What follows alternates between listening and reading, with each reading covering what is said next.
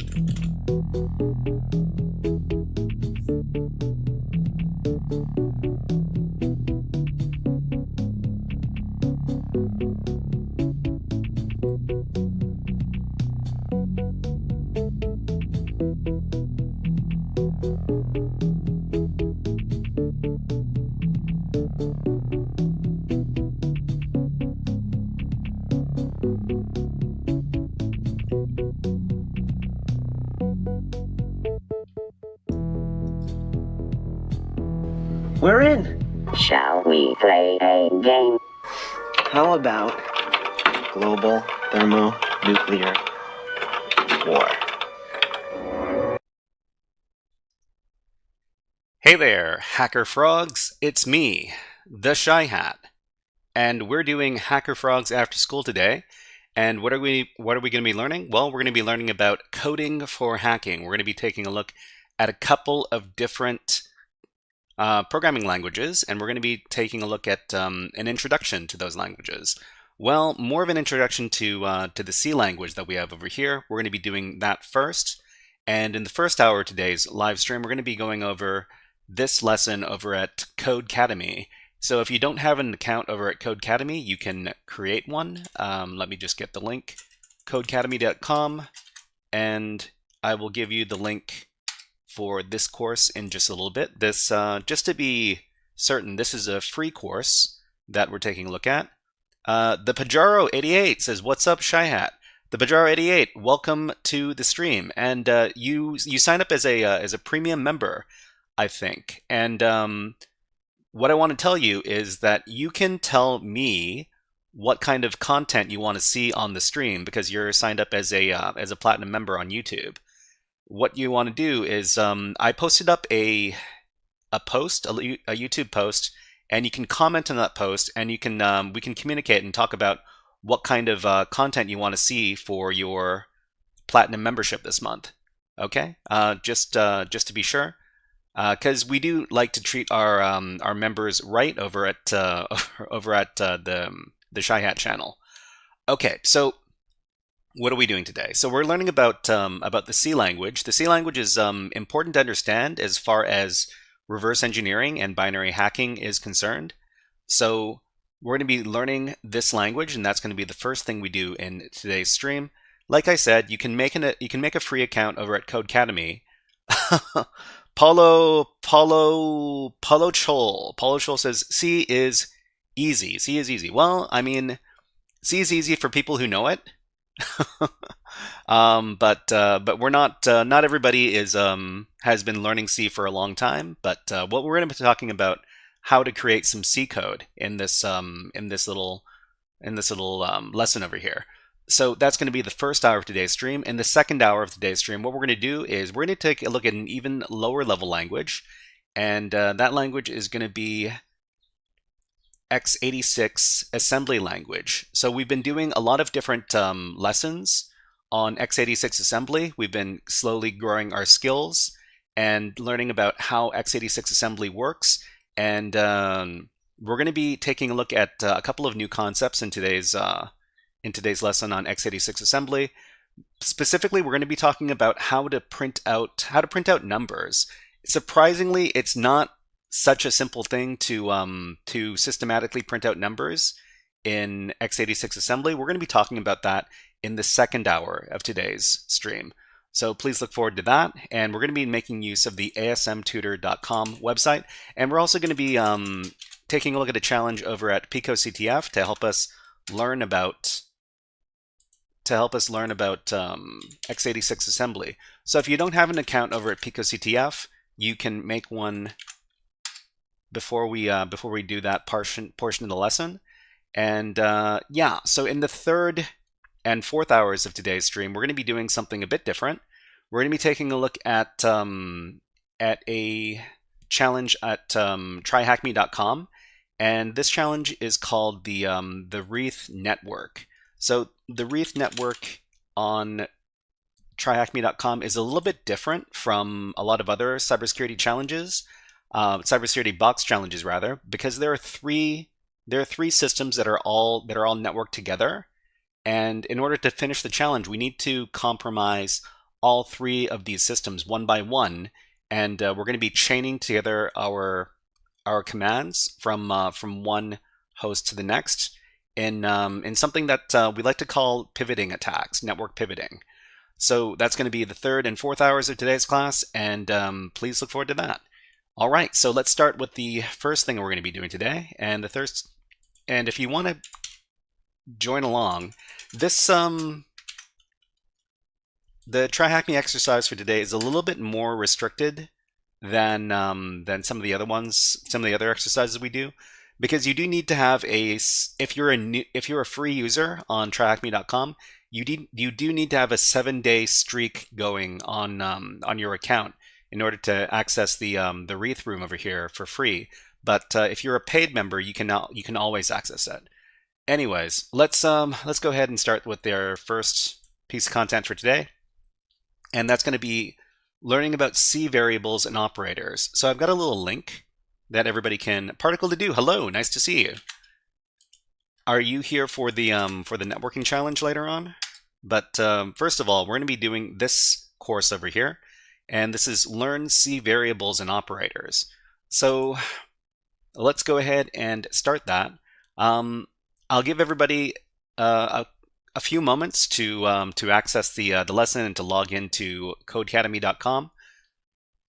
So most of the courses on Codecademy.com are paid with a subscription, but this one, surprisingly enough, is free, so you don't need to necessarily pay anything to access it. So we're going to be making use of this. We did our Intro to C course last week, and we're going to be continuing on with this one on variables and operators. So if you know Python, you are going to be able to catch on much more easily than if you don't have any coding experience at all. Particle Duty says, I'm very newbie in programming, so it's good too. Okay, let's go ahead and start the course then. So after you come to this page, you can go ahead and click on the Get Started link over here. And we're going to start out our lesson on variables. Okay, why are we naming standards? Oh, wait. No, I'm supposed to be... Are these these are variables. Okay, so we're talking about naming standards for variables. I don't know if we did this before or not, but let's just work through this quickly so we don't have to spend too much time over here. So let's see. So C variables and operators. Yeah, okay. So while we're working on Codecademy, we're going to have access to 3 different windows. So there's the left-handmost window with all of your information, the middle window with your code, and the right-hand window with the output of the program. So let's go ahead and talk about these naming standards for variables. So we're going to start with the second part of our variable declaration, type variable name. Type Variable name, the variable name. Okay, sure. C does not allow you to throw anything down and call it a variable name. There are some restrictions. So these 3 points over here, names can be composed of upper and lowercase letters, numbers, and underscores. Second, the first character must be a letter, which is upper or lowercase. And third, no keywords are allowed as the full name. So int, which is a keyword in C, would not work, but int count would work. So that's it, nothing too crazy. Just keep those rules in mind where you're creating the names for your variables. So remember that variables are named storage locations where we can put different values, and these are very important for programming. Okay, so we've got some instructions here. The code on the right has errors in each of the variable declarations. Look at the rules for variable names above and fix each of them so that there is one variable declaration per line and the code compiles. Okay, so when you complete, you will see Hello World in the output window. So they don't give us very specific instructions, but we need to rename the variables. So just from what you see here, there are the variables on lines 5 to 8. What is wrong with the naming of these variables? So if you know, type them out in chat, and we'll talk about it in a moment or two. So there's int number exclamation point. On line 6, there's test space value. On line 7, there's one example. And on line 8, there's float int. Float int, okay. So what is wrong with float int? So there is something wrong, obviously, but there's something that we should pay attention to here. Yeah, float int, yeah. So float int, the problem with float int is that int is a keyword, right? And int usually stands for integer. So integers are whole numbers. So what we want to do is we want to change the name of the float int here. We could call it my underscore int, and that's going to work okay. They like to use camel case a lot in C, so I guess they would go like my int like this. The one above it, there's a problem here, and the problem here is that names cannot begin with numbers. So you have to make sure that if you want to call something one example, you wouldn't use the number one, you could use the word one. So one example like this. Particle Dudu says it's int or float. I don't think it could be both. Yeah, that's true, because floats are decimal numbers, and ints are whole numbers. So above here, there's test space value. You can't have spaces in your variable names. So you'd have to replace the space with either an underscore, or you'd have to put it all together. And in the first one here, number 5, there's a special character in the name. That is a big no-no. So you would just call it int number, and that's it. So after you've completed all those, you can click on run, and it's gonna. Did you update the third variable? The third variable, 1, 2, 3. Why does it say that it's wrong? Let's see. 1, 2, 3. One example. I guess we could do it like this as well. Did you update the third variable to follow the rules of C variable naming? Third variable, 1, 2, 3. One example, int one example. Or example 1. I guess we could call it example 1 if we wanted to. Okay, that's apparently what it wanted. All right. Let's move on to the next step. Okay, in this part of the lesson, we're talking about data types. So if you're familiar with Python, you will understand the concept of data types, but if you're not, that's fine. We're going to be talking about what data types are. So what about the first part of our template type from type variable name? So when you declare a variable inside of C, you have to indicate what kind of information the variable contains. So for example, for the main function over here, it's listed as an int or an integer, which is a whole number. But if you're going to declare something that is a string, that's going to be a different type of variable. Or if you want to declare a number with a decimal place, that's another type of variable. So let's see. The type of variable denotes what kind of information can be stored in it. C has a good number of types it can use, but in this lesson, we'll go over some of the most common ones. So we're talking about int or integers, which are whole numbers, float or floating point numbers, which are numbers with a decimal point, and doubles, which are also numbers with a decimal point. So the big difference between floats and doubles is that floats are numbers that should have a decimal point. They should have up to 6 decimal points, and double can have up to 16 decimal points or something like that. It's because floats are a smaller. Floats use up less memory in the program than doubles. So if you can, you try to optimize so that you use floats when you can or doubles when you have to. And the last characters are characters or ASCII characters, basically typable characters, and those are called chars or characters. So in C, you must specify the type of variable when you declare it. Once it is set, that type of information is the only type that can go in that variable. So if you create a variable with the type int, which can only store whole numbers, you will not be able to store the letter A nor the number 1.2 in it. So the table below details these types we're going to use and what information can go into each. So there's int, which is a whole number, which can be any of these numbers here. So notably, they can also be negative numbers. So the type doesn't specify whether or not the number that goes in there can be negative or positive. It just cares about whether or not there are decimal points. So the next thing is floats. So a number with possible decimals, and usually these values should have up to 6 decimal places. So the other type of decimal number is the double, which is a number with up to 15 decimal, well, should have up to 15 decimal places.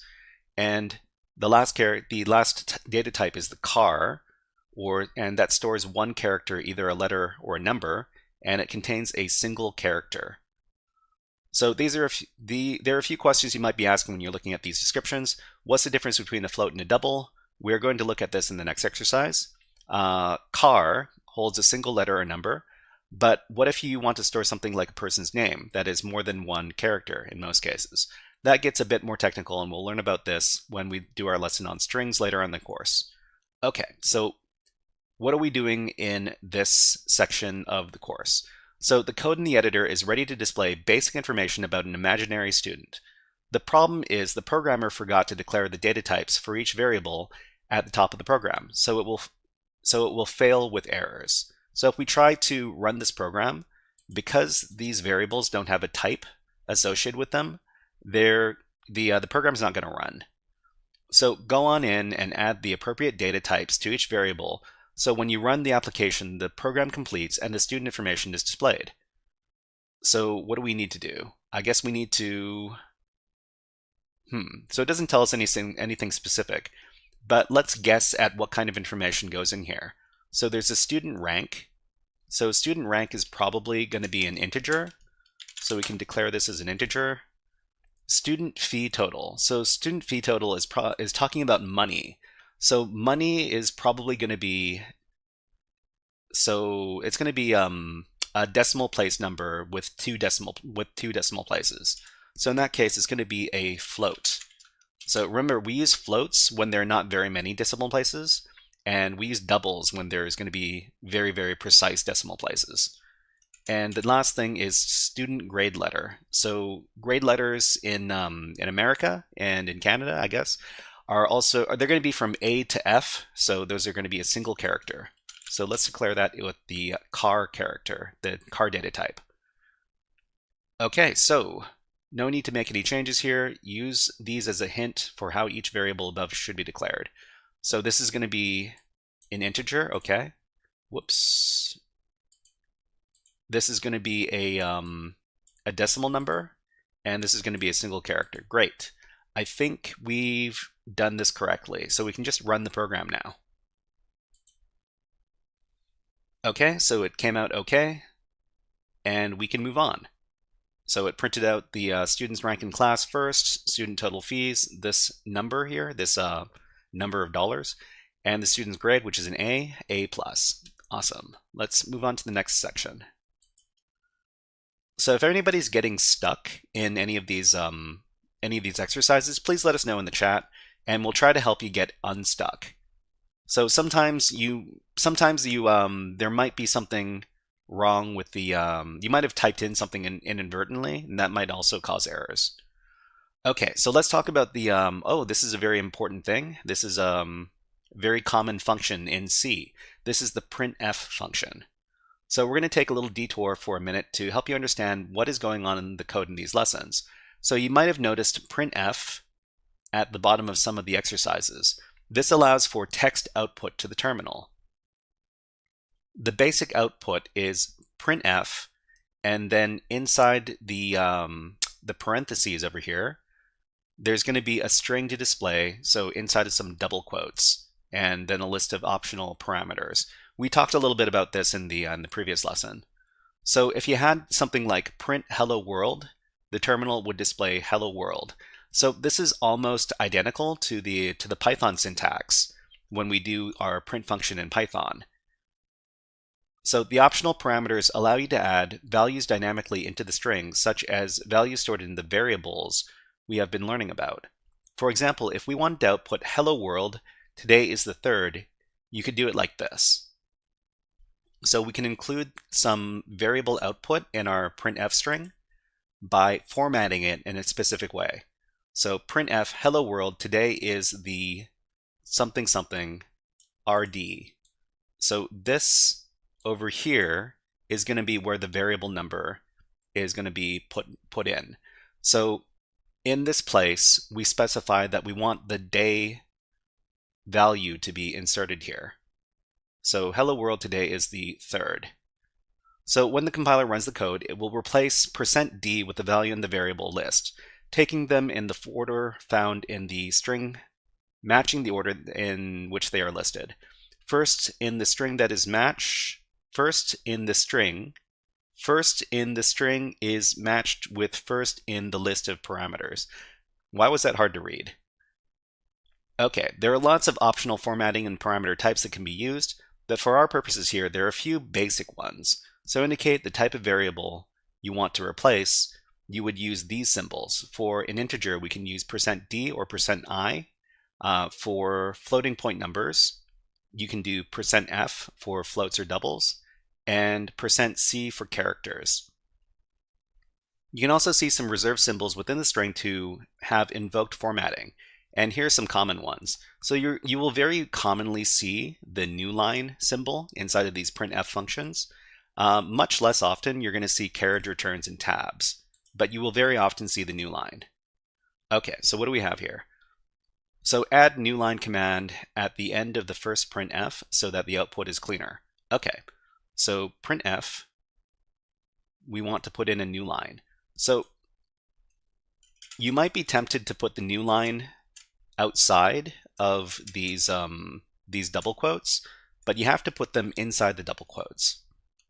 So at the very end of the double quotes here, but well, before the end of the double quotes, we do \n, and that's going to create the new line.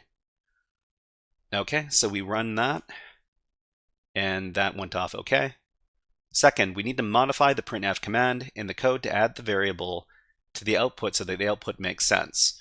So we need to insert the variable. So I was something years old when I learned to ride a bike. And so we probably want to insert this variable over here. So in integer, we have to do %i. So that's going to be I was %i years old when I learned to ride a bike. And then outside of the double quotes, we do comma space age learned to ride, like this. Okay, so I think this will get the job done, and it will insert the number over here into the string. Let's run that. So I was 5 years old when I learned to ride a bike. I hope I still remember to ride. Great. Okay, so we're done with this section here. Let's move on. All right, so let's talk a little bit about initialization. Particle to do says not possible to do plus age learned. Plus age learned. I think we could do plus age learned, but they're asking us to do it in a very specific way back there. But let's go back and let's see if we can do it like this. So I was printf. We would have to do this in a couple of printf statements. So if we wanted to do it plus, we could do it like this. I was, and then end the printf statement, and then we would do printf, and then insert here. Actually, we would do it like this, and then age learned to ride, and then you would do another printf.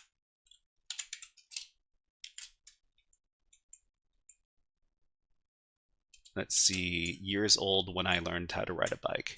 So we could do it like this. Whoops, it didn't work. Let's see. Print I was. Oh, I forgot to put in the quote.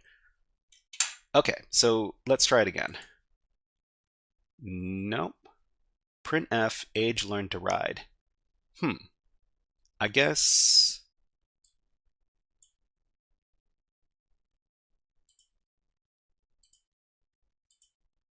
printf format not a literal string. Okay. Okay. I think the reason why it doesn't work is because we're printing out. I think we want to print this out as a string or a character. So we would cast this. This is something we're going to be talking about a little bit later. Typecasting. No. Anyways, I might come back to this and discover what the heck is happening here a little bit later. But let's move on to the next section. Okay, so we're talking about initialization now. So let's get back to understanding variables in C. Now that we have a variable, we know its name and what it can hold, but what can we do with it? Right now it's empty and doesn't serve any real purpose. A variable's power comes from its ability to be set, changed, and examined. So the question is, how do we do that? So there are two ways to set a value. For now, let's take a look at how to set the value when you create the variable itself. So you can either declare a variable value when it's initialized, or you can set it later.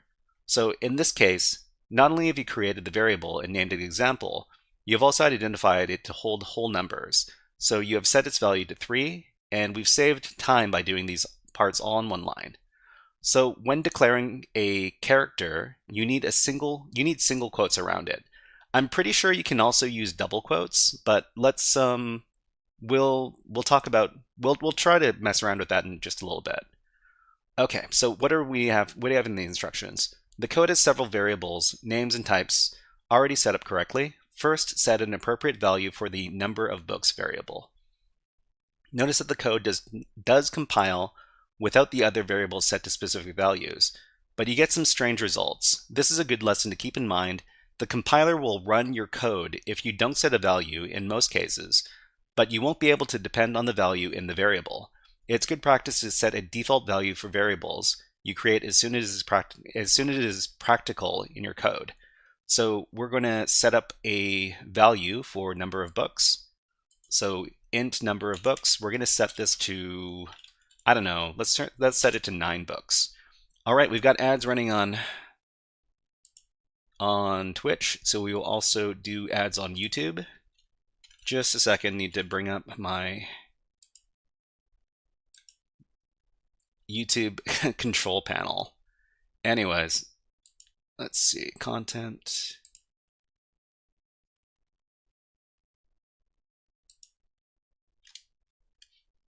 Okay, I can give you an ad on YouTube. And then let's go ahead and put on a bird video. So I love my birds that I have in my backyard, and I've got a little bird feeder there.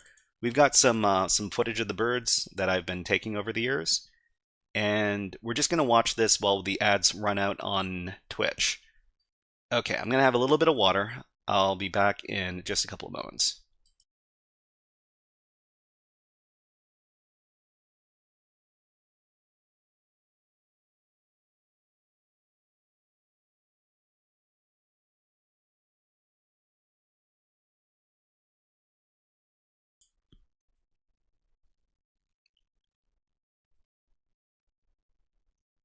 Okay, so let's put the birds away and let's continue on with our lesson.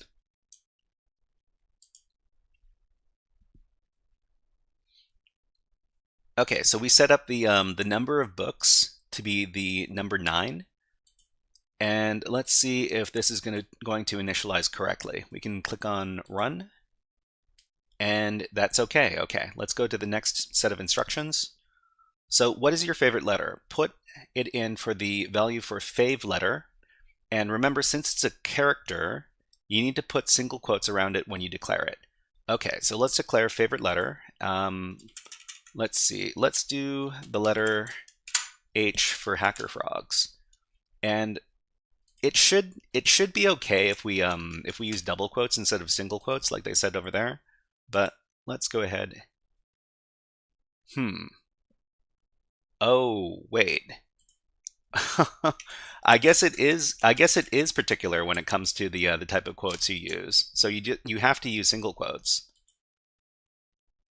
Okay, that's something I learned today. So I guess single quotes and double quotes are used for different things in C. All right. Okay, let's move on to the next instruction. Do you have a favorite digit? Put that into fav digit. Remember, since it's a character, you need to put single quotes around the value when you declare it. As it's a character, it can only take one digit. So, for example, 7 would be fine, but 70 would not. So Turing Moon Yach says single quotes for. Oh, really? Okay, so it's single quotes for characters and double quotes for strings. That's interesting. I didn't know about that particular little detail. Okay, so fav digit. Let's do fav digit equals. I like the number 2. Let's do the number 2. So let's run that. Okay. The next one is last. What does a candy bar cost at your local store? Set this in the cost of candy bar variable. So cost of candy bar, this is a double. So this should be a, let's see, how about $3.99? So $3.99 is a that's a pretty cheap candy bar these days. Stuff has been getting more and more expensive. Let's go ahead and try and see if this works. Okay, that works. Great. And let's go ahead and move on to the next section. Okay, so float and double, what's the difference? So this exercise is going to illustrate what exactly is the difference between floats and doubles. Why are there two different types of decimals in C? The short answer is different types for different situations. So a float has less precision than a double. So 6 versus 15 possible decimal places, respectively, and take up less memory. So 4 bytes for the float and 8 bytes for the double. So Red Sly Fox says C and not Rust or C++. We're starting with C because we see a lot of C programming code when we do reverse engineering and when we do binary hacking. So that's why we're learning about C right now. But Red Sly Fox, welcome to the stream. Nice to see you here. Let's give you a hack the planet.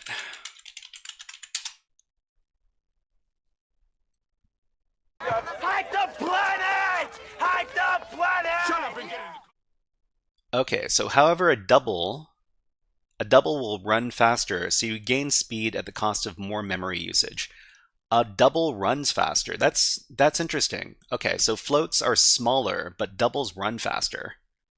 So the other thing you have to be aware of is that the system is rounding the values you store in either.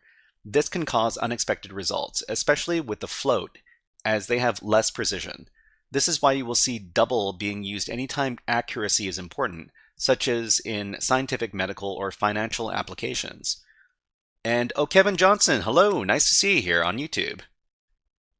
Nice to see you on YouTube. I saw your comments on the videos earlier. Thank you very much. Particle Deduce says reverse engineering is not with assembler. I always see this with Ghidra. Actually, Ghidra can decompile code back to C language. So in Ghidra, the reverse engineering program, you will see disassembly, which is assembly code. You also see decompilation, which will try to interpret the code as C language. Kevin Johnson says, "Love your work." Thank you very much. I hope you've been learning a lot with the videos. And if there's anything you want to see on the channel, let us know. Okay, so this is why you see doubles being used anytime accuracy is important. And we're going to be taking a look at the weird drift that can happen if you try to put too many decimal points inside of these floats. So in the example, much of the code is already in place. Don't worry at this point if you can't follow everything that is going on yet. You will learn about loops in a later lesson. For now, you will want to experiment with the number of loops and keep increasing its value until something unusual happens with the output, specifically in the float value. So in general, the program takes in double and a float and then adds 0.1 to each over and over again for number of loops times. So if you set it to 10, then it means it's adding 0.1 10 times, or 0.1 times 10. So the output would be 1.0. Float and double both give you this value, but keep making number of loops higher, and the float will start to give unexpected results, showing their lower precision and rounding issues. So let's go ahead and run the program. So first we'll do number of loops for 10. So we see that so at the beginning it's 0.0, but at the end it's 1.000. That's okay. Let's change this to 100 loops. And you're going to see that the float starts drifting a bit. So it's no longer accurate because it started rounding stuff out strangely. So that's after 100 loops. After 1,000 loops, we're going to see that the float starts deviating to weird degrees. Let's try 10,000. Yeah, so if you're using floats, you definitely don't want to use more than a few decimal places. Otherwise, you're going to see some really weird results. Okay, let's move on to the next section. Okay, the next section is about updating values. So we said there are 2 times where you can set a variable's value. We just examined how to set it at declaration, but if that's the only place it could be set, variables would have very limited value. So we will see in a moment about the exception to this rule. So it turns out that can be set at any future point in the code. So as an example, you can declare the total units, and then you can set the total units to 3. So the first declaration is going to tell you what kind of data goes in.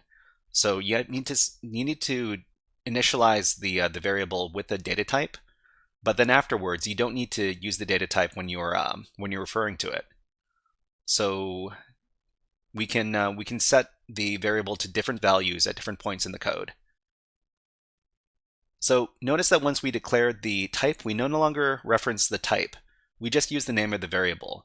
You can also set a variable to be the same as what it is stored in another value, such as a equals b. If you change b after this, the values will no longer match. There is a way to tie 2 variables together so they always match, but we're going to get to that in a later lesson.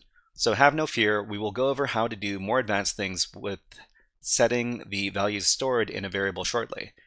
Let's see. So Kevin Johnson in YouTube says, "Can you do videos on Python for ethical hackers?" Yeah, we have a Python course that we go through, and the next time you give a comment on one of the videos, I can give you a link with the Python, with a bunch of videos that go over Python that we've done in the past. Okay, so what are the next instructions? So in the program on the right, someone has created the initial code by declaring and setting up information on a book turned movie. The output has also been taken care of. So what you need to do is update the values based on changing information from the market. The initial movie reviews were generous, but have gone down since the opening weekend. The average score for the movie is now a C. Please update the score. So we can see here that we've got a bunch of declared variables over here, and we need to update the movie review. Okay, so we've got this movie version review. It's equal to B, but we need to set it to C. So what we can do is we can just declare this down here. So update the movie review score here. So we're just going to paste in the variable name, and we're going to update it to the letter C. Okay, and then we can run this. And that's correct. Okay, great. Next. So due to the dropping movie ticket sales, the movie theaters decide to match the price of the book to make up for the lost revenue. Set the price of the movie ticket equal to the price of the book. So this is some fun over here. So it's going to be movie. So let's see. Price of the book is going to be equal to the price of the movie ticket. So sorry, price of the movie ticket equal to price of book. So ticket price is going to be equal to book price. So ticket price equals book price. This should work. Let's go ahead and run that. Okay. And that's all we need to do for this section. Let's move on to the next section. Okay, so we're talking about constants. So in most cases, variables can be changed in the program. However, there are cases where you do not want to allow for your variables to change value, and this is where constants come into play. So these are special types which prevent any changes during execution once the value is set at declaration. So any basic data type in C, like those that we've gone over, can be declared as a constant using the keyword const, C-O-N-S-T. So before the type, and so instead of our template of type and then variable name, it becomes const type variable name. So it is also a best practice to use all uppercase letters when declaring a constant. So constant integer days in week equals 7. So this is a constant, so we need to give the variable name as all caps. Okay, so the instructions here say the speed of light is a constant. So it's a great candidate for the example in the const variable type. So for the first step, identify the speed of light as a constant. Okay, so identify the speed of light as a constant. So on line 6, there's a double speed of light. So we need to call this, we're going to be specifying that this is a constant over here. And then notice that the name is already fully capitalized to match constant best practices. Okay, so we set this as a constant and then we run. And in number 2, it says the program now violates the rules of constants. We know that the speed of light won't change, so can we fix the code to run correctly by obeying the rules of constants? So here's the thing. On line 6, we declared the constant speed of light, but we didn't give it a value. So we break the rule of the constant by giving the constant a value later in the code. So we need to make it so that the constant is initialized with the value. So we're just going to modify line number 6. So the speed of light is going to be 1.86, and then we're going to delete the code on line number 9. So now the constant has been declared and has also been given a value. Cybernerd Dante says, "Howdy hackers, happy Friday." Happy Friday, Cybernerd Dante. And to everybody else who who is ending their week. TGIF, thank goodness it's Friday. And why don't you have a Nyan Cat to round out your week, Severn or Dante?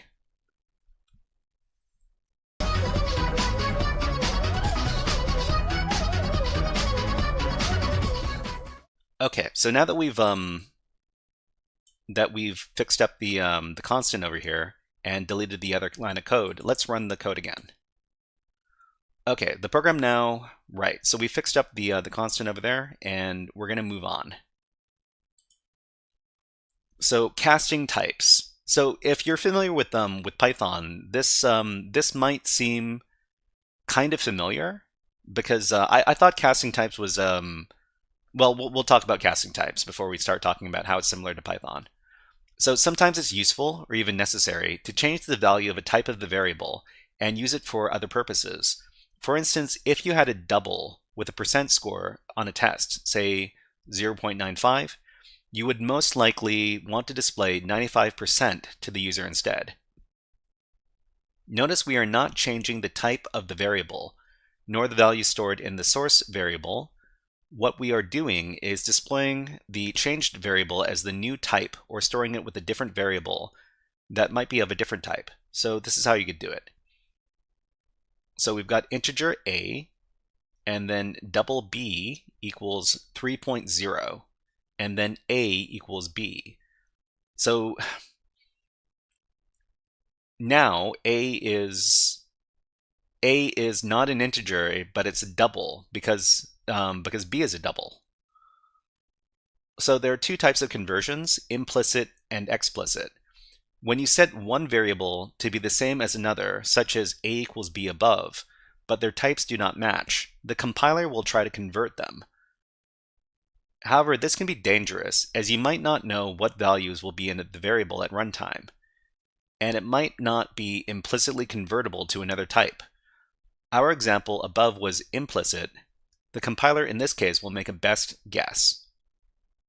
The other way is to convert a variable from another type.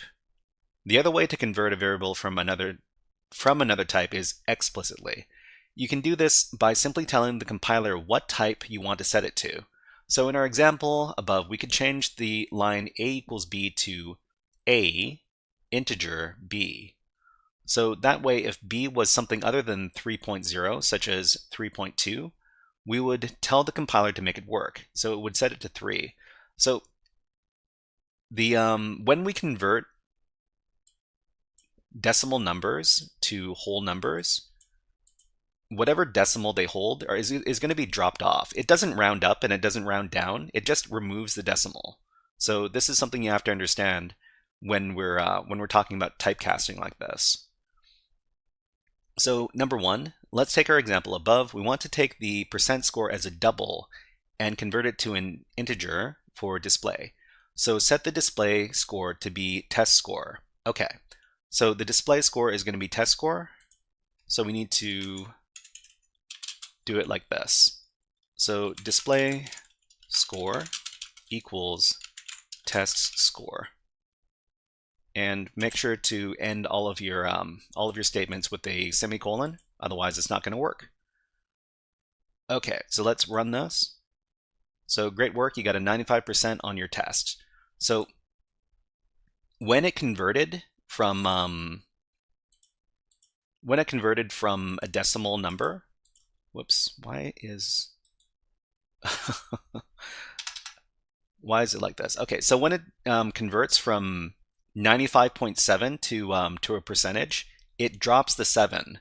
You might expect that that would round up to 96, but it just drops the whatever's in the decimal place. Okay, so next what we want to do is try doing the conversion explicitly by adding on integer in parentheses to the setting of display score equals test score. So here we would just add to the beginning of this integer. So we make this explicitly an integer in this case and not have the interpreter guess. So let's run that. Okay, same result. All right, let's move on. We've got a couple more of these to go. And we're doing casting types continued.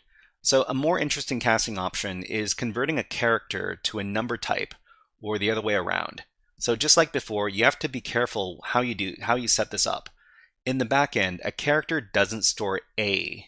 It stores the value representing that, which is 97 for lowercase and 65 for uppercase. So this this might seem a little bit weird, why the letter A is being set as 97 for lowercase and 65 for uppercase. The reason why it does this is because it uses ASCII decimal values. So when we're talking about characters in a computer, the baseline is going to be the ASCII encoding type. Let me go ahead and bring up a little chart. So ASCII chart.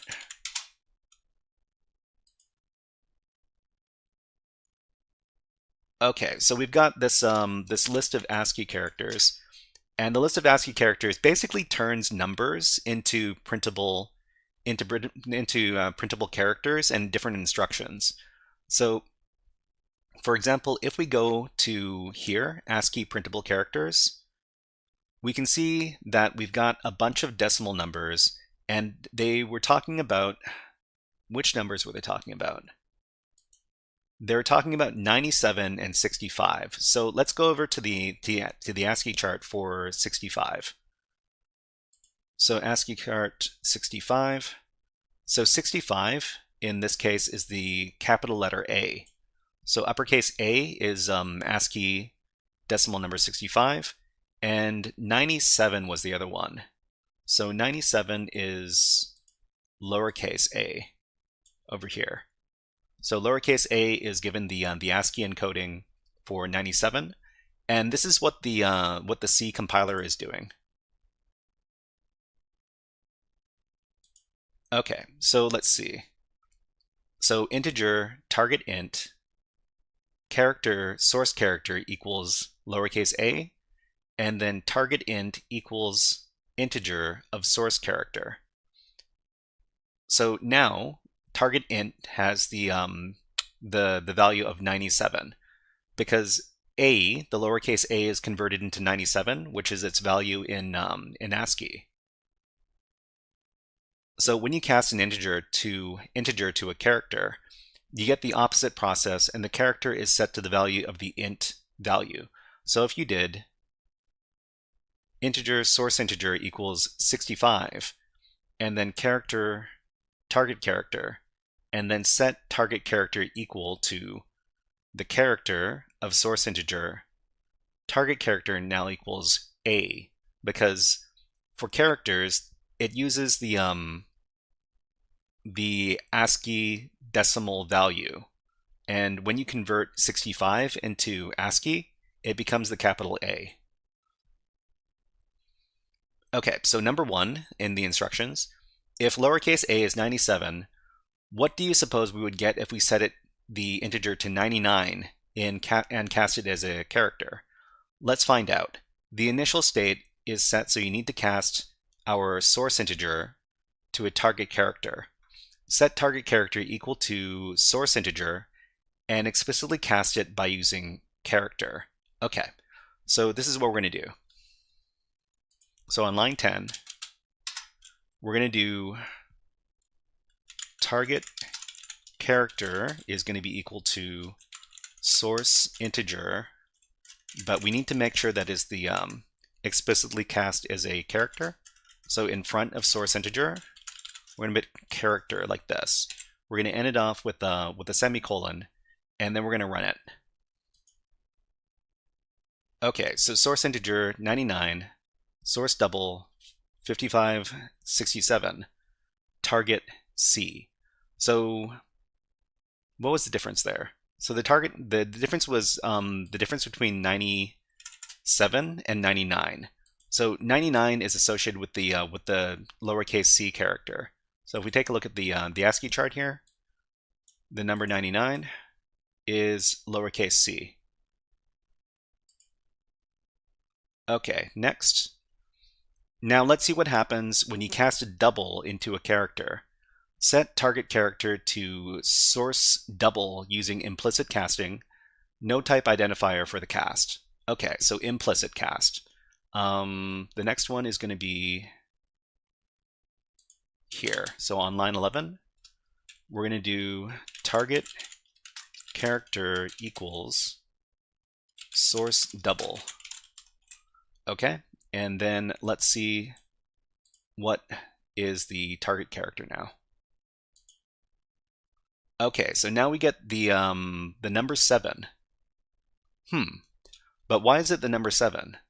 So source double. Source double is 55.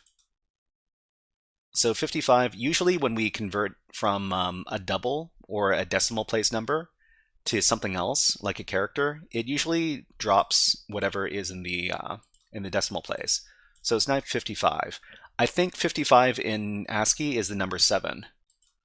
So in the ASCII chart, 55. Yeah, that's the number 7, right over here. Okay. Okay, that's done. Okay, so we've got a review. Let's see. Okay, so we're gonna skip this this over here, and we're gonna take our little quiz. So just to get a better understanding of what we learned just now, we're gonna take the quiz, and we're gonna try to understand why the quiz is. We get a quiz, right? Okay, yeah, we get a quiz. All right.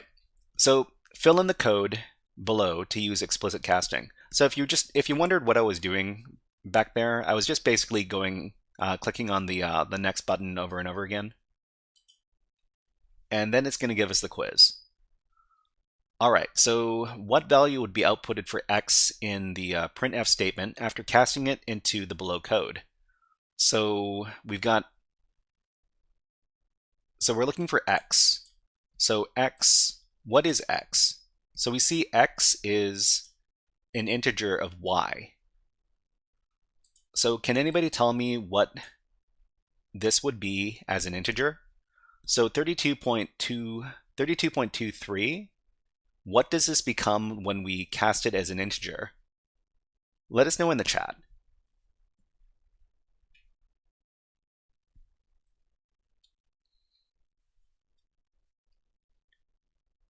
So x, when it's cast as an integer of y, that would be 32.5, will error, or you cannot cast a double into an int without rounding it to a whole number first. So among these 4 answers, there's, Okay, so the answer is 32. So the reason why it becomes 32 is because whenever you turn a decimal number into an integer, you have to chop off whatever is in the decimal place, and then we just use whatever is in the integer place. Okay, let's 32. Okay, next. The main types of data in C are integer, decimal, and letter, strong, weak, up and down, number, currency, character, and void, or int, float, double, and character. So if you were paying attention to the different data types we're talking about, only one answer makes sense. So it is this one right here: integer, float, double, and character. Okay, let's go to the next question. So which of the following is a valid declaration for a variable in C? So let's see. We've got integer one example, integer integer, integer example value, and integer example. So the only one that makes sense, okay, we'll go over the only one that makes sense in just a little bit. We got ads running right now. So I will run an ad on YouTube, and we'll also watch some pretty birds. How about these pretty birds? This is the greedy sparrow. The greedy sparrow does not like it when other birds come around to try to take its food. So it's just flapping its wings and being a little jerk. We'll be back in about a minute. I'm just going to take a moment or two to have some water.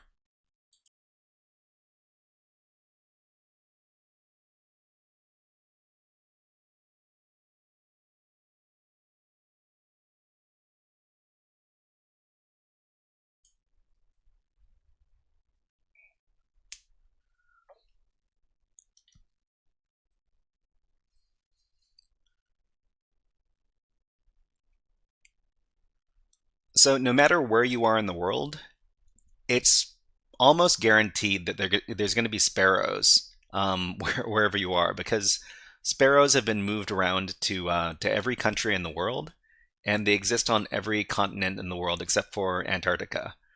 But if you don't have sparrows where you live, let us know, because you must live in a pretty cool place, if a pretty exceptional place if there are no sparrows around.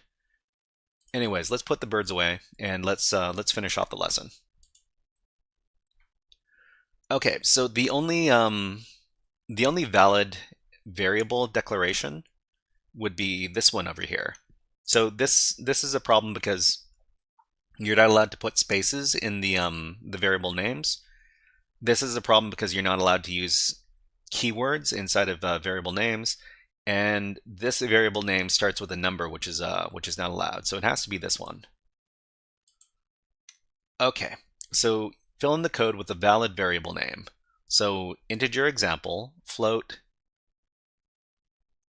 and it would have to be this one right here, a float 1, because this is a keyword right here. This is a space in it, and this one begins with a number. So it's got to be this. Check answer. I got it. Okay, great. Next. So variable names have specific rules in C, and we've got more of these rules. So variable names in C can only be lowercase letters. So that's not true. We can put underscores and we can put numbers. They just can't be at the beginning. The only restriction to variable names in C is that they must be whole words. So that's also not true. They don't have to be whole words. Names can be composed of upper and lowercase letters, numbers, and underscores. That's true. The first character must be a letter, upper or lowercase. That is also true. No keywords are allowed as the full name. Okay, so this has to be the answer. All right, next. So fill in the blank below. The main data types in C are integer, float, double, and the answer is not hash, not string, not array, but character. Okay, next. When can variables in C have their values set? So when can we set the values for these variables? So only after declaration, at declaration, or later in the code. They cannot be updated, or only at declaration. So we can declare values. We can set values at declaration or later in the code. Okay? So true or false, variables in C can be initialized with values only at their declaration. So this is kind of the same way as saying, talking about the previous question. So that's false. Variables in C can also have their values updated later in the code. Okay, number 9. Fill in the code below to use explicit casting. So remember, explicit casting has to use parentheses. So parentheses, integer x equals 1, character y equals c, but now we're turning the value of x into the value of y. So the value of y is a character. So no, the value of x is an integer. We want to turn into a character. So we need to use this. Oh, sorry. You're telling the compiler to convert it into an integer. Okay. All right. That's my bad. Okay, true or false, the main data types in C are int, float, double, and character. False, missing is constant or true. So constant is not a data type. It is a modification to a variable. But actually no, it's something that is it's a modification, so it's not a data type. So the answer is true. Okay, so I got one wrong. Sad. But all right, everybody. That was our lesson on C stuff. We were talking about variables and such, and we didn't get to the operators part. I guess we'll do the operators part next time. All right, everybody. So if you want to, I hope you were following along. But if you were not following along, then I highly encourage you to sign up for this course over here. So it's on Codecademy.com. And this is the link to the course after you've logged in. And another place where you can get some free education on C language is from not learnpython.org, but it's got a few different languages that you can learn here. So this would be learnc.org, and I'll get the link for that. Arushan Myth says, what's up, Arushan Myth? Nice to see you here. Why don't we give you a desert frog? This is the cutest frog on the planet.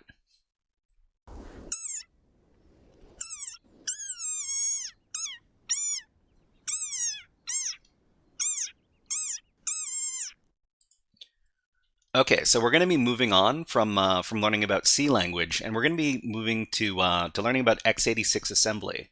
So x86 assembly is the lowest level language. Lowest level meaning that's the closest to the instructions that are given to the processor.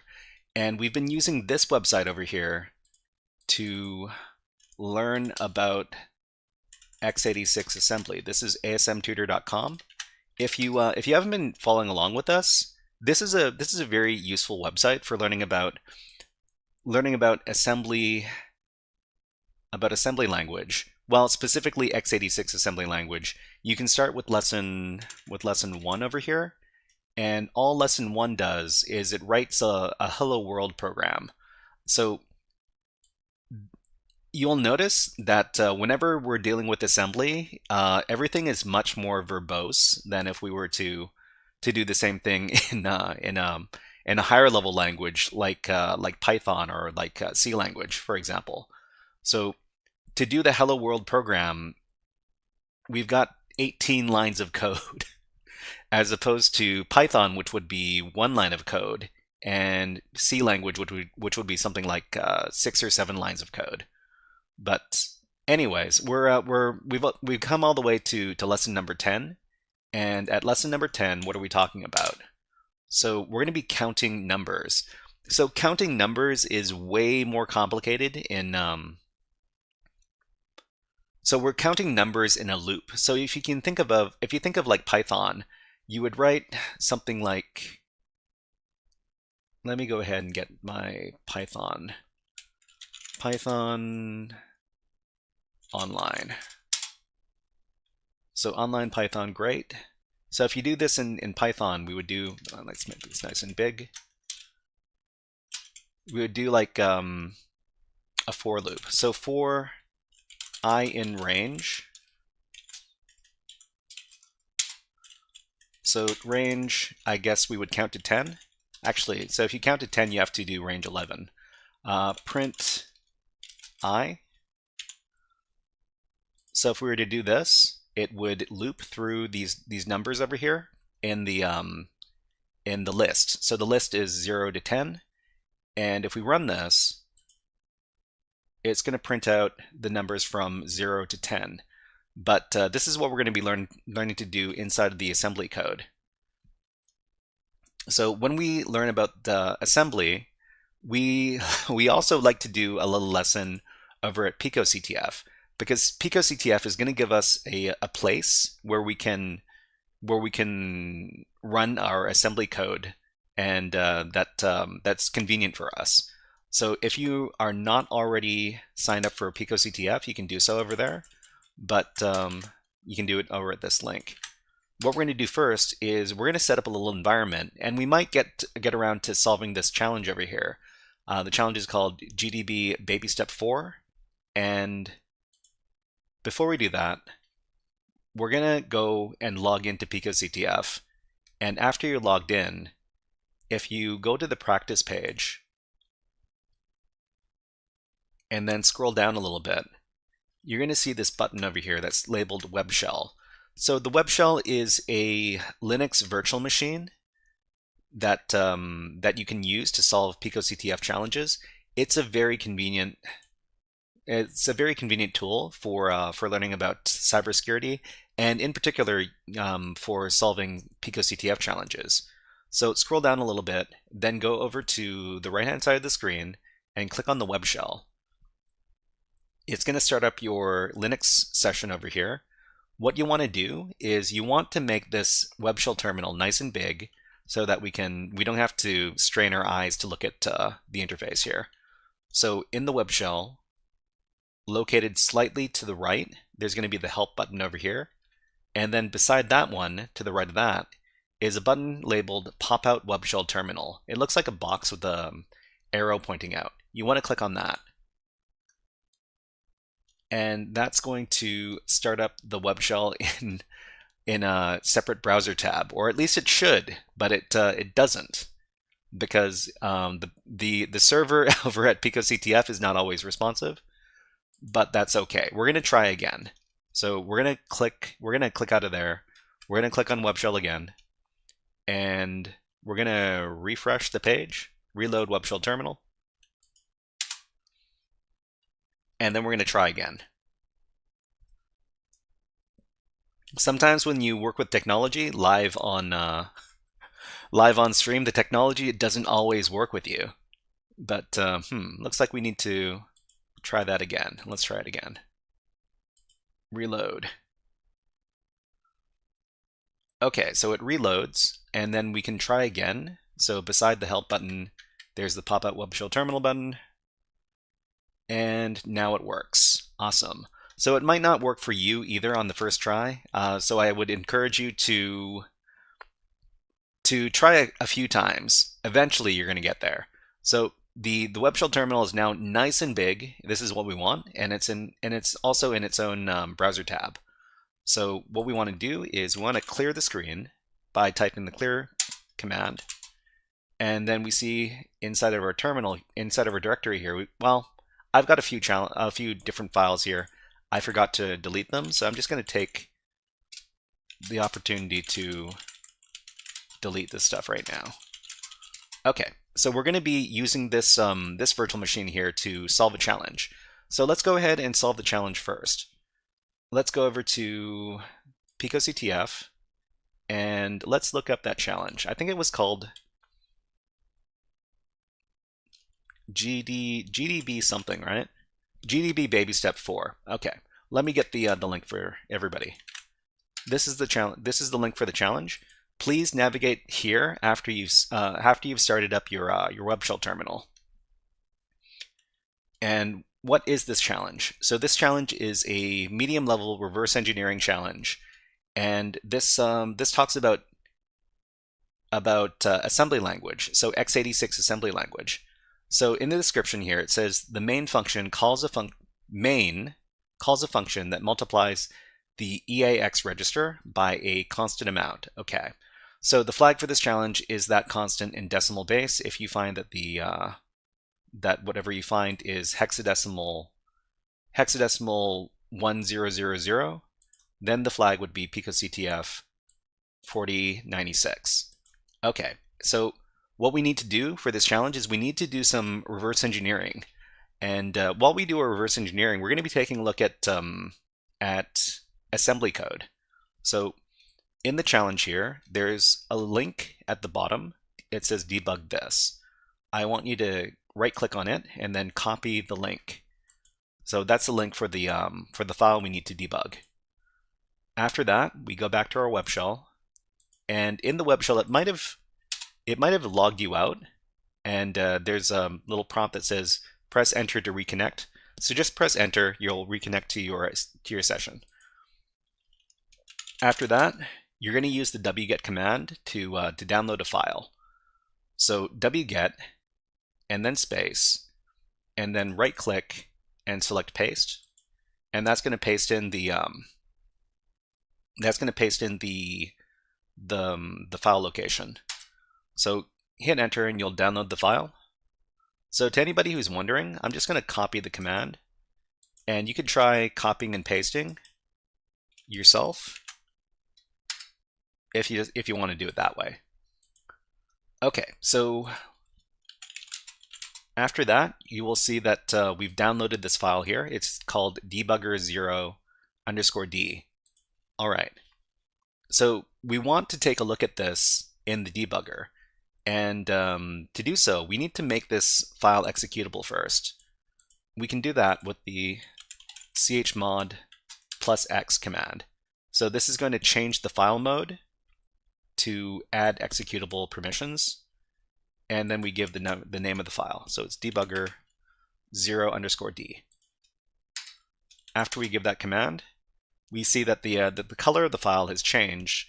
And in this terminal, that means that the file is executable. So this is the command we use. Paste that in the chat too. Okay. And what we're going to do is we're going to inspect this file inside of the debugger. And the debugger that we like to use is called Radare2. And we use this command to open up the file in the debugger. So it's just like this.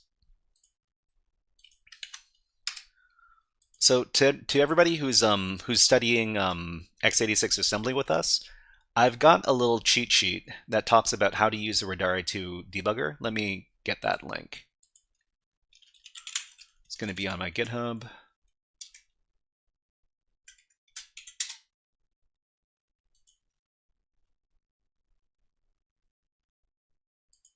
In the binary hacking. No. Actually, yeah. Okay, so RT Beginner's Guide. So if you want a little beginner's guide for how to use Radare2 and a little cheat sheet for the assembly instructions and their definitions, then you can follow this link over here. So if you take a look at the different instructions inside of the debugger, it's going to be kind of disorienting because it's a different language. It's generally more difficult to read than regular programming languages even. But if you get used to taking a look at the at assembly language, it starts to make more sense. So let's go ahead. Oops, that's not what I wanted to do. I want to do this. Okay, so we run the command R2 for Radare2 in debugger mode -d on the file, which is /debugger0_d. Okay, so now we're inside of the Radare2 debugger. And when we use YalanBS, hello, nice to see you here on Twitch. YalanBS, have a hack the planet on me. Hack the planet! Hack the planet! Shut up and get in. And welcome to the stream. Okay, so the first thing we want to do after we start up the Radare2 debugger is to analyze the binary. So the binary file in this case, we need to analyze it using the debugger. We give this command over here, AAA. I'm guessing it's for analyze, analyze, analyze.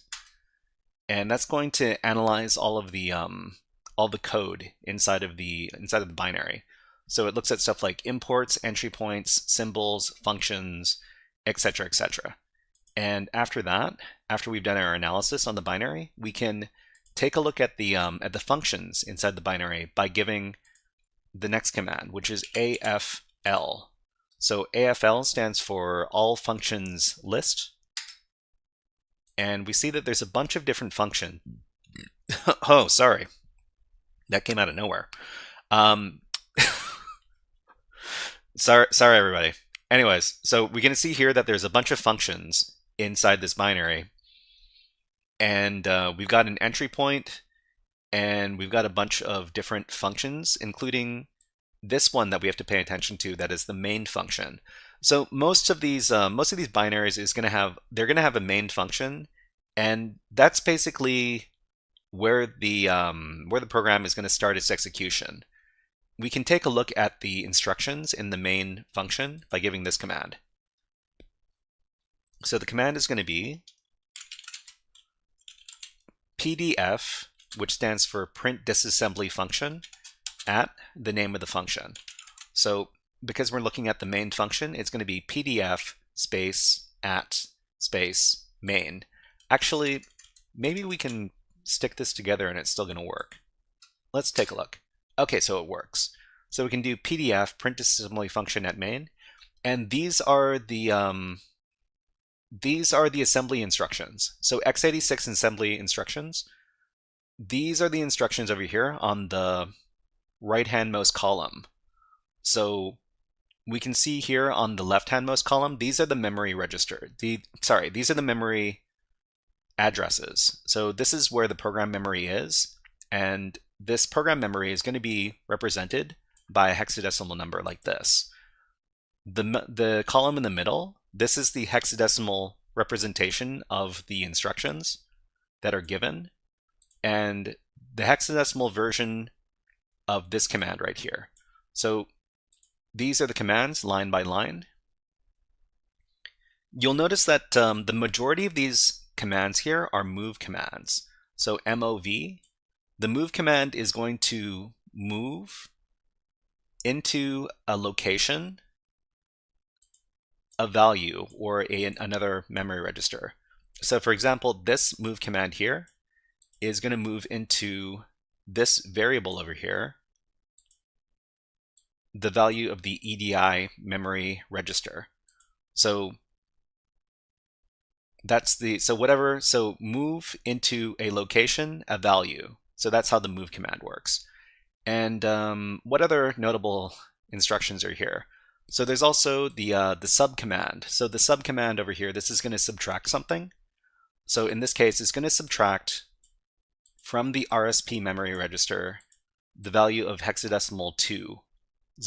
Hexadecimal 20, which is 32, because 20, you need to multiply 2 by 16, and you get 32 from that. What else do we have here? We have this command over here. So this is call. So call is going to run another function. So we're going to call the sim function 1 function, and this is basically going to run the function, and then after the function is done, we're going to go back to the program execution. So when we take a look at the main function, all of these instructions are going to run one after the other from top to bottom, and at the very bottom we've got this instruction over here, return, or RET. So RET means we're going to quit the function, and at the beginning of the function, there's going to be this endbr64 command. So these are a pair of instructions that basically start a function and end a function. So, so what was our goal? Our goal for this exercise was main calls a function that multiplies EAX by a constant. The flag for this challenge is the constant in decimal base. So we need to figure out what the EAX memory register is being multiplied by, and that's going to be the answer. So let's take a look at the code. So EAX,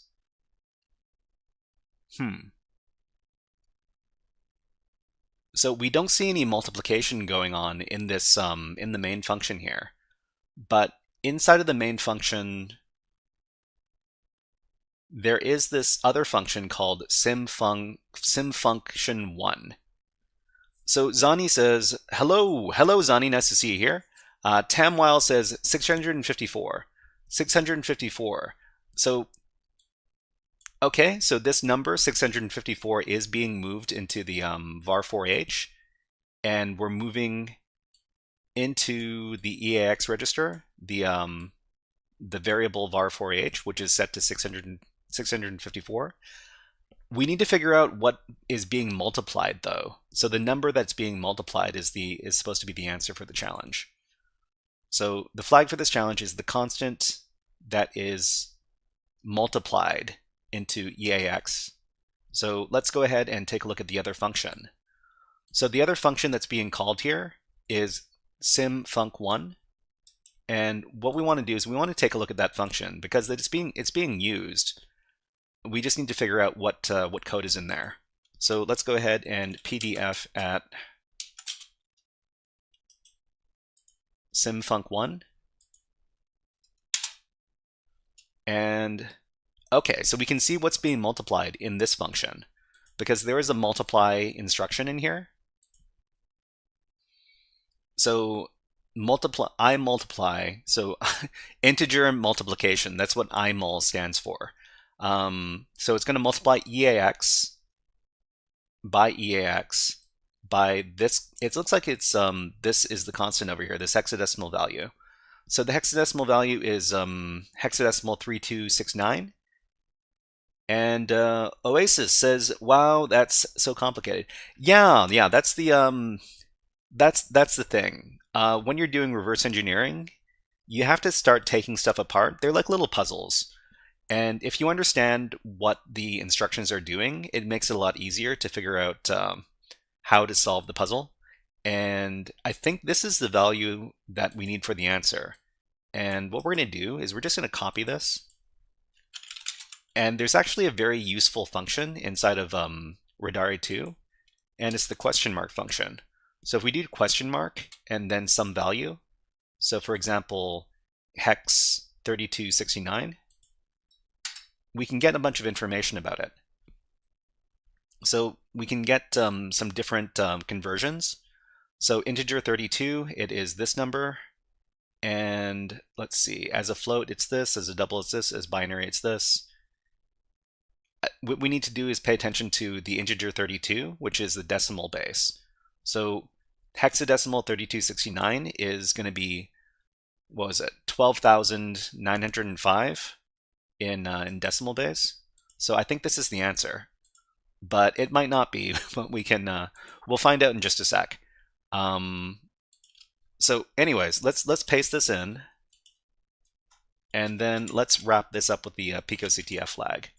So the picoctf flag wrapper is this. You have to wrap it up with picoctf and then some squiggly brackets. I'll just copy this over to the chat, and hopefully it's correct. Maybe it's incorrect, but let's go and find out. So picoctf, in the challenge description window, there's the submission field down here. So we're going to paste this in. We're going to click on submit, and that was the right answer. Great. Okay. So this isn't. So solving this challenge wasn't the primary goal. The primary goal was to take a look at the lesson for today, and the lesson over at asmtutor.com is over at this link, and we're going to figure out how to count up to 10 using a loop. Okay, so the lesson here is called Count to 10, and let's do a little bit of reading. So firstly, some background. Counting by numbers is not as straightforward as you would think in assembly. So first, we need to pass the syswrite. We need to pass to syswrite, which is a function, an address in memory, so that we can't just load our register with a number and then call our print function. Secondly, numbers and strings are very different things in assembly. Strings are represented by what is called ASCII values. So we were talking about ASCII values earlier when we were talking about our C code. So ASCII stands for American Standard Code for Information Exchange. We've got an ad running on Twitch. So while the ads run on Twitch, we will also take an ad break on YouTube, and we will put on some birds, because we don't want anybody to miss any of the fun while the ads are running. So we're just going to put on a little bird video and relax for about a minute while the ads run by. Okay, so I'm just going to have a little drink of water. If you have any questions about anything, any of the stuff that we've been doing, or any comments or anything else, leave it in chat, and I'll get to your comments as soon as I can.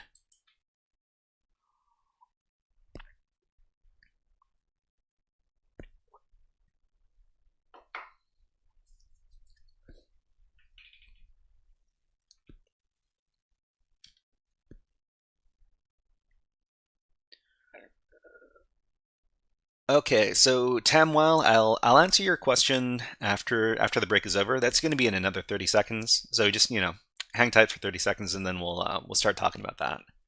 So this is a favorite woodpecker of mine. This is the northern flicker woodpecker. It is a very This is a very handsome bird because it's got a little red mustache, and this is something that only the males have. The females don't have the mustache. It's kind of like it's almost like real life. But anyways, let's put the birds away. And Tamwile says, how do we solve the challenge with GDB? So the GNU debugger program. Tamwile says the title implies to use GDB. Yeah, that's true. And let's go back to the challenge over here. So GDB baby step 4. So we've got some hints.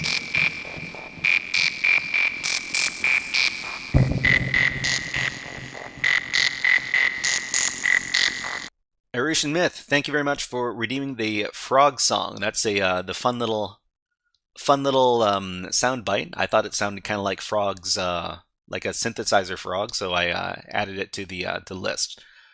So let's see. A function can be referenced by either its name or its starting address in GDB. So I didn't learn how to use the GDB program. The GDB program is another debugger program that comes with most Linux distributions.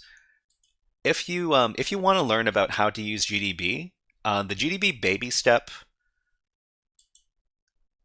challenges over here, they're going to let you know a few different instructions in the GDB program over here.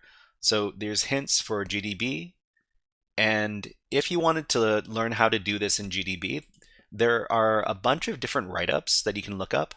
So GDB baby step, well, let's just say it was GDB baby step 4.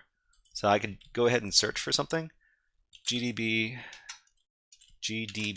baby step 4, and we can look for a write-up. Okay, so this is how we can look up some different ways to solve it. So we've got a bunch of different links and some YouTube videos as well. I think so none of these are from the official PicoCTF YouTube page. Okay. But yeah, if you wanted to figure out how to solve this challenge or any other popular challenge, you could probably look up the solution on either Google or YouTube, or you could ask your friendly AI, and it could probably give you some answers as well. But let's move on. Okay, so we're talking about how to count up to 10. So numbers and strings are very different things in assembly. Strings are represented by what are called ASCII values. So ASCII stands for American Standard Code for Information Exchange. Interchange, a good reference for ASCII can be found here. So we've got some,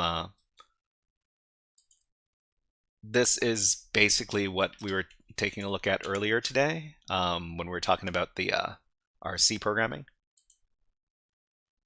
So remember, we can't print a number. So we have to print a string. We can't print numbers directly. In order to count to 10, we need to convert our numbers from standard integers to their ASCII string representations. So have a look at the ASCII values table and notice that the string representation for the number 1 is actually the number 49 in ASCII. So let's see, where's our ASCII table? So the number 1 is the number 49. So yeah, so all of the numbers from 0 to 9, these are different codes. So 49 is the number 1, 48 is the number 0, etc., etc. 57 is the ASCII code for the number 9. So we need to convert them to those numbers before we can start printing them using assembly.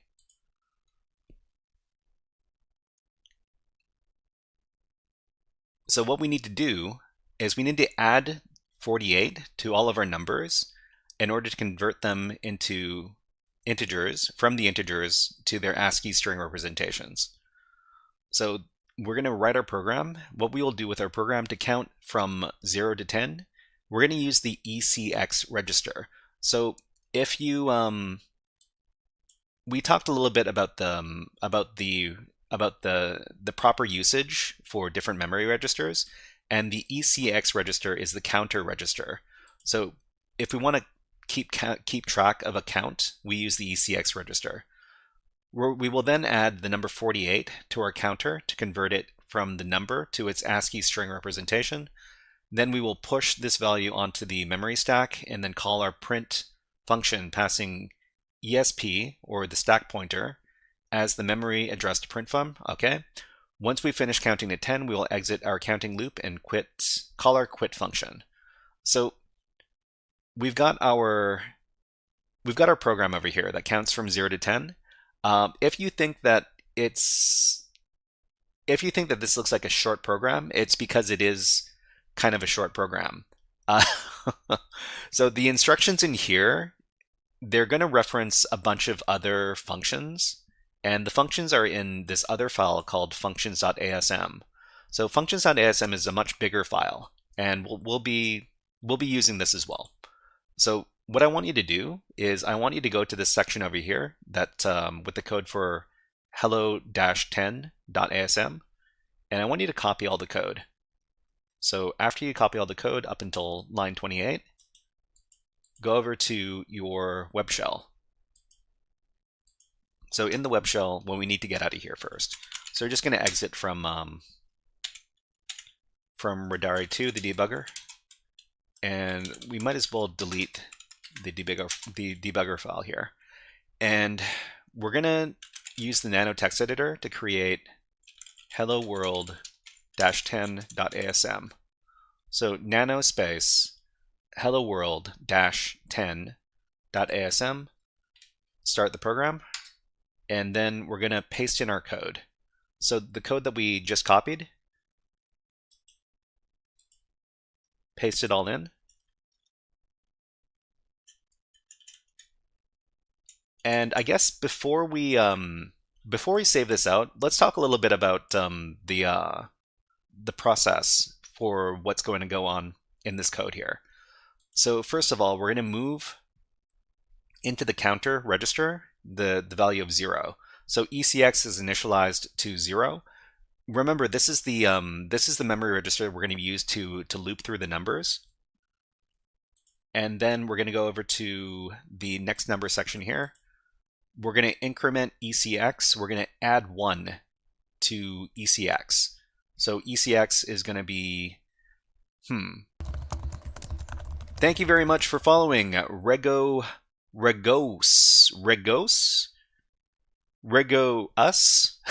Let me know how to pronounce your name, and I will pronounce your name correctly. Thank you.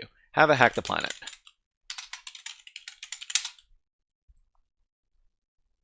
Hack the planet! Hack the planet! Shut up and get in. Okay, so we're going to increment ECX, which is to add 1 to the value inside of ECX, and then we're going to move into the EAX register the value of ECX. So move the address of our integer. Oh, the address of our integer. Okay, the address of the integer into the EAX register.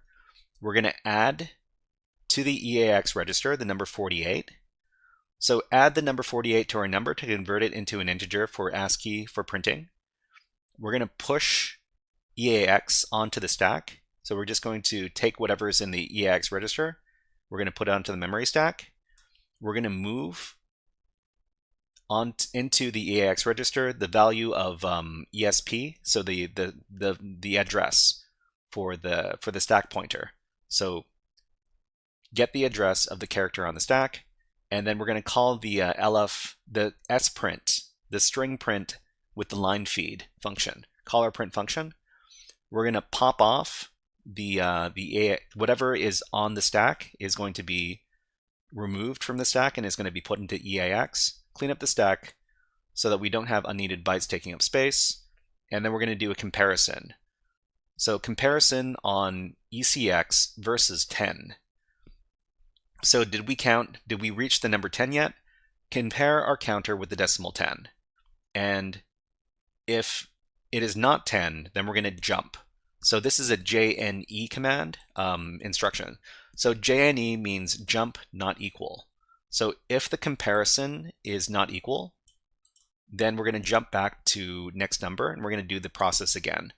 We're going to put another number into the register and we're going to print that number, and then we're going to compare it to 10. Did we get to 10 next? If not, we're going to go back and we're going to loop over and over again until we count to 10.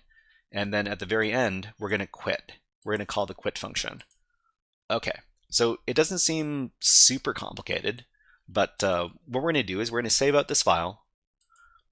RegoS says, Rego is fine, thank you. Thank you very much for telling me how to pronounce your name, Rego, thank you.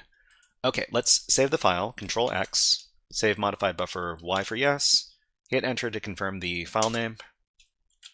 Okay, so we got the assembly program over here, but remember that Hello World references a file called functions.asm. So here it says include functions.asm. We need to grab the code for functions.asm and create that file as well. So we're just going to go back to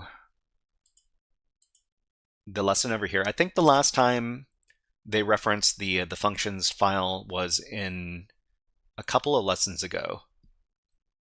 So we can scroll back to, yeah, okay, so this is lesson 7. So in lesson 7, there's functions.asm in here. And let me just get the link. Where's the link?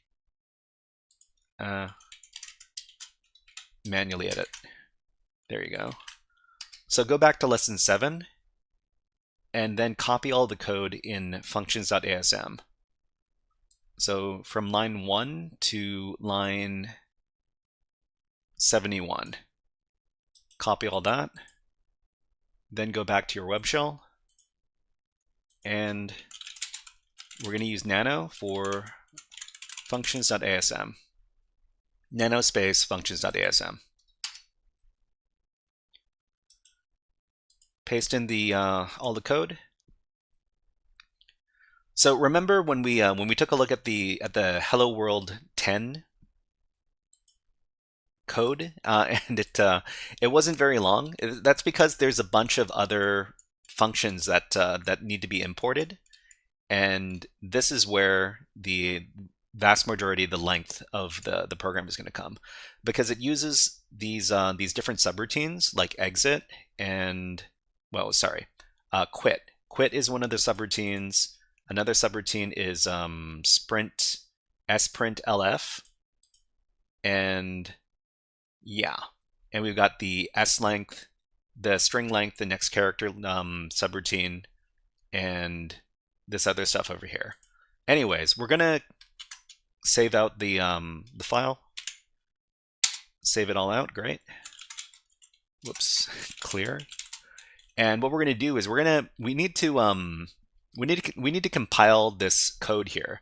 So assembly language code needs to be compiled before it can be run as a program. Luckily enough, we've got the instructions for how to do this compilation at the start of the hello world 10.asm file. So these are the comments over here. So it says compile with this command, nasm-f elf hello world 10.asm, and then we need to run a second command. So the second command is to link the file. So this is okay, so let me explain what's going on here. So the first command is this. So this is the NASM compiler, and sorry, this is the NASM assembler program. So the assembler program is going to take all the instructions in the hello world 10.asm file, and it's going to create a object file in the ELF format. The ELF format is the format that Linux uses so that we can run the program on Linux. So we're going to run this command, and then after the command is done, we're going to have this object file in here, the .o file. So the .o file is it's basically the assembly instructions that have been converted to, partially converted to machine code. If you take a look at the contents of the file, whoops, hello world .o. So there's a bunch of machine code in here already, but there's there is the names of some of the functions in the program as well. And what we need to do is we need to link this object file in order to create an actual binary. And so that command is this one over here. So this one over here, the LD command. So I'll get both of these commands. I'll put them in chat just in case you want to copy and paste the commands from chat. Here you go. That's the first one. That is the second one.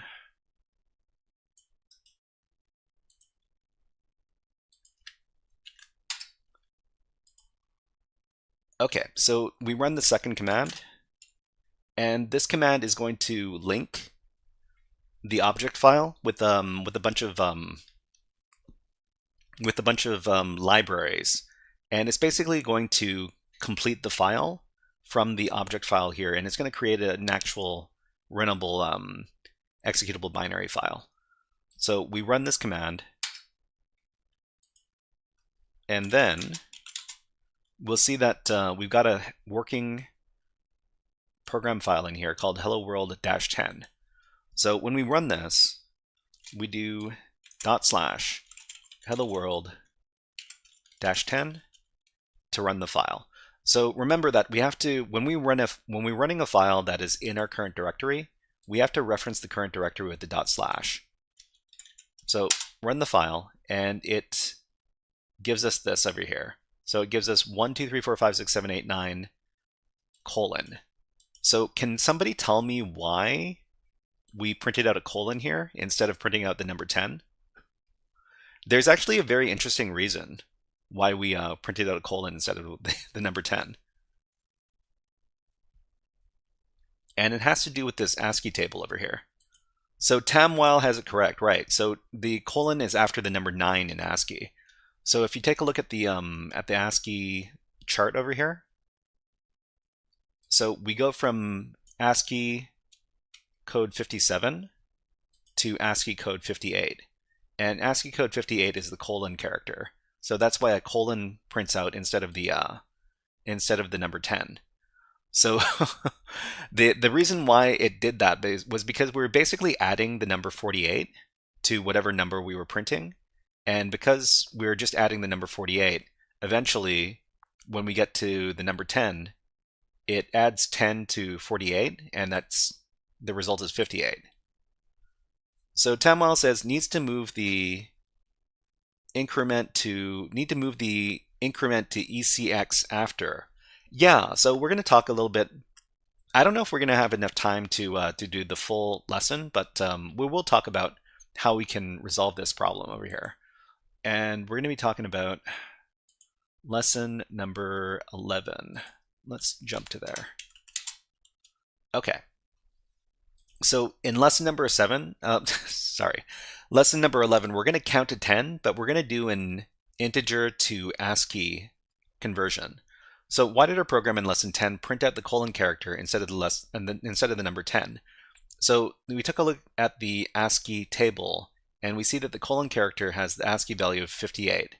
We were adding 48 to our integers to convert them to their ASCII string representations. So instead of passing to the system write command the value 58 to print 10, we actually need to pass the ASCII value of the number 1 followed by the ASCII value of the number 0. So we would pass to system write this number right here, so 49, ASCII number 49 followed by ASCII number 48. And that's going to be the correct string representation for the number 10. So we can't just add 48 to our numbers to convert them. We first need to divide them by 10 because each place value needs to be converted individually. So we need to keep in mind that we need to keep track of two different places, the ones digit and the tens digit, right? We're going to write two new subroutines in this lesson we're going to write two new subroutines in the lesson. There's going to be iprint and iprint_lf. So iprint stands for integer print, I'm pretty sure, and iprint_lf is integer print line feed. So these functions will be used when we want to print ASCII string representations of characters. We achieve this by passing the number into the EAX register. We then initialize a counter in ECX, and we will repeatedly divide the number by 10, and each time convert the remainder to a string by adding the number 48. And then we're going to push this onto the stack for later use. Once we can no longer divide the number by 10, we will enter our second loop, and in this print loop, we will print the now converted string representations from the stack and then pop them off. Popping them off the stack will move the stack pointer forward to the next item on the stack. So for each time we want to print a value, we will decrease our counter, which is the ECX register. Once all the numbers have been converted and printed, we will return to our program. So how does the divide instruction work? So there are the div and idiv instructions work by dividing whatever is in EAX by the value passed to the instruction. So the quotient part of the value is left in EAX, and the remainder part is put into EDX. So EDX is a special place which holds the remainder of whatever is divided when we do the division operation.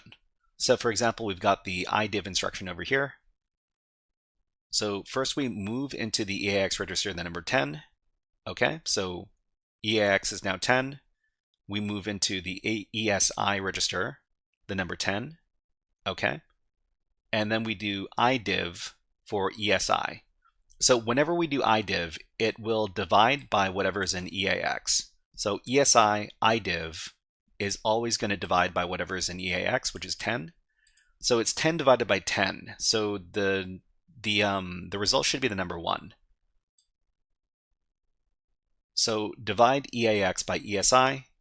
EAX will equal 1, and EDX will equal 0. So EDX gets the remainder, but there's no remainder here, so it gets 0. And then if we do idiv again, so ESI now has the number 1. And if we divide the number 1 by 10, then EAX will equal 0, because you can't divide 1 by 10, and EDX will equal 1, because the remainder of the operation 1 divided by 10 is going to be the number 1. So what do we have here? So if we're only storing the remainder, won't we have problems? You know, I never thought that this would be a problem, but apparently some people think that this is a problem. So no, but because these are integers, when you divide a number by an even bigger number, the quotient is EAX equals 0, and the remainder is the number itself. Okay, so this is kind of similar to the modulo process. So the modulo process only takes the remainder. So this is because the number divides 0 times, leaving the original value as the remainder in EDX. So how good is that? Let's see. Tamwile says need to. Oh, sorry. I've read that already. Okay. So we've got this these new functions over here. So only the new functions iprint and iprint_lf have comments. So let's take a look at those. So we've got iprint over here. So the first thing we do when we do the division this is the print functions. So integer print and integer print line feed. So the first thing that's happening when we're printing out these integers is we move all this stuff into the stack. So the reason why we move the stuff into the stack is because when we run this function, we're going to be using these different registers, EAX, ECX, EDX, and ESI. And we want to make sure that we don't lose any data. And that's why we push all this stuff onto the stack first. And then we move the number 0. into the ECX register for the count. So next we move into the divide loop, and that's going to increment the ECX register to go up in the number of bytes to print. So count each byte to print, that is the number of characters. Then we're going to empty out the EDX register, and then we're going to move 10 into the ESI register. So I guess, oh, okay. This is how we're keeping track of the different places. So the ones place and the tens place. And then we do some division. So divide ESI by EAX. So what's in EAX right now? So divide EAX by ESI. So what did we put in EAX? EAX holds, I'm not even sure what's in EAX at this point, because it doesn't say up here. Anyways, we divide EAX by ESI, and then we add to the EDX. Okay, so then inside the remainder, which is an EDX, we add 48. And this is how we're going to convert it to the ASCII representation. So yeah. And then we push EDX onto the stack. So, and then compare EDX versus the number 0. So is the number dividable by 0? And then we've got jump for non-zero, divide loop. So if it's non-zero, we go back and we keep on dividing. So basically we're dividing until we get something that that evenly divides into the number 0. And then after that we move into the print loop. So we keep on printing these characters, I'm pretty sure. In the ECX register, we're going to decrement. So move down from each byte that we put onto the stack, and then move onto the stack, move whatever is on whatever the stack pointer is looking to into the EAX register for printing, and then we call the print command to print that particular character.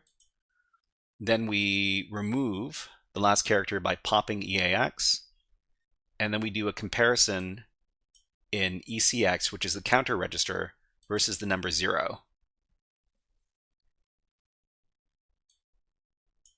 If we've reached the number 0 that is in the stack, then we're going to jump. Sorry, if it's not 0. If it's not 0, then we're going to keep on printing until we encounter the number 0 in the bytes. So remember that that a string is going to stop with the number 0. So after everything is done, so everything is going to print backwards until we get back to the number 0. And then after that's done, we're going to finish off the function by putting all of the stuff that was previously in these registers over here, whatever was there before the function was running. We're going to put it back there with all these pop commands over here. And then we're going to return from the function. And we also have this iPrint function, integer print function with the line feed. So this is pretty similar to the other functions we're taking a look at with the there was a string print and then a string print with a line feed, and these kind of reference each other. So first we use this printing function over here, and we got more ads on Twitch. Jeez, these seem to be coming pretty fast. Anyways, here's an ad on YouTube, and let's go ahead and let's put on the Happy Birds. Here you go. These are some birds that can share with each other. Enjoy the break. We'll be back in about a minute. I'm just gonna have a little water.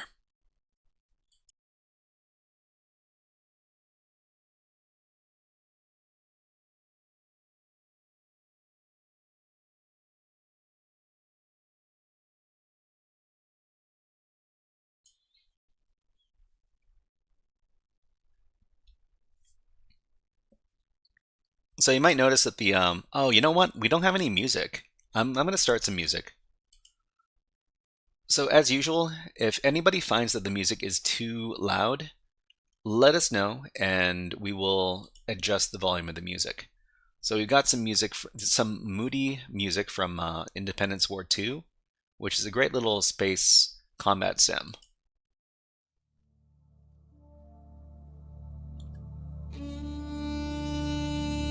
Okay, let's take a look at the volume. Okay, we can turn it down a little bit.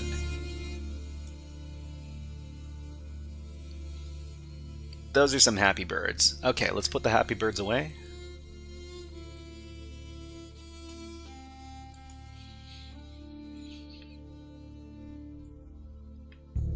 Okay, so we're just going to finish. We're gonna finish.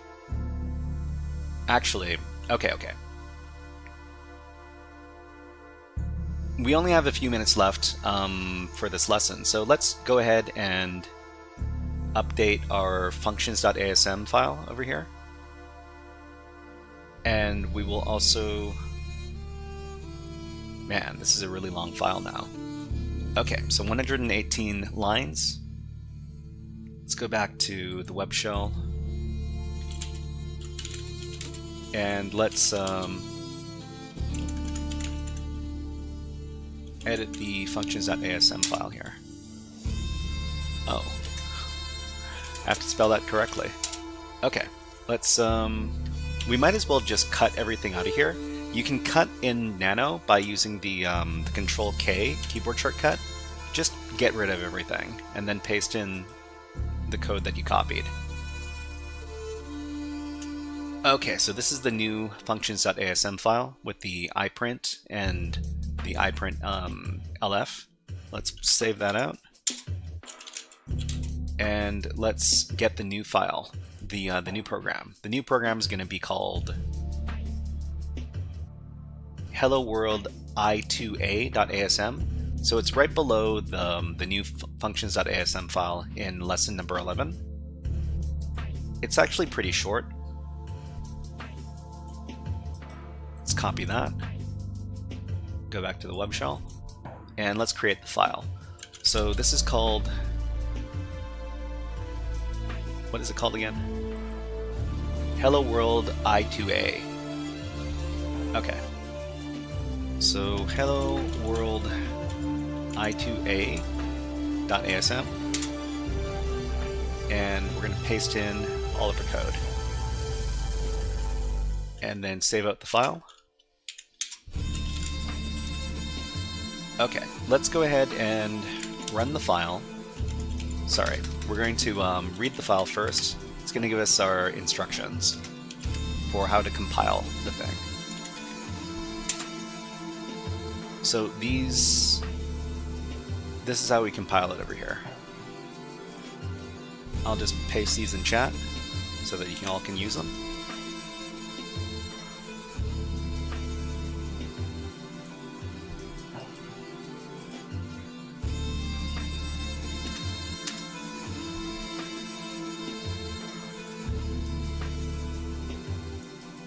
Okay, let's go ahead and compile the program.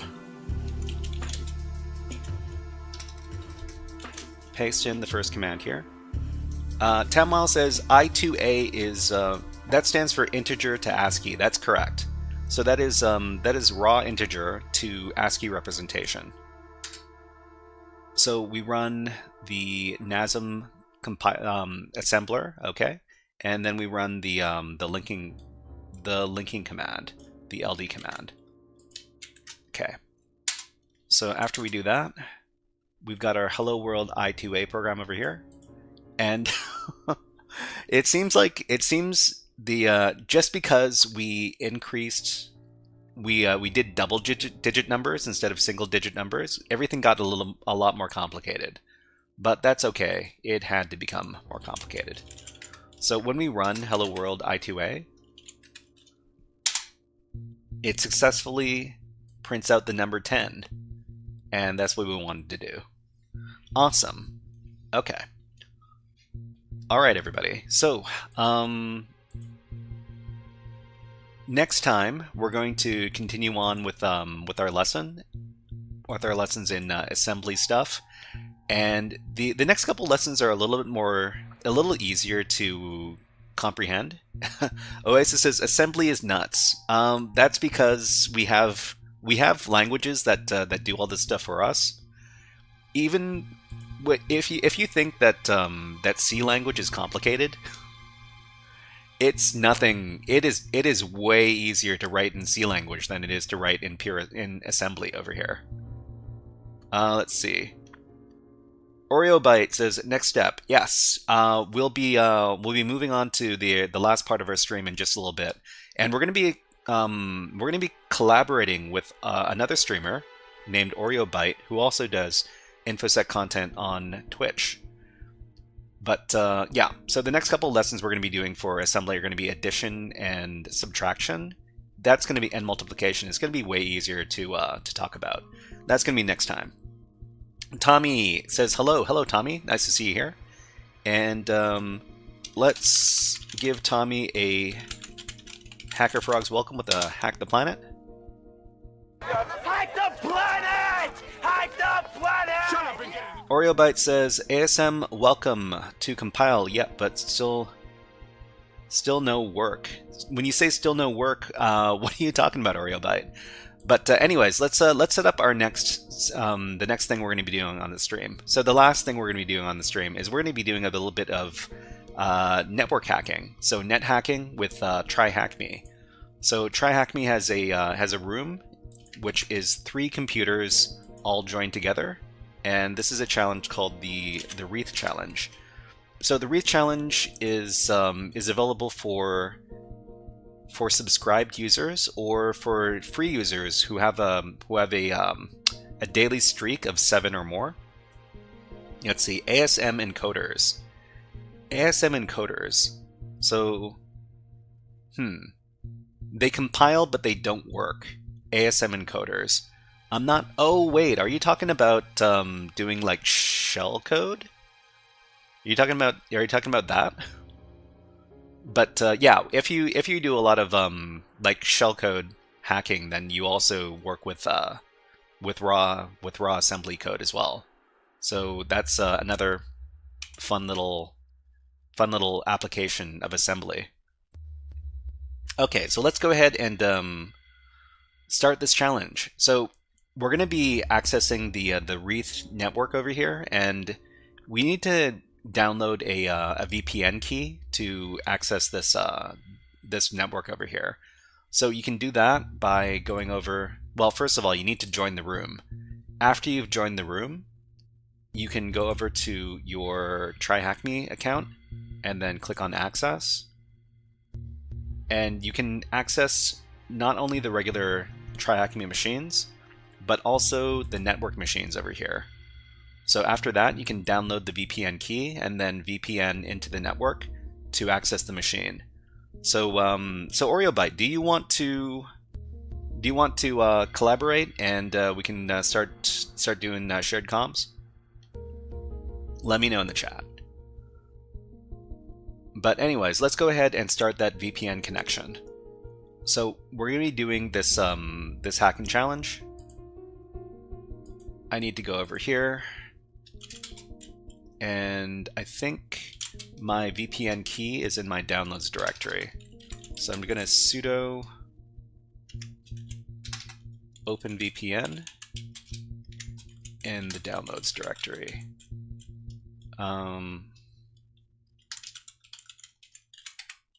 What is it called?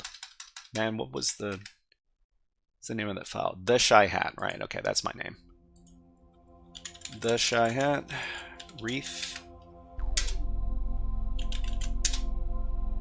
Okay, and now I'm connected to the network.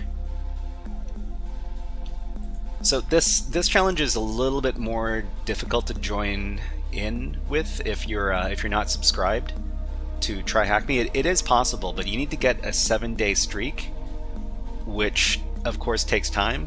The easier way is to just pay money, of course. But let's take a look at the room. So if anybody's interested in this room, it's actually very, very... It is a very, very good education resource, because you not only get to do hacking against a bunch of machines that are linked together. Senior Goomba says, "What up, my dude? What is up with you, Senior Goomba? Nice to see you here. And why don't you have a Nyan Cat? Here you go."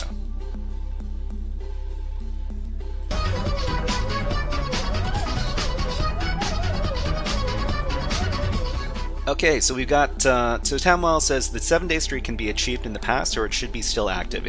It looks like it only works if it's active, unfortunately, but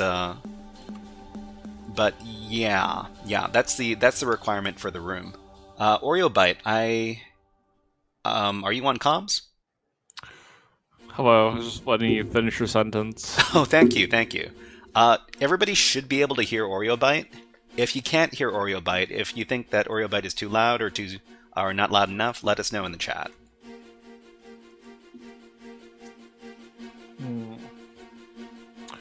Yeah, should is a strong word. Pardon me? Should is a strong word. I just kind of woke up from a nap. Oh, okay. Well, it's important to get sleep. It's very important. Senior Goomba says, "I'm just trying to get my Proxmox going so I can finish up my home lab."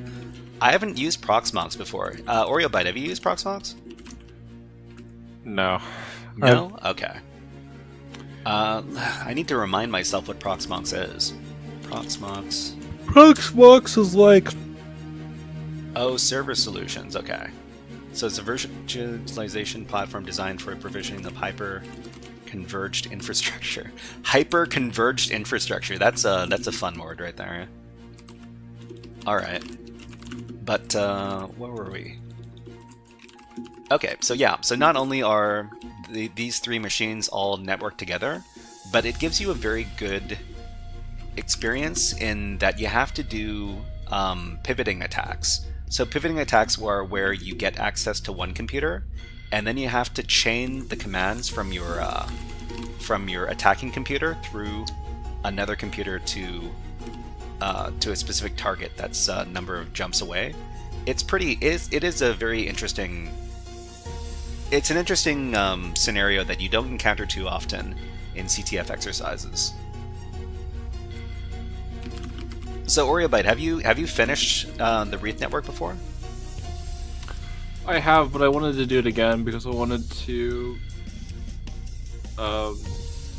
use a different tool.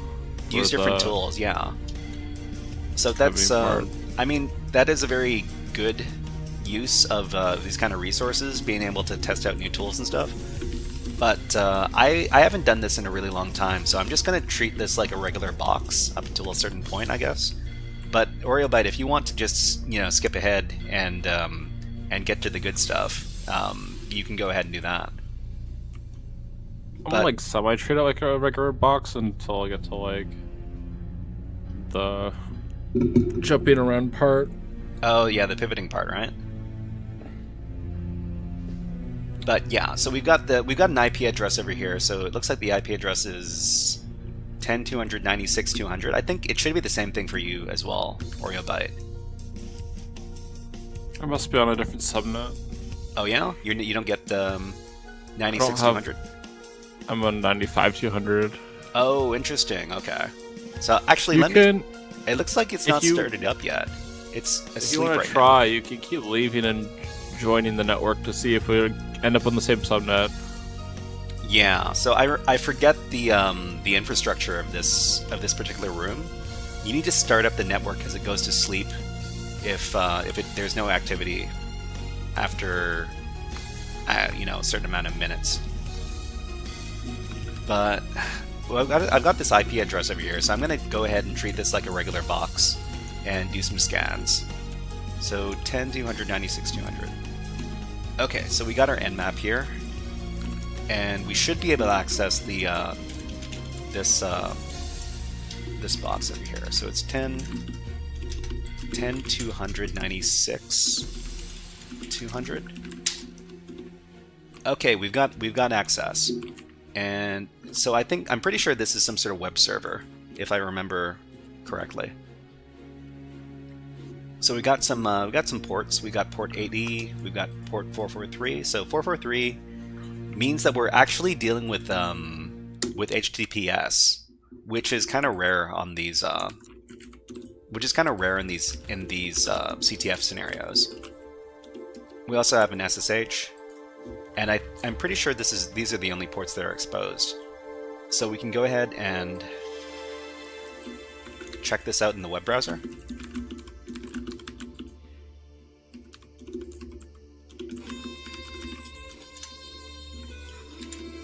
So we might as well check out the HTTPS page. So it says potential security risk ahead because the HTTPS certificate is a self-signed certificate. This is pretty normal for these CTF scenarios. Well, unless you believe that TryHackMe is trying to hack you. That's not really the case. We're just going to go to advanced, and we're going to accept the risk and continue. Okay, so here we go. We've got the there's actually kind of like a storyline for this particular room as well. So we're supposed to be working for this person over here, Thomas Reith, and it says that they're a sysadmin and developer with a passion for tech. We're supposed to be doing some sort of security testing for this person, and that's the storyline for the room. So let's go ahead and do some web enumeration scans. So we got the IP for the box, and we can run some. Well, let's just run dirb first. We run dirb. We run nicto.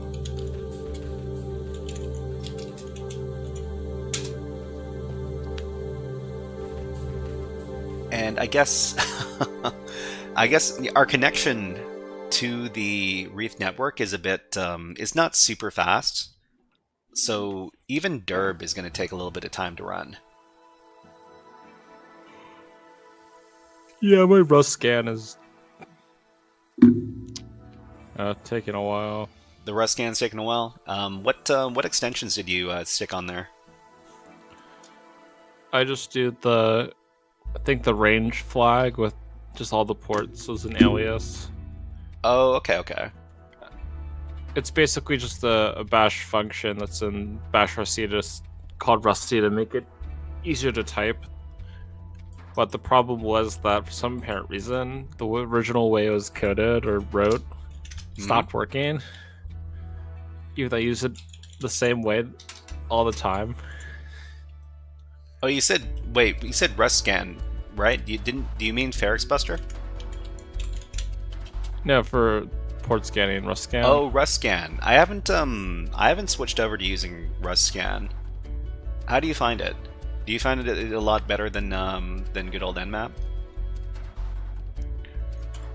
I like to scan all the ports, and then once all the ports are discovered, then I scan it with Nmap. Oh yeah. So it's a lot faster for initial service discovery. But if you've watched Al Hazard's streams in the past, he was burned by it once because it skipped over a port one time and then he stopped using it. Wait, you talking about Rust scan, right? Yeah. Well, Al Hazard he's got a temper. He's got a bit of a temper. It was one of those in that. What was that? I should have slept longer.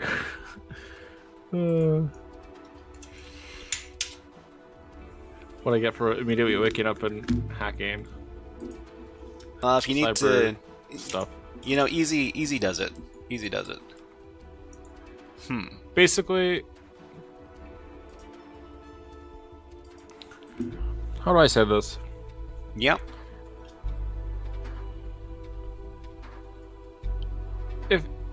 If a wow, I'm stuttering so hard.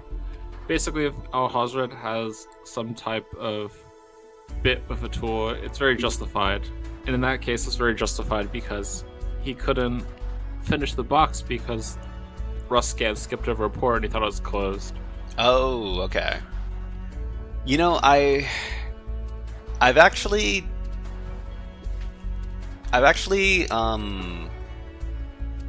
taken to doing my Nmap scans twice now, because sometimes there are false negatives in my first, when I do my first scan on Nmap, and it has caused me to not be able to finish certain challenges.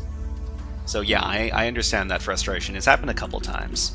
So now, after I finish my first Nmap scan, I'll sometimes run a second Nmap scan just to make sure that all the ports are supposed to be there. Usually I run it like a couple of steps slower.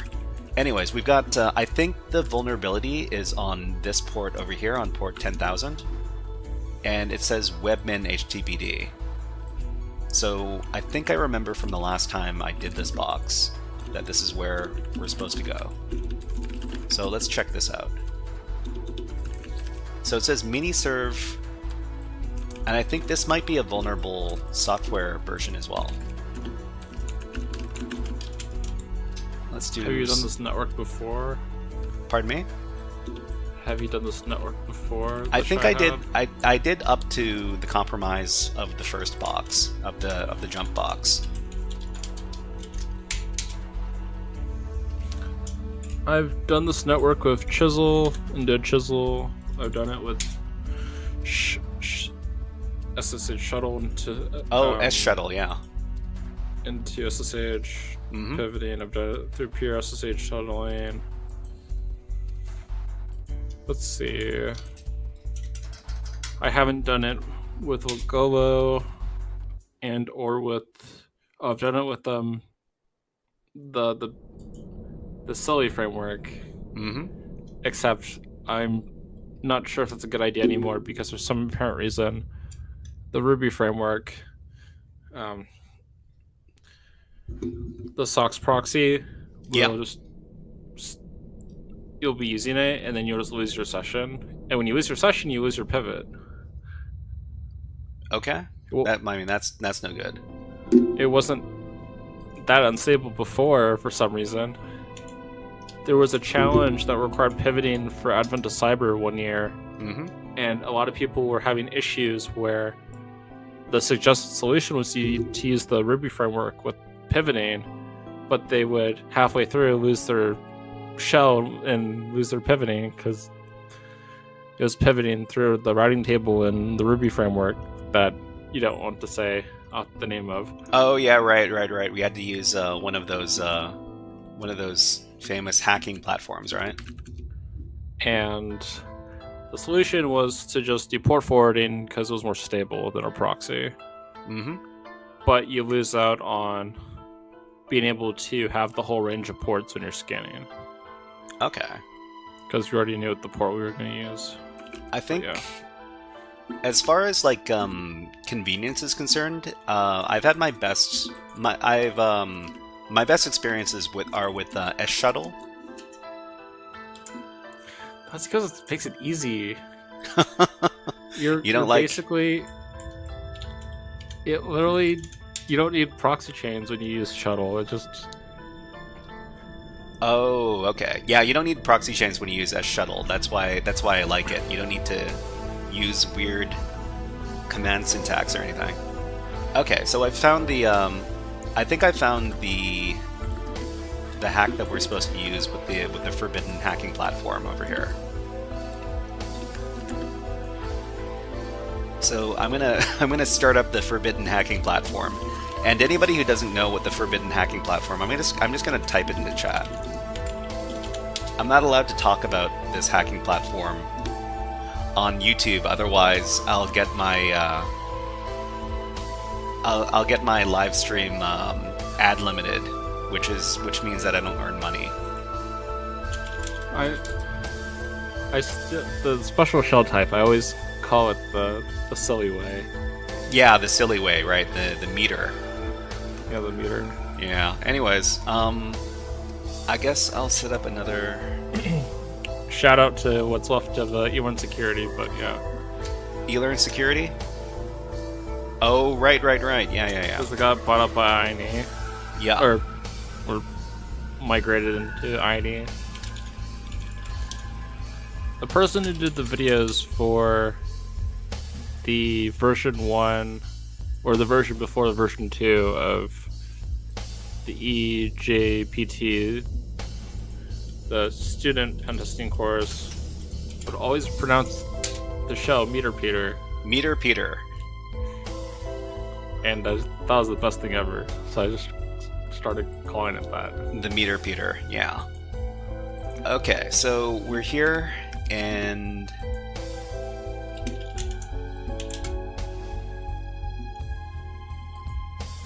what was the name? It's oh, we found some stuff. Not that it really matters that much.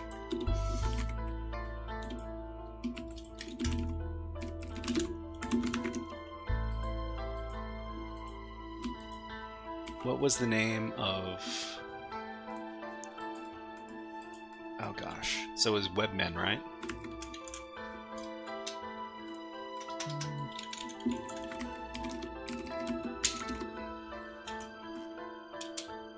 And the Webmin version is... What was it again? So what fun are you up to on a Friday night? Well, aside from hacking the planet, what fun are you doing on a Friday night? Who, me? Yeah. I just realized there's a bug in the way I want to do my evasion tool, and I don't know how I want to work around it. Okay, so I think this is the one that we're supposed to use. So I've been basically staring at my computer for probably way too long. Okay, so we've got this vulnerable web server here with an old version, well, with a vulnerable version of some software. We might be able to get some RCE on it by using this this module over here. So you say that when you're using the forbidden framework, you can just use the word options, and it'll show the options. Yeah, without show. Okay, that's convenient. That's the right port.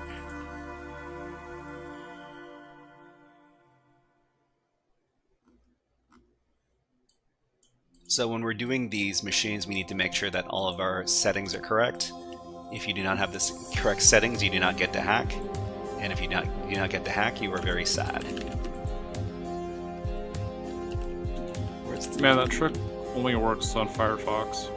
Which trick? If you open the URL, do the @ and then Google and then space, it will automatically say, I want to search this thing in Google instead of your default search engine. Huh. Let's but see. But it doesn't work in Brave. We've got some Newton J1 the forbidden one. Okay. Newton, thank you very much for following on Twitch. And have gosh, what other redeems we all the things. This is a fun little nerdcore rap. Drink all the booze and hack all the things.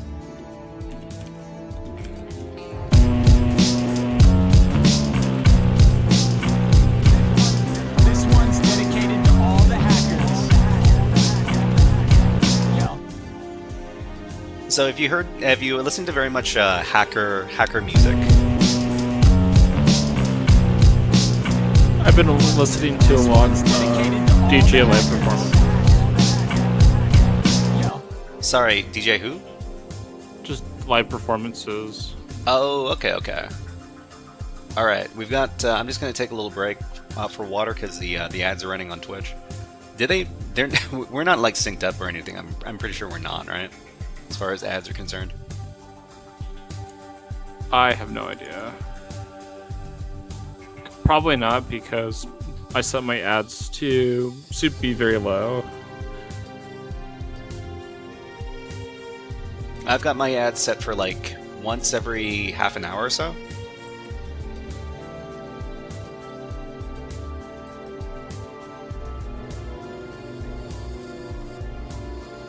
Let's see. I have 1 minute every hour. Is mine. 1 minute every hour. So that's the lowest you can go, I'm pretty sure. But for everybody who's interested in drink all the booze and hack all the things, I'm just going to pull it up really fast so I can drop the link. I won't play it on the stream because that's going to get my YouTube video, yeah, demonetized faster than you can say Jackrabbit 3 times fast.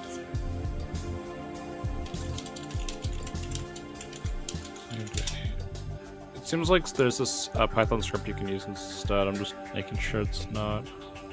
Oh, you mean for the webmin? Yeah, I'm just rereading it a bajillion times.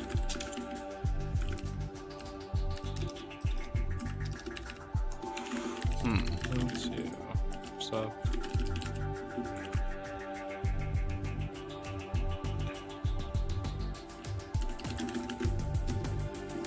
God dang. Okay. So I've got the link, so I can drop it in chat. There you go. Newton says, when will we use Armitage and Hail Mary everything? I've never used Armitage before, but So if we want to be very silly, we could set up ngrok, and we could both be using the same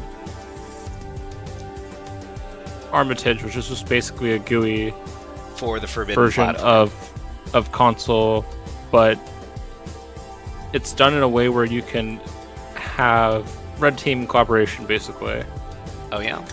Oh, okay. So kind of like a C2, right? Most C2s can be set up for collaborative work. Yeah. Yeah. So if we were to work on the same box, we could share the same instance and both be slinging fill in the blank whatever thing we need for that environment. Oh yeah. I pitched this. Oh, yep, sorry. Go on. You pitched something? So during doing the Vuln Lab boxes for the red team networks, I was asking the creator, I think it's like XCT. That's probably not right. Well, hold on, Vuln Lab. Let's see. Looks like I've got to change up my music list. Well, the guy who created Vuln Lab, because you manage the boxes in Discord, there's no like front page website. You pay money and then you have access to the Discord, and then you run commands in their Discord bot, and that's how you spawn the machines for Vuln Lab. Oh, okay, yeah. And they had a red team network, and I asked the question of, if everybody subscribed to the same platform, could we all like share a red team instance of like this command and control framework and work together? And their only response was, I like that you said all subscribed. Are they suspicious that non-subscribers are going to get access to it? Is that your concern? Yeah. I didn't want to like leverage not subscribing. I just wanted to work together with people in a fun way that was like a learning experience. Oh, okay. I guess they were concerned about their But because I phrased it as like, I don't want to cheat the system by, one person subscribes and we all like piggyback on this one person, but like we're all like subscribed anyways. Yeah. Okay. That was like, yeah, I like that. Let's see. So Newton says Armitage was Cobalt. Okay, but not Cobalt. You could run a script, and that would run all of the hacks at the same time. Run all of the hacks at the same time. It was terrible. Well, it sounds about as you might expect. Yeah. So the original goal of Armitage, if you've watched Raphael Mudge's talks, is about, from like years ago, is about automated hacking. Yeah. Where he was doing CTFs where he was slowly building out scripts to automate this task and then take this output and give it from his friend and then run this thing. And eventually, it ended up being called Cortana. Oh, I think Cortana. Cortana scripts. Okay. I think you could still create like special like scripts beyond what you would usually do for the MSF console thing, but I haven't really dug into it. A lot of books that you come across recently that cover MSF console don't seem to, if they bring up Armitage, they don't really I guess cover scripts. So like, hey, you could do this if you wanted to do simulated red teaming where you're sharing some type of C2 command and control. And, okay. I mean, I think you could type it in chat. Yeah, you can type stuff. You can type stuff in chat. We just can't say it on the voice comm. But well, should we say it? Well, I mean, I've had too many of my live streams ad limited in a row to it's scary because it's like, you know, the I can, each time it happens I can dispute it and I can say, hey, why don't you have somebody, like a real human being, look at this stuff, and one of these days they're gonna be like, nope, you're a bad person, we're gonna keep this ad limited or whatever. Alright, the script is pretty neat.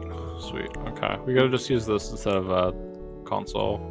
You talking about Python script? Yeah, here you go. Toss the link. Okay. I appreciate that you added the wget command in front as well. All right.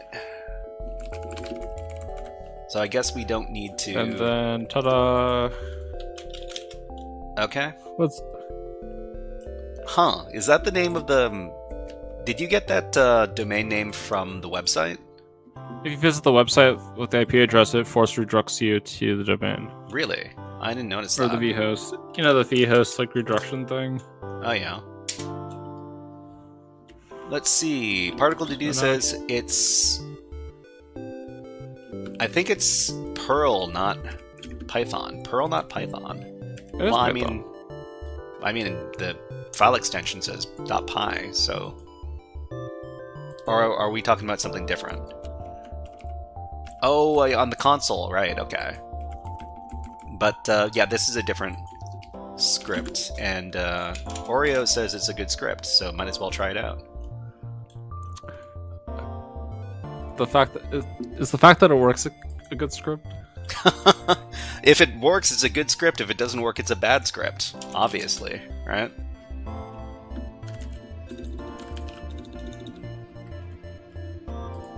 Okay, I'm gonna set up my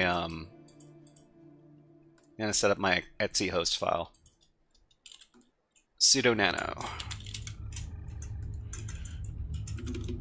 So I keep using nano because this is what I use to teach you know, like beginners. But one of these days, well, I mean, not one of these days. People already give me crap because it's like, why aren't you using Vim? I only use my nano more than my Vim when I'm not coding something that's white space sensitive, and then it still messes up. Oh yeah? Thomas Reed .thm. Okay, great. Let's see. That's Particle Duty says, if it's if it's Python 2, is it still a good script? Well, if it works without modifying the code with Python 2, then it's still a good script. There is Python 2 on Kali boxes. So there's you don't have to automatically do conversion to Python 3. Tamal says, if they ask you to use Vim, open Emacs. If they ask for Emacs, open Vim. That's gonna make some people very upset. Anyways, what was that command?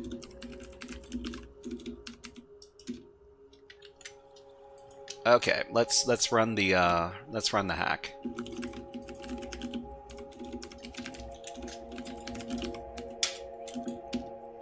I think I missed. Fine, we'll just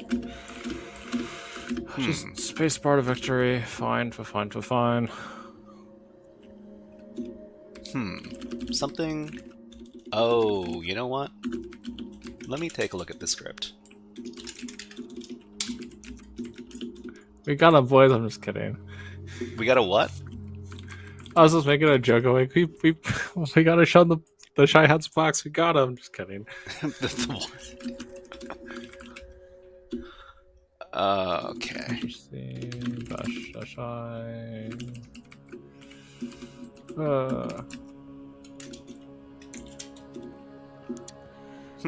It says it gave me a message about my Oh, right. Okay. So yeah, we've got RCE. So we got RCE over here. We might as well get ourselves So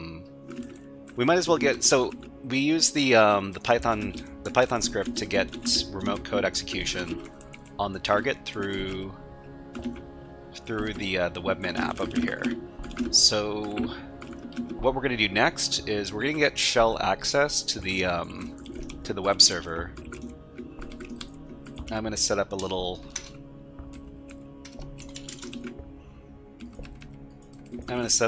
reverse shell over here. So let's see. First, we're going to do bash. We're going to do netcat, and we're going to list it on 4443. Now, I guess we're not using. Newton says time for the rev shell and the netcat. Yeah, that's what we do because we're script kiddies. Anyways, let's get out of the forbidden platform. Is a basic reverse shell being a script kiddie if you remember the whole thing from memory and type it out? What you mean? You mean like the reverse shell the named pipe netcat command? If you can. I mean, if you want to be super fancy and do like the make FIFO pipe or whatever. Yeah. I mean that is my favorite. My favorite one is actually BusyBox is another one of my favorites now. So revshells.com, the BusyBox reverse shell using. Oh, if I could type. Yeah. So the BusyBox one that uses netcat with the execute flag. That's nice. Newton says dump the hash. Oh wait, you know what? Dump the hash and SSH into it. If we can dump. I mean, it's running as root. You could probably just like add yourself a root sudo user and then. Oh really? If you just run the CMD's ID, you'll see it just running as root. Yeah. We're just running as root, right? So if we're running as root, then we can do well. Actually, is there an SSH key? Let's take a look inside of the root directory.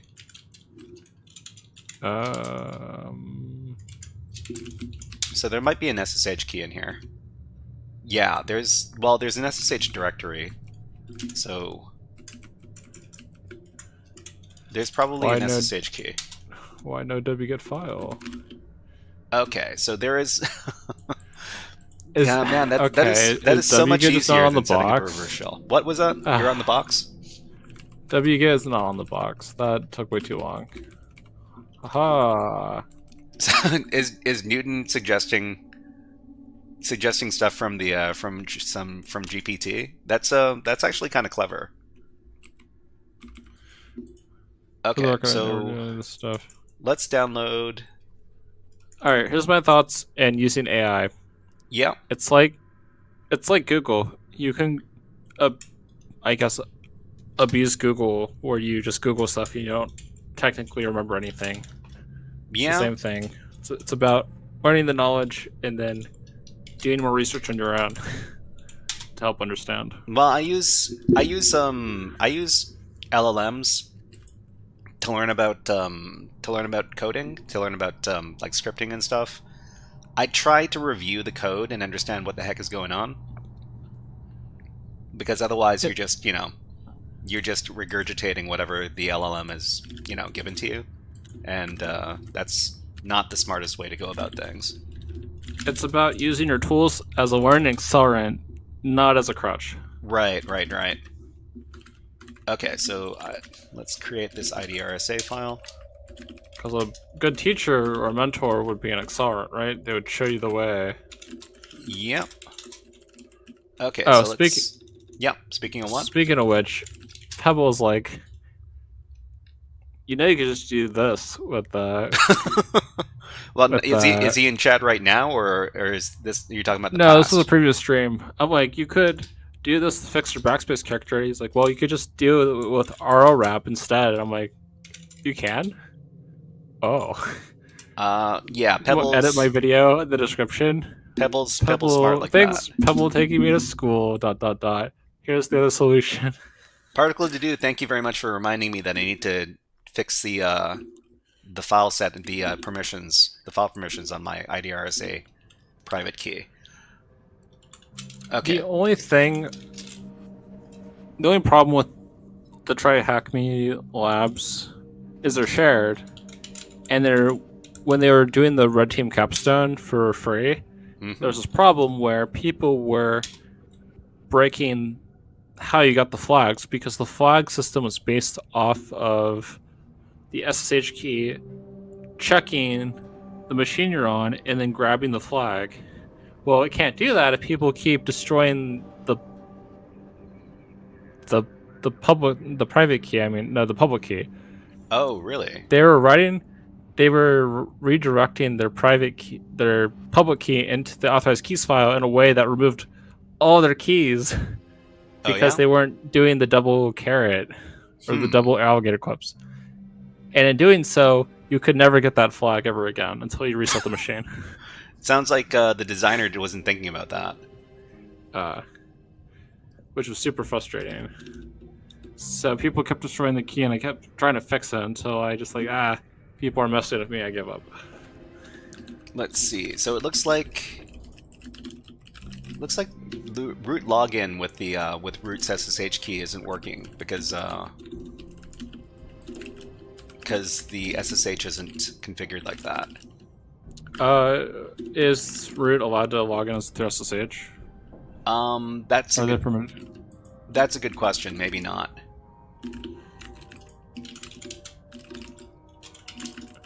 Or is it because their authorized keys? Oh, wait, no, it's not. It's still here. Why is my tab autocomplete not working? Okay, so what other users? Maybe there's another user on the system.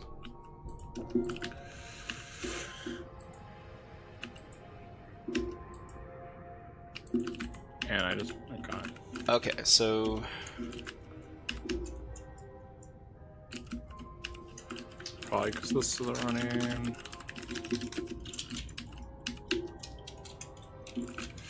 Export term equals x term. That's not right.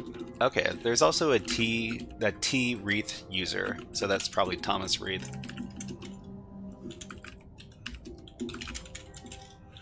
Export term equals x term. Script quiet dev null spin bash. CY raw minus I guess. Well, since the SSH key isn't working, I guess we're back to using a reverse shell. Is the script command just not installed on this machine?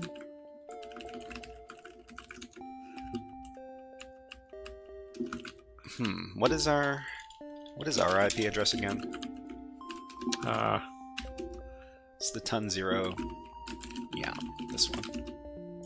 No, it's installed. Why is that not stabilizing, huh?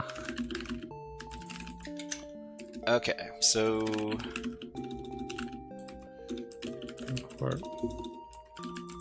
Let's go ahead and use the reverse shell.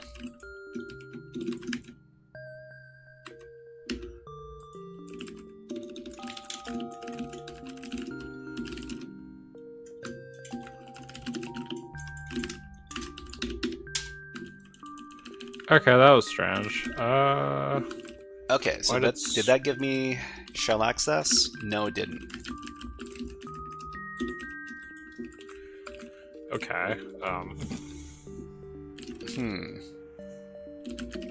I guess I should try pinging the box. Well, I mean, obviously it's gonna get there.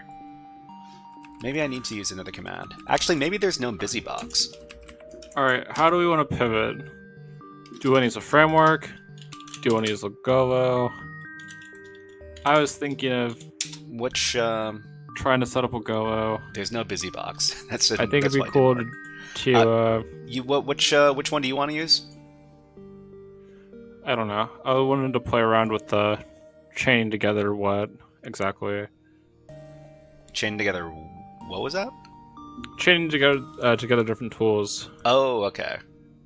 If you use Sliver, you can use the WireGuard listener, and if you use the WireGuard listener, you can set up your proxies through a WireGuard VPN interface, which is kind of a lot more stable than what you usually use with like SOX proxying or IP address. So if you use Chisel, you have to do a chisel and a chisel, and you need to make it a forward SOX proxy or it's never going to work. It can be done with a reverse, but it's just so slow.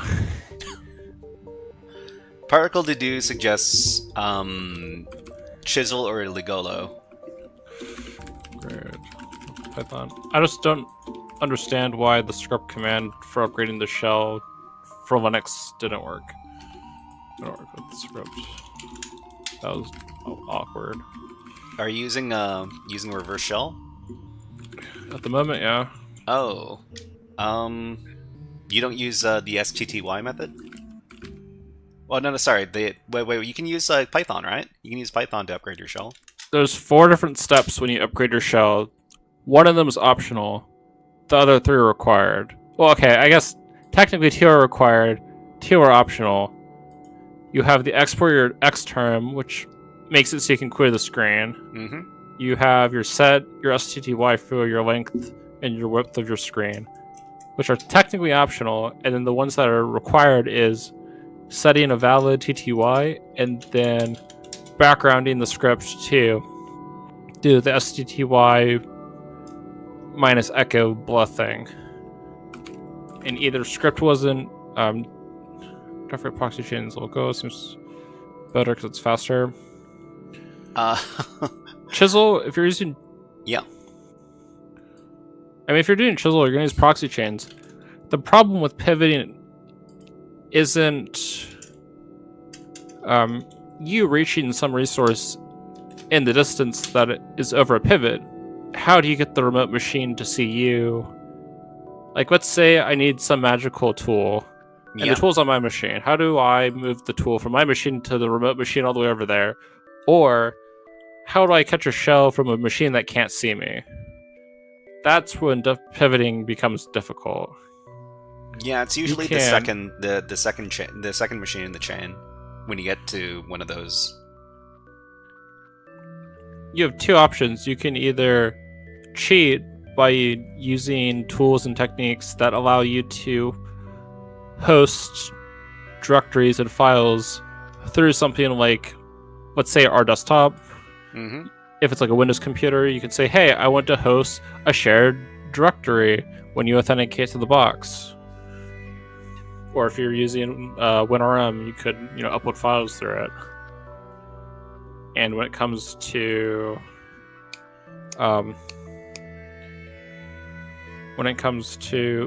getting additional shells, a lot of people, including me originally, were like, oh, we'll just use a bind shell, because it's like the machine doesn't have to see me. I just have to get to the machine that's already listening for the connection.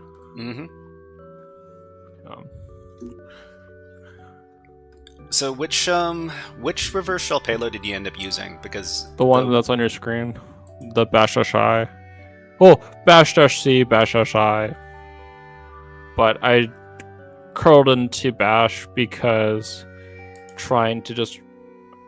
I think the reason why I was failing is it might have been like a web request, and so the empty spaces were probably not getting processed correctly. Which actually doesn't make any sense because curling into bash worked perfectly fine. So never mind. Sorry, you pasted the reverse shell command into one of the chats? or into Discord? I can put it on Discord. What? Actually, what's easier, chat or I'll just put it in chat so everybody can Chat's see it. probably easier, yeah. Because I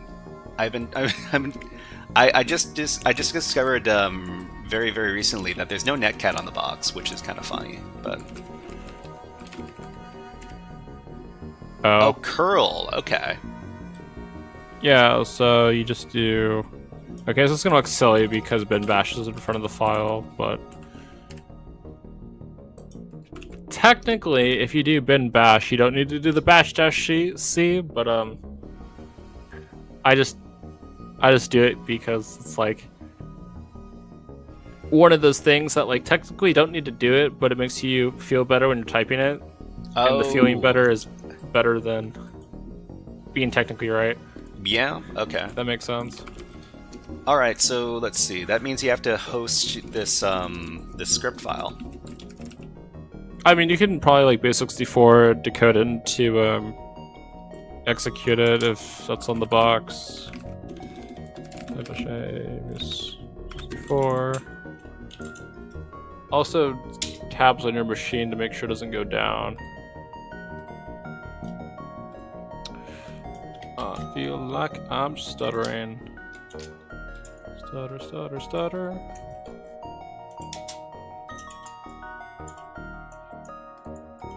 Okay, that's not my IP address.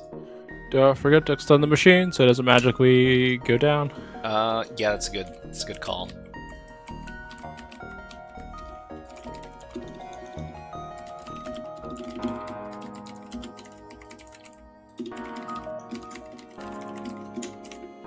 Okay, so what was my IP address? Gotta look that up.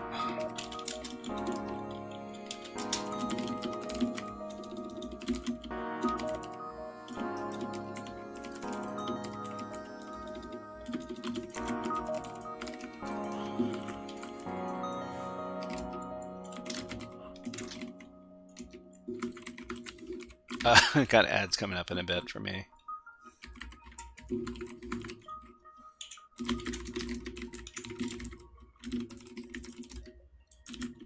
Okay, and then let's...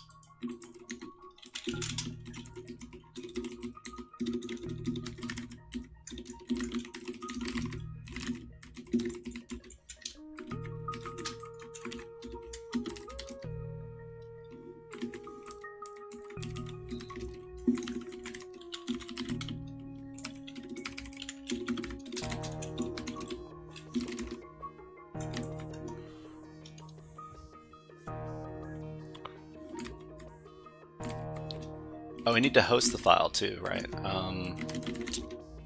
Let's host...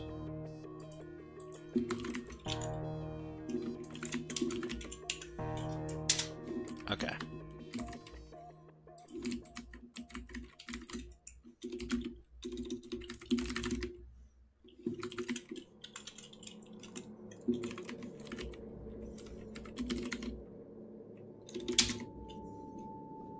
Okay, so we're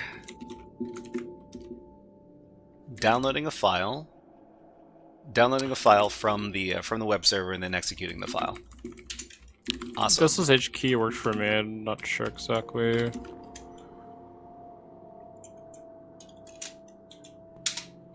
What problem you may have been having. Did I? Something tells me that I'm There wasn't anything silly like the private key was. I mean, the public key was missing from the authorized keys file, or not sure. I've got an ad right now. I'm gonna. So it's bird time, everybody. seems like I'm the only person on this machine. Probably. I haven't managed to get on the box yet. There you go. All right, how do I want to do this first? I guess I'll just do a go, I guess.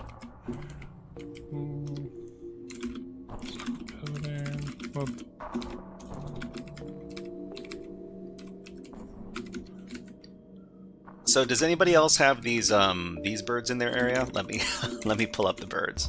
So this here is a dark-eyed junco. It's a little brown bird with a black head, and it's about the size of like a chickadee or something. If you have these birds in your area, let me know because they're awesome. Thank you very much for following on Twitch, Bisho Whoa Whoa Whoa, and have a hack the planet.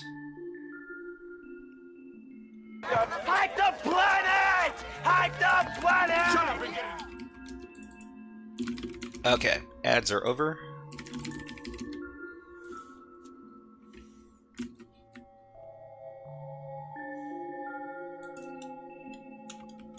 Huh, so, what happened with the... Oh, I didn't make it executable.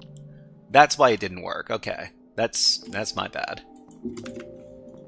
I have to make the, so chmod plus x, the shell script file. And then we can run the shell script file. So sometimes... Am I on the box? No, not yet. Dang it.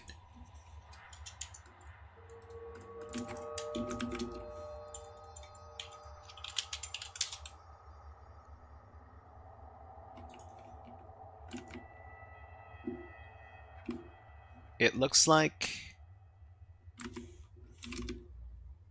it didn't download that file. I need to look up. If you're using wget, it's not installed. Wget isn't installed. Okay, so we used curl, right? Yeah, I use curl. Yeah, no, okay. So we downloaded the file, shell.sh, I named it, and it did get uploaded. I just need to figure out where it ended up. What is the...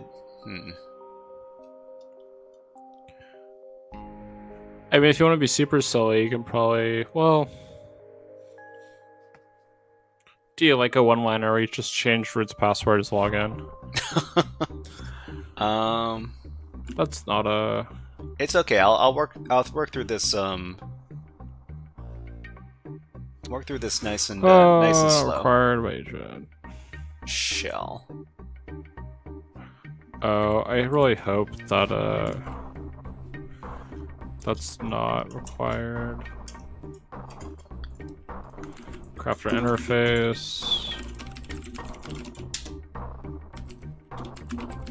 Okay, this is the web directory. Interface. Did it get Pseudo links interface up? So now we have our interface, and still not up. What do we do? Okay, so when we did the curl, let me take a look at your curl command. Oh wait, so I see you got a pipe into bash. Yeah, pipe into bash. Oh, okay. Oldest trick in the book. Is it the oldest trick in the book? I don't really use it too much. Ever since I went from now IPsec, I was just been using it non-stop, just like curl into bash. Curl into bash. Curl into bash. Or wget into bash, but wget's not installed, so we're gonna skip that one. Alright. Well, we're on the box now. We are root. We're the root user. Awesome. Now we have to pull up Scary Hacker Voice Guy. Alright. It's been a while.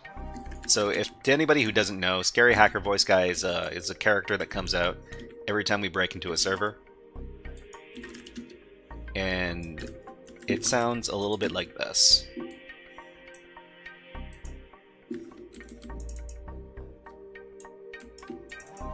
Hey everybody, it's me, Scary Hacker Voice Man.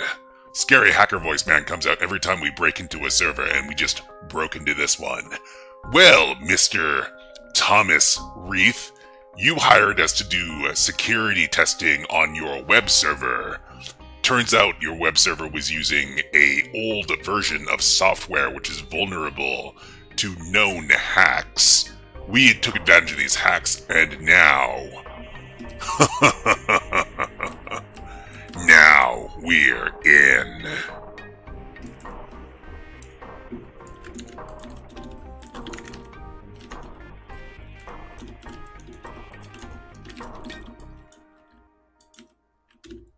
Okay, let's continue on. So how do we? It would be nice if we could just use SSH to log in, but how would we set that up? But the SSH key? Yeah, the SSH key. We also need to change. Oh, we could change the settings in the SSH configuration, right? I didn't have to do that. I just chmoded the key and just logged in. What? Yeah. What? Why doesn't it work for me? Ta-da! Surprise! What? How many times have you heard the phrase, "It works on my machine," and just rolled your eyes so far into your head? You're like, well, they roll out of my help. head after a while, right? Anyways. Yeah, and I can also TP. Wait. So you just. So let me get this straight. You catted the key. Catted checked the key. that it was in. The public key was in the authorized keys file. Copied the key over chmod 600 and then logged in. Ta-da! Okay, so you have to. Oh, I need to take a look at the. Whoops. But I have to make sure that the key is in the authorized keys file, right? Yeah. And was it not initially in the authorized keys files? It was. I was just double checking. Please I mean, it looks like it is. Missing library junk. Oh no, wait.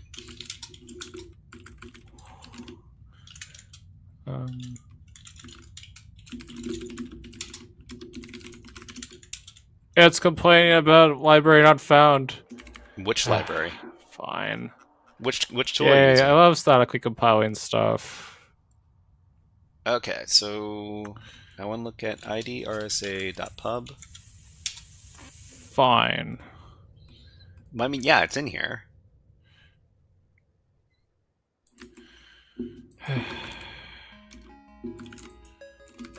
So why can I not log in with SSH?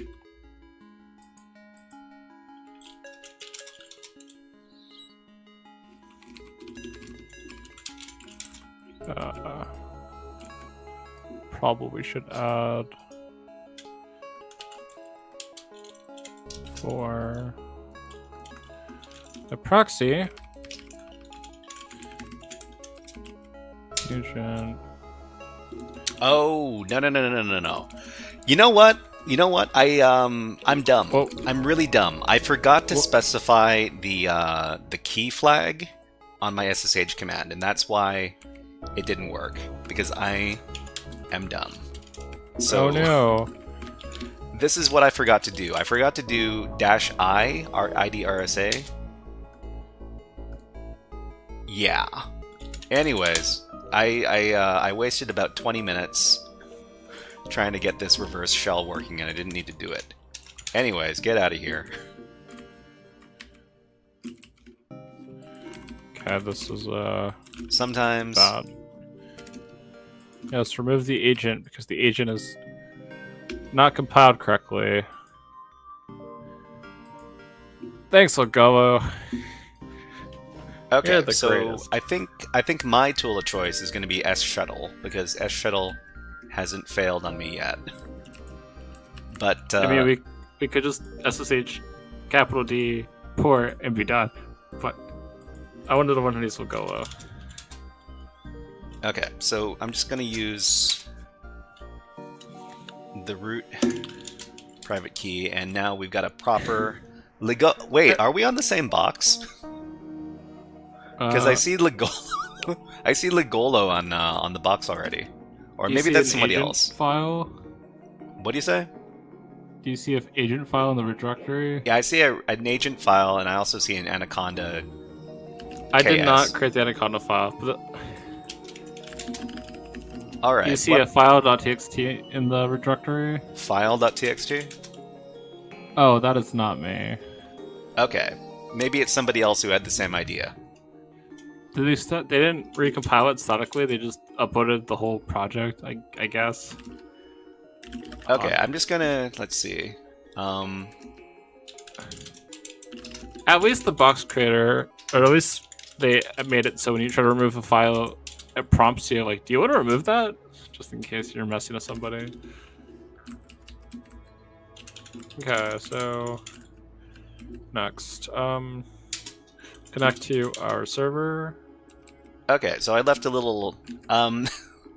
Do you see a file called greetings.txt in your root directory? No. No. Okay. I guess it's somebody else who's playing around with the goal and ng. Type the W key in your terminal. W Just key? W. Yeah, just the command W. Just right. W. Right. Actually, I don't use it very often, but that shows logged on users, right? Yeah, it shows on login users. You can technically bypass it with where you basically specify not. I think it's where you log in without like a TTY or something. Mm-hmm. But nobody's on my machine. It's just me. Yeah, it looks like nobody's on my machine either right now. Particle to do says, before you proxy, you need to understand why we need to use it. Why do we need to use proxies? It's because not all computers can interface with each other. And I guess what we need to do is we need to figure out what other network connections exist on this computer, right? I mean, we could do like an ARP. We could check the ARP table. We could do like ARP. So this is something that I need to do more practice on, because it's been a really long time since I've had to do pivoting. Oh, fine. We can do that. So data gather. You can go on ahead if you if you don't want to. I mean, okay, so Yeah, technically they're not wrong. Oh boy, the joy of So actually, post exploitation is something that people don't get to do very often. double nodes data gather. What we're taking a look. So Hacktricks. Hacktricks should probably have like a section on post exploitation. Oh, I shouldn't be using that word. Basically, we're trying to. I mean, yeah, that just pulls up the sockets. I thought you were talking about. We have access to a machine on a network. How do we map out the network? Yeah, when we may or may not have the connections, tools we right? usually use before pivoting. Mm-hmm. Because something like... I don't think fping is installed. Yeah, it's not fping. So what we can do is... Let's see... Name of that map. We can do like a ping sweep. It's like one option. Let's see. Like, this is fine. So we could do like... Oh, here we go. There's, IP adder to show the subnet, and then we can say... Do a ping sweep of this whole subnet as long as no machines are blocking ICMP requests. Oh, right. We can use, we could use nmap, right? I'm just saying, like, off the LAN stuff. Mm-hmm.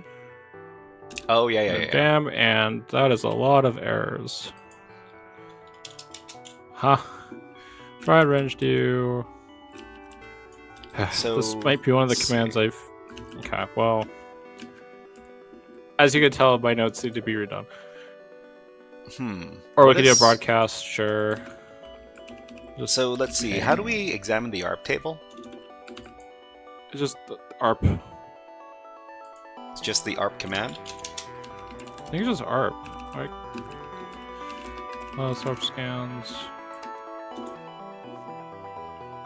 ARP-A. Thank you very much. Yeah, it's ARP-A, but it just only returned like a single thing, so I don't know how to force it. I mean, we have root, so we could do like. Okay, so this is the network range here. Can we just? Right? Can we just? So there might be something. There might be something else on.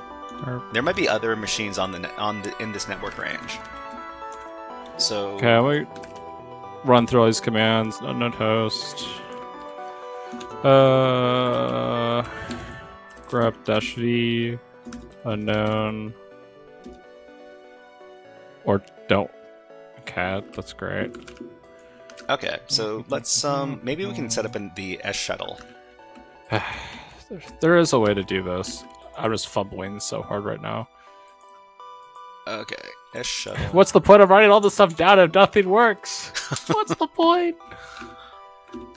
Actually, well, wait. I'm pretty sure S shuttle doesn't come installed by default.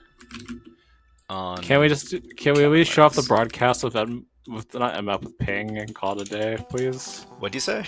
Please. Pretty please. Yeah, okay. So we need to...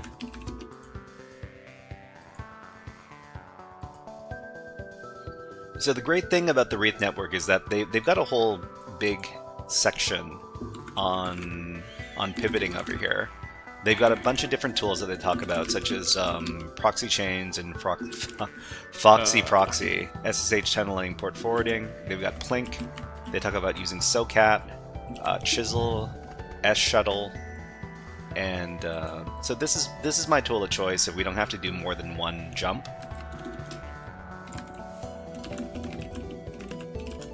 Oh, we can install it? Wait, we can install it with Kali? It's part of the repository? Okay. Yeah, you get an app to install SSH shuttle. ARP request subnet. Google. I'll just use this Google. ARP. ARP. -a subnet scam. Minus. Okay, so... Okay, it's installed now. I think I need to... I've got some notes on like another machine that I used S shuttle on. I need to pull those up. ARP. Let's see. ARP scan. We don't have ARP scan. Unless I want to statically move it. ARPs. No ARP scan. We don't have that. We don't have that. Connecting MAC address, ARP ping. So I was working on another machine from. Oh, we have ARP ping. We have ARP ping. Okay, we have ARP ping. I was working on another machine from our favorite website, the Hacker Labs, and they have a few different pivoting boxes where you pivot through a bunch of like Docker containers. It's not exactly pivoting through like separate servers, but it does let you use the tools, so it is kind of nice. Is it like an actual pivoting lab? Yeah, it's set up like that. So what do we got to do?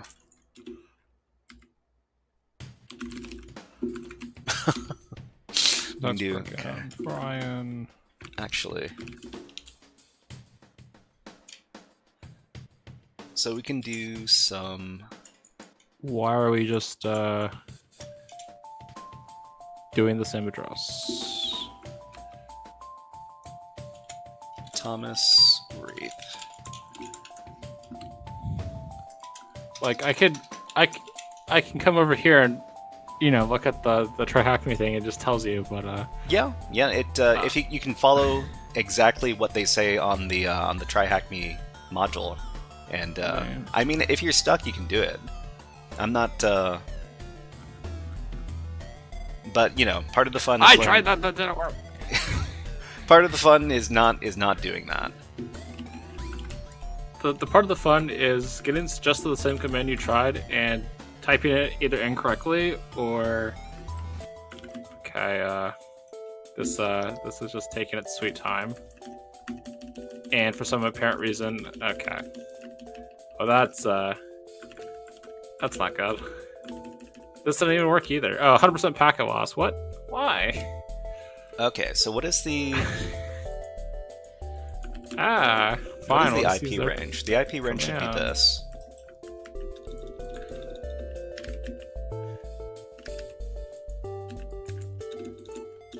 Five.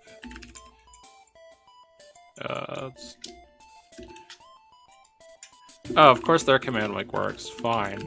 But What command did I run? Huh? Okay, so S shuttle is set up, so I should be able to run.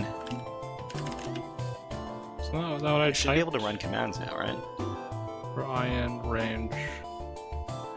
Dping. Oh, I did the whole IP address instead of the. I'm smart.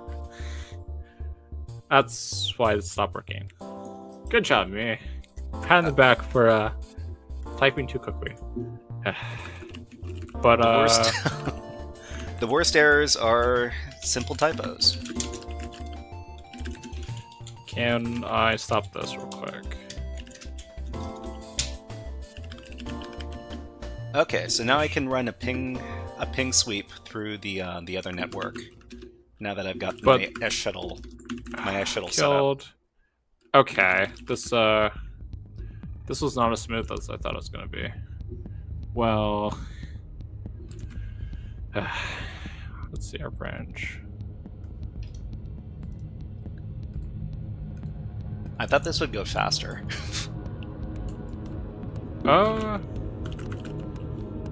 Let's see if the way our ping.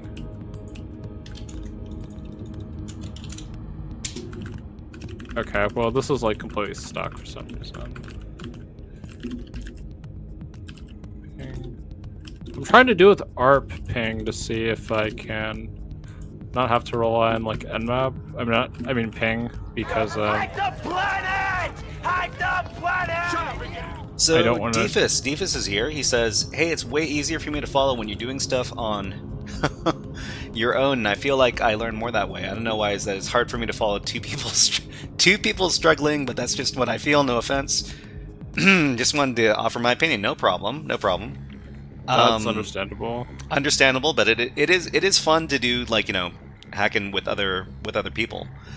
If you have questions, ask all the questions. Yeah, right. And if you have a question you want to present to, you know, the chat, then there are two people who could potentially answer the question correctly instead of just one. Me answering the question correctly? Well, Huh. I mean, sure. two heads, one head, less than, that kind of thing. Yeah, sure. It said 2 hosts up. 2 hosts up. Oh, 250. Yeah, 250 is up. Well, at least for me, 250 is up. So we can do some nmap against it. So we discovered this address over here through using nmap through S shuttle on this other network range. So we can run a standard nmap scan against it. Is that what I have?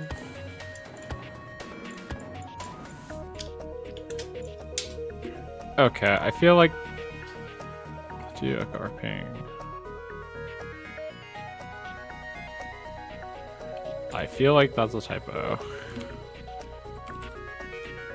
But it is, I mean, you know, when pivoting, when network port forwarding and pivoting is done correctly, it does feel like magic.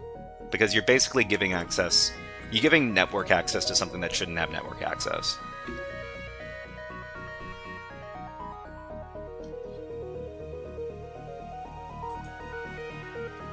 This is going super slow. Oh no, it looks like there are 4 ports, but it doesn't tell us which 4 ports those are. Have you scanned the first pivot yet? Or are you still trying to set up your pivoting tool? I was just trying to do a reconnaissance without a.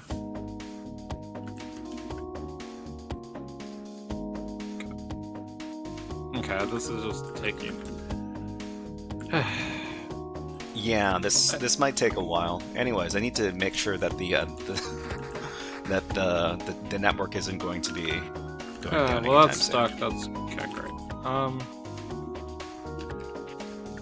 You can only increase the expiry time for a maximum of 2 hours. Oh, okay. So I need to wait. So there's a production server, and then the next one is going to be on the 250 address.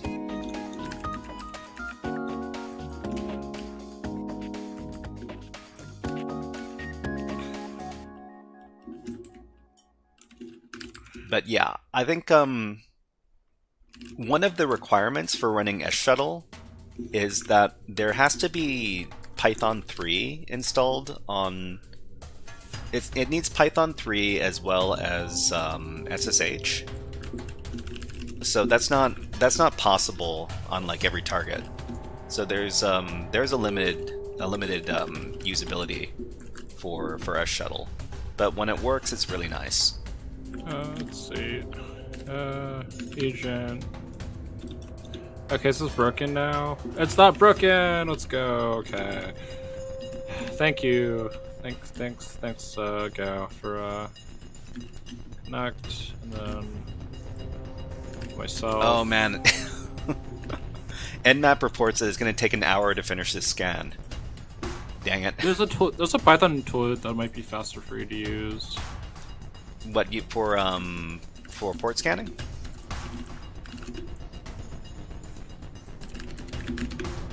Yeah. It's basically just a Python tool that does port scanning. Oh. It's like a script, right? Yeah, well, it's a Python tool. Of course it's a script. What am I talking about? Yeah. Throw me a link. Or like maybe I can just search for Python port scanner.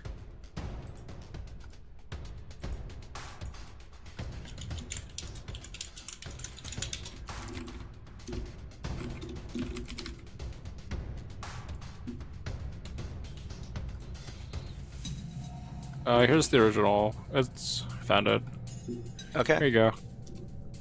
I see it. Python 3 multi-threading. They have a port scanning in there. Okay. It works quite well.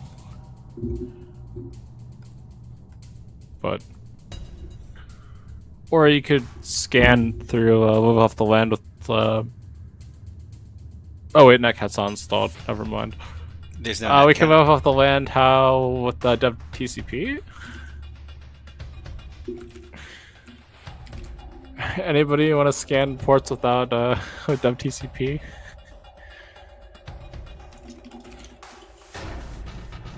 Which you technically can do, I think. I can recall. Maybe not.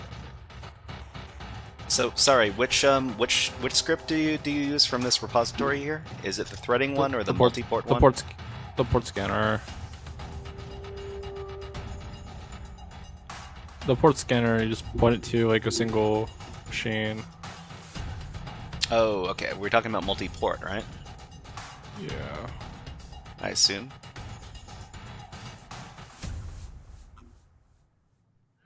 Isn't there a way to use dev TCP to scan the ports? At least I thought there was. And it's magically not in my notes. Because why would it?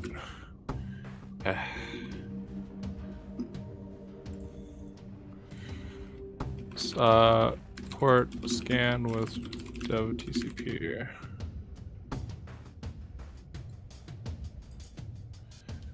Bash port scanning of dev TCP. Oh, come back. Bash port scanning. That sounds slow. Let's see. Oh, Defus has a script. Oh, that's a bash script. Okay. Well, I mean, I might as well try. Yeah. I might as well try out this bash script here. What's the worst that could happen? It doesn't work. You're basically using the same thing you'd use for a simple reverse shell, but to scan ports. Okay, so we've got ads again. You know what? Here's my favorite bird video. Unicast reply. Okay, that worked. Just removing the. We don't need this part. Do you?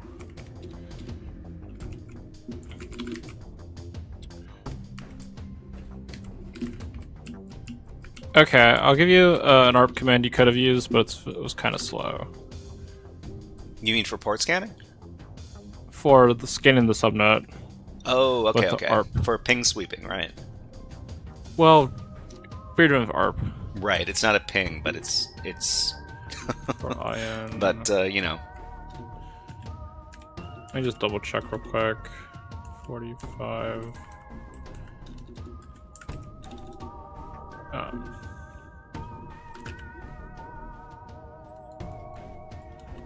No, go away.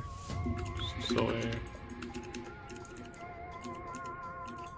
Intercrossed. Okay, so man, we've got all sorts of great suggestions over here.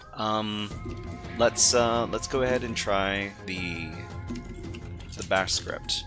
So actually, let's go into the temp directory just so it's a little bit less out of the way.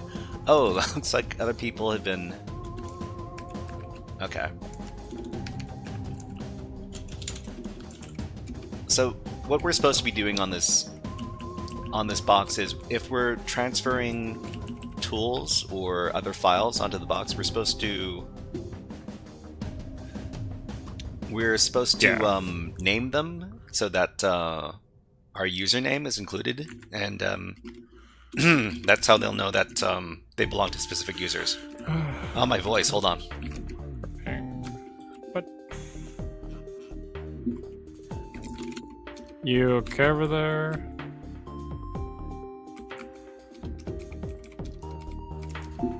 Sorry, just had to clear my throat.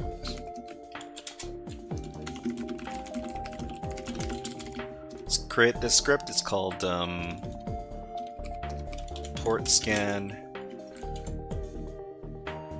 If you want a better demonstration, here's the condensed version, but you'll have to change the your subnet because it's different. Right. Okay, so what do we got? But So for do okay, and then there's port range. Wait, there is TCP. There's a TCP device, right? Or did you say that there wasn't a TCP device? Dev TCP is the default within. That's what I use for my reverse shell, like Okay. in my command. Okay, so it does exist, right? Okay. Like that's the command I gave you before of what reverse shell I used. Right. What's it doing? Oh, we just need to supply like ignore cert now. Ignore the cert, because the last time I tried to make a cert, it broke. And then we sessions. Oh, we need to make the. Yeah, I keep on forgetting to make everything executable. Then start.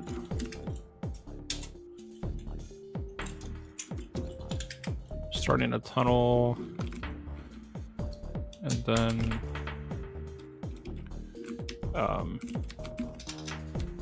I guess I can just run this and see how it goes. Okay, so we're getting some results. 1336 the leet port is open. Of course the leet port is open. Why wouldn't it be? Port 22 is open. Okay, so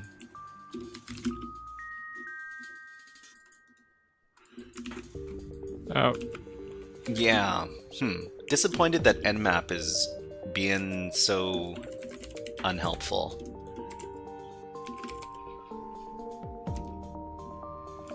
That's our machine. Okay, what else do we have?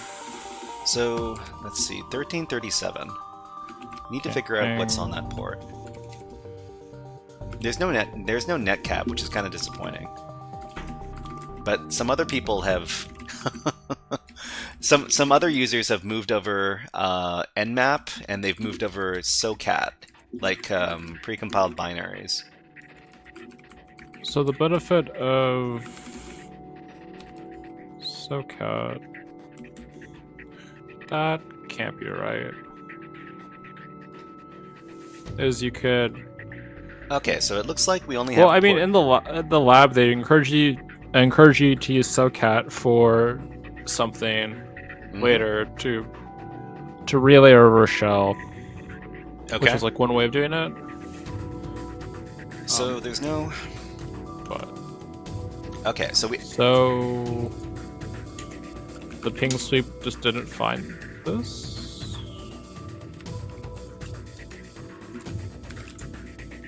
Find ping. So let's do figure not out what's broadcast from let's figure out firewalls. what's going on port 1337 on this thing. Huh. Well, it shows it as filtered in. Looks like maybe my S shuttle is not working so good. So they want you to use a ping sweep for something that's blocking ICMP requests. Okay, that's fine. Cool. Ping sweep, that doesn't work because it's blocking ICMP request, dev TCP port. But the box is down. Well, right? Our ping, and then Yeah. our ping, and then host. Okay, so 1337 is open. We don't have. There's no netcat. Our ping.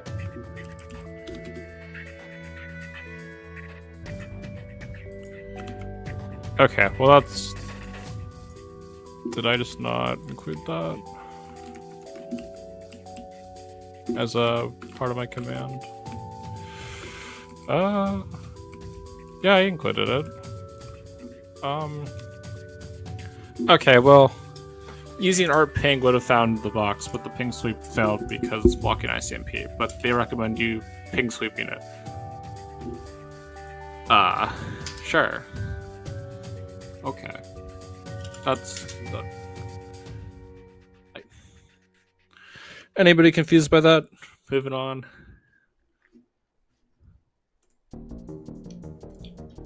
Okay, Moving so on, okay. we're connected to S shuttle again.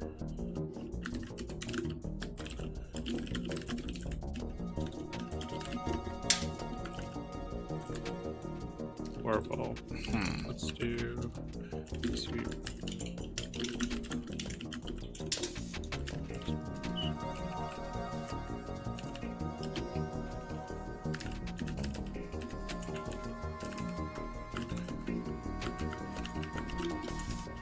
And then So we only have. So there's port 22 and port 1337. I guess. You know what? Maybe I should just use one of these people's uploaded Nmap tools. Just piggyback off of those. I mean, you can upload static mmap too, but I'm trying to not do that. Well, I mean, yeah. I mean, if you want to do things a certain way, all the power to you for making it a little bit more. 96,250. Yeah, I think it's 96,250. We did our sweep over here earlier. Let's do this one at a time. I don't feel like This one, doing right? a loop and a loop and a loop and a loop and a 96,250. loop and a loop. We only need 3 of these.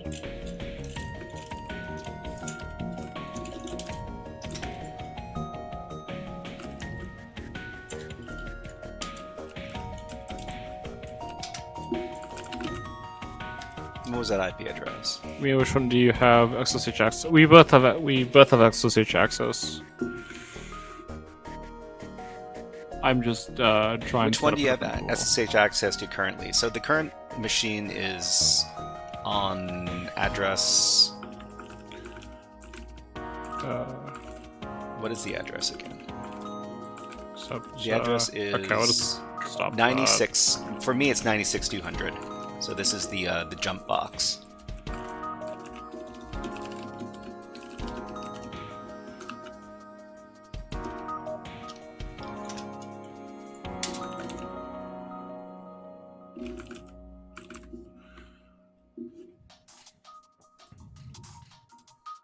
So you're trying to reach.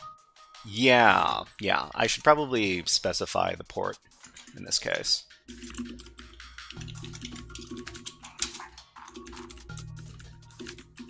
It says it's filtered.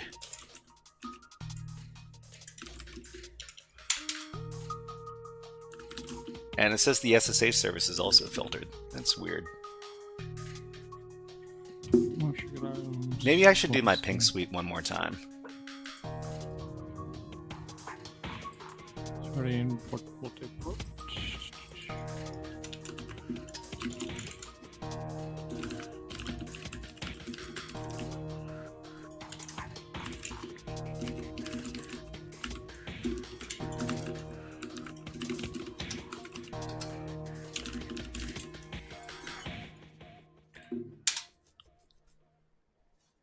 Particular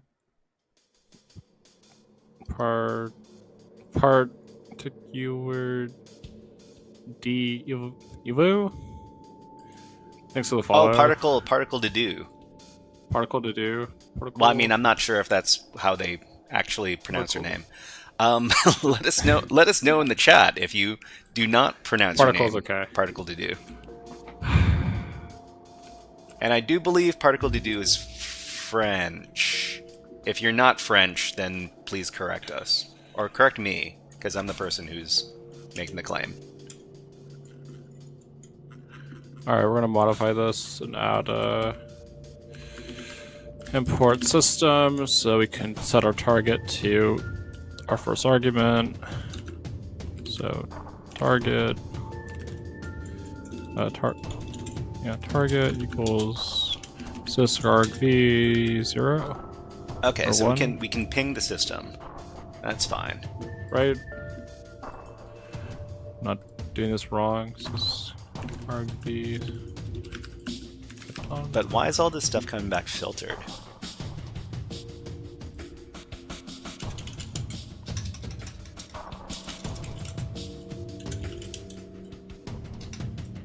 Script name file. Okay. That means then we can do for I in a range of 100, 150, 250, do Python multi-threaded, and then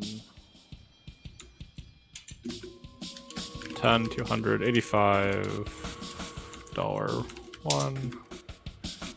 Done. Huh. Python 3? Oh, that's that's What did you find?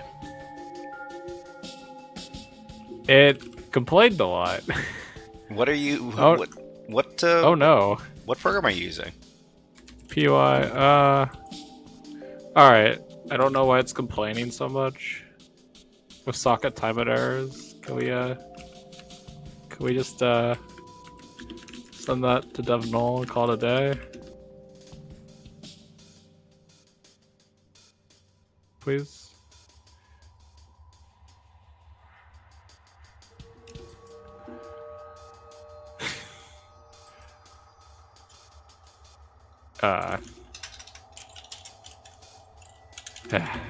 Okay, well...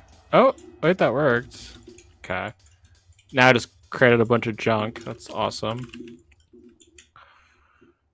I'm just using the multi-port script because I'm Belgian, but I speak French.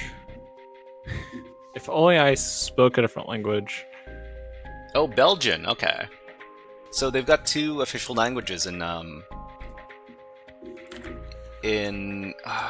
what is it called? There's there's Dutch and French, right? I think that's or am I thinking of something?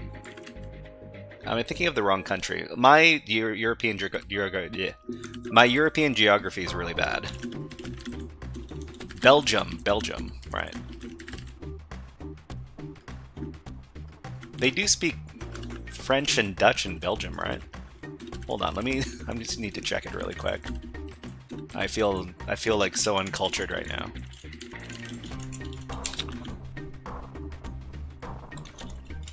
A friend was like, "Hey, I want to learn Mandarin." I'm like, "Oh, cool. Let me learn it with you." And try to learn Japanese at the same time. Big mistake. Dutch, French, and German. Oh, they speak German in Belgium. Okay. Huh. All right. Yeah. Well, today I learned. Thank you. Thank you for giving me this opportunity.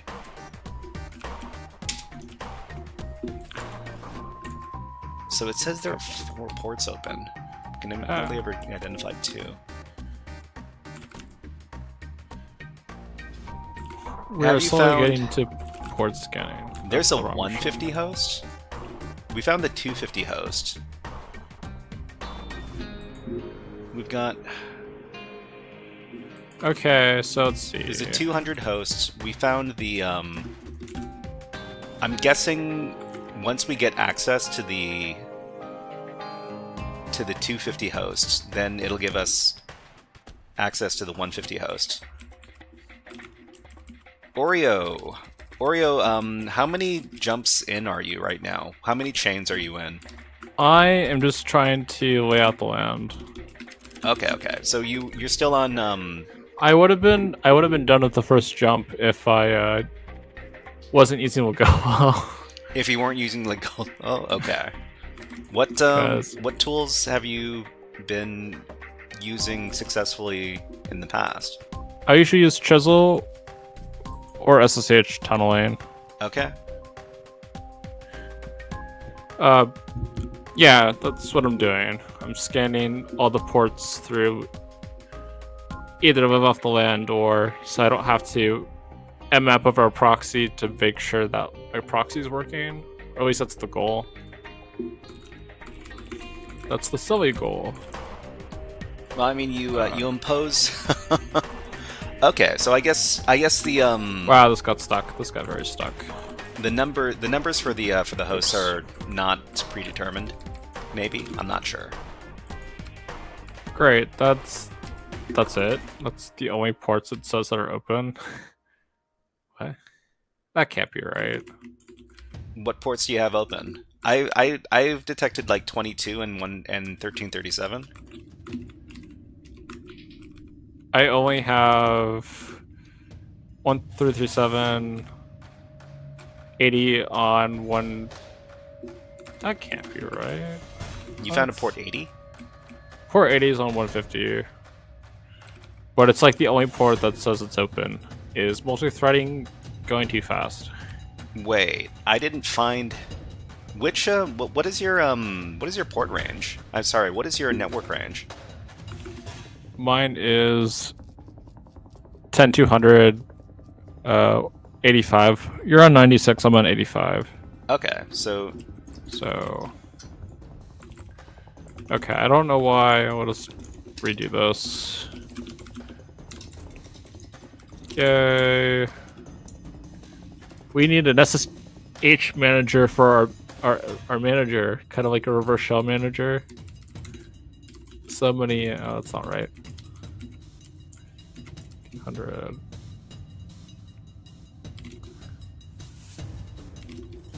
I mean, doing this with netcat would be like 5 times easier than doing this with dev TCP, which should be working, but it's not. Yippee. I'm gonna do another ping sweep, just to make sure that I'm not missing some hosts that's lurking out there. Oh, well, I just messed up. Awesome. Actually, is this the internal address for? Wait. Oh, netcat's not in the box. That's right. Does anybody know how to do a banner grab without a cat? Is there telnet? Yeah, is there telnet? No telnet. Womp. There's no busybox either. Busybox would give us all this stuff. Dev TCP. Okay, so we found 200. Yeah, I guess we could use exec. Is there any other ways we could do it? Defus asks, can't you do ping from the compromised host? Maybe you can reach it from the outside. Ping from the compromised host. Let me... I mean, the problem with that is 150 wasn't responding to ping, but you could try again. This is not. How did you find the 150 host? Was that through? I did art ping. Art ping. Okay. It might not be. No, I mean that might be some sort of like router or something, right? Art ping. I can give you the command again. I'll give you the final command because it's just super slow. Art ping. Okay, let me give this a try. Art ping. Nmap uses ARP default when you use it internally. It says defus. Okay, this is just like... There's probably a way to speed this up through, Okay, I was trying to figure out a way to do speeding up port scanning through, like, jobs or some type of, like, thing on Linux, and what ended up happening is basically it kept skipping over ports and would not work properly. So, I got abandoned very quickly. Oops. I'll just do Python 3, multi-port. Just do these in order from the top.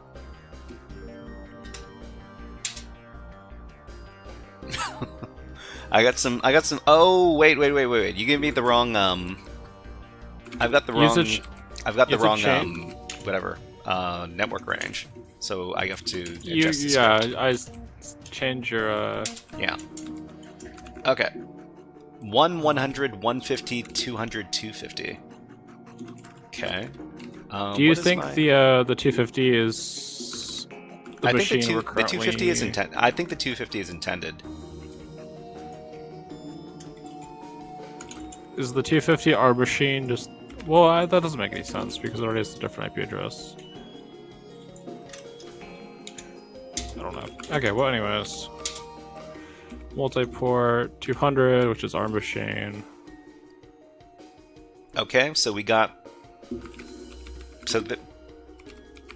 I got a response from the 150 machine, but I didn't find it through ARPscan.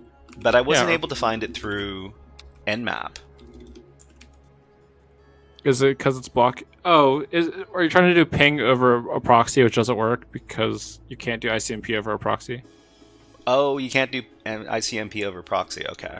Also, if you try to ping the box with ping on the machine, it doesn't respond. It just says like nothing. Oh wow, this does not like that machine. Well, that's awkward. So... Well, that's where all the errors came from. I'm gonna be right back. I'm gonna turn on the light real quick. Okay, sure.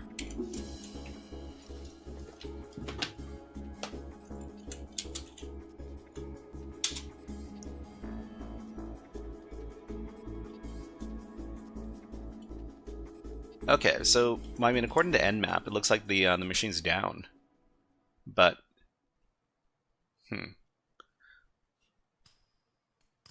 let's see. Diva says if the 250 ports are filtered on the compromised host, it's likely that you have to compromise 150 first before you can reach 250. 150 before you can reach 250 if the port 80 on 150 isn't filtered. Let's see. CrowdXT says, "What's up? What is up, CrowdXT?" I haven't done some. I haven't done any video redeems in a while. How about War Games? No, wait. Let's do It's a Unix system. I need to change that to Jurassic Park. It's a Unix system.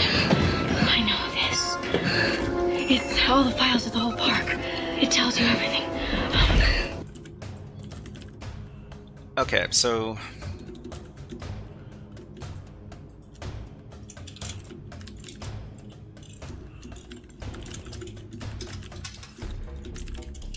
Nmap. Let's try port 80 on the 150 system.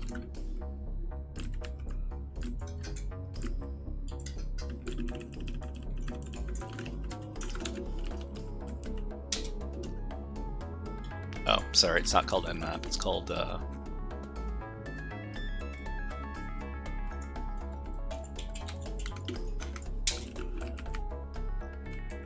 Okay, so port 80 is open. Port 80 is open on the 150 host.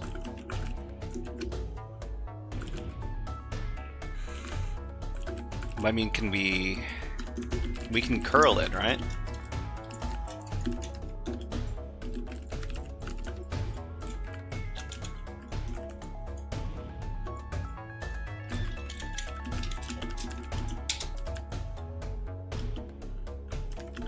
Okay, so if you're seeing this error because you have a code in your Django setting file. Django, huh? We talking about...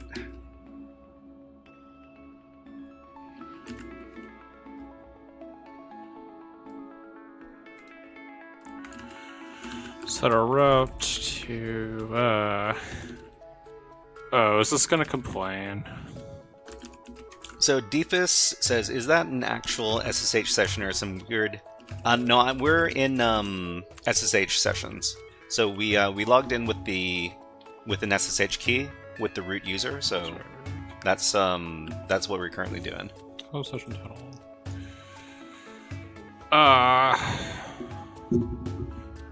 Why is this not 150 working? port 80, huh? Keep a lifetime error.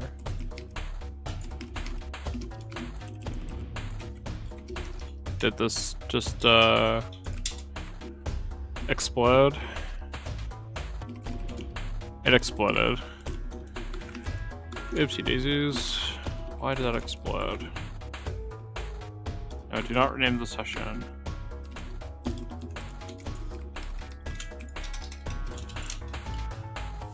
GroudXT says, got a valid list of endpoints on the web server printed out by Django. Oh no. Yeah. Lagoa was not going to be fun here. That's right. I guess I just lost all my sessions. What happened? Alright, here's the problem with the Reef network. Because it's using the same technical subnet, which is... It's the same it's... How do I phrase this? When you're using Lagoa, how you set up your... How you pivot is basically you create a interface and then you create a route for your interface. Okay. What happens when your route that you add is the same as the network that exists? You're basically just squashing your route in a way where you can't reach it anymore and everything shatters.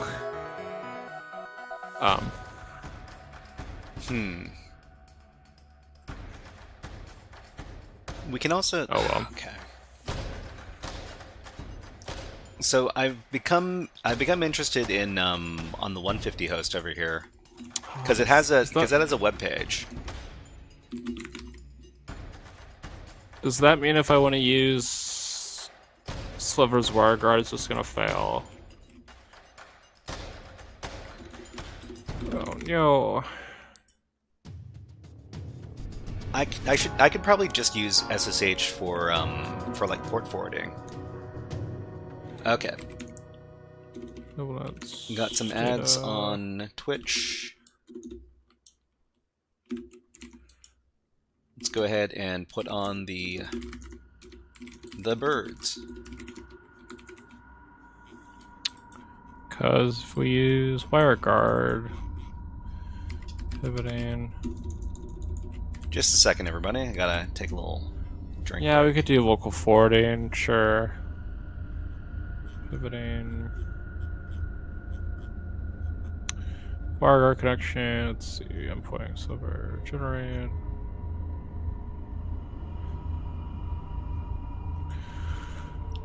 Create a WireGuard listener. Set up the listener. Create the interface. Add our configuration to WireGuard. And then create the socket, and then we just deproxy. Actually, this should be fine. And then there's my comment where I'm like, oh my gosh, this is great. Ah. Okay, well, Govo's just gonna break everything. So, I need to unbreak it by deleting the route.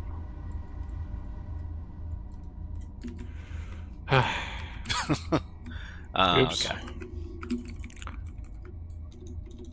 All right, everybody. So yeah, let's see, GroudXT. Yeah, thank you very much for pointing out the valid endpoints from the response on the 150 host. Okay, and Defus suggests to tunnel to the 150 host through the compromised host. So let me grab the convenient command. Thank you. I should ask Carrot for help with that issue. Who? Overgrown Carrot. Overgrown Carrot? Are they online right now? They've used Logolo ever since they learned how to use it, and they have scripts to help set it up very quickly. But I'm running into an issue where you're trying to create a route that already exists, and you're basically just creating a route conflict. So and let's see. IP route conflict issue. What's called issue? Permission didn't. Oh, okay. I need to do. We need to use the Network ID RSA. bug. Where? Oh, address already. Okay. I've got something working on my. I was hosting files earlier, so I need to shut down. Out. Okay. I need to change my. I'm doing too many things at the same time. I'm changing my music right now.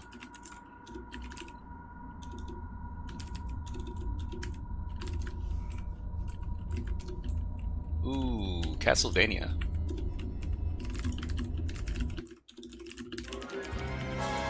Yeah, I'll have to ask him. Okay.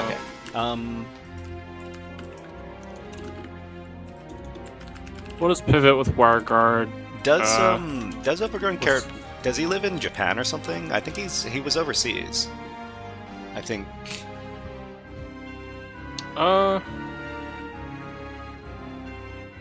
mean, I know the answer. I don't know if he wants. Oh, okay. You don't know if they want people putting out their geographical location out there. I know the correct answer. GroudXT says I don't think it can listen because below he's 10, streamed 20, and said that before, but 4 without root, right? where they currently are or not, I'm not gonna specify. Okay, yeah, no problems. You don't have to give any information that you don't need to. I know they're general geographical places, but I don't know their exact location. And by general, I mean like big country place. Yeah. Okay, we're not going to go because that's what happened to me originally when I was trying to practice. Oh no, okay. You're through okay. SSH VPNs. It required you to make an interface, and then how Reef was set up just broke that completely. Okay, yeah, Defus, thank you.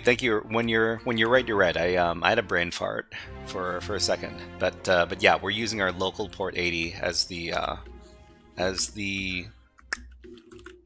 other host at port 80. So I guess we could look at the web page through our web browser.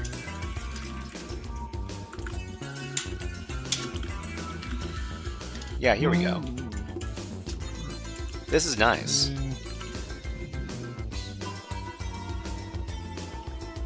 So using the URL, let's see. Django tried to use the URL patterns in this order: registration, login, git stack, rest. I'm gonna try to set up. Oops. I'm gonna try to set up pivoting through Sliver real quick. Oh, okay. Okay, what? What? No, I'm just exploring this web application that's on the 150 host. And it's kind of funny. Diva says, I really struggle to understand all the different tunneling methods, but indeed, it is indeed super cool. I guess it isn't admin. That'd be too easy. Excuse me? Is it not WireGuard config anymore? Oh, it's within us. I'm being silly. It's over here. Aha ha ha ha ha.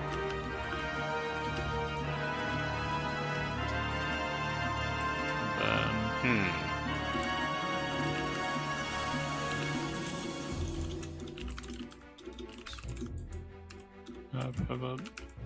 I guess the default credentials here aren't in place. That's okay. What were the other we need endpoints? just to add Git stack, rest. Clear yourself off as binary. So let's do endpoint as yourself. Then 53. Oh, except I changed the port to Johnny Sachs says, can we listen to The Ascent? The Ascent. I don't know what we're referencing here. Let me actually, I can search while the stuff is going on.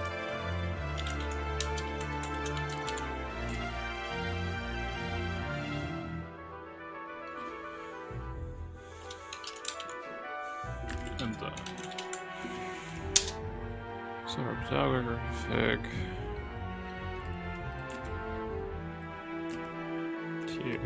Sorry, could you? So Johnny Sachs, could you tell me what The Ascent is? Is that a song from the Castlevania soundtrack, or is it something else?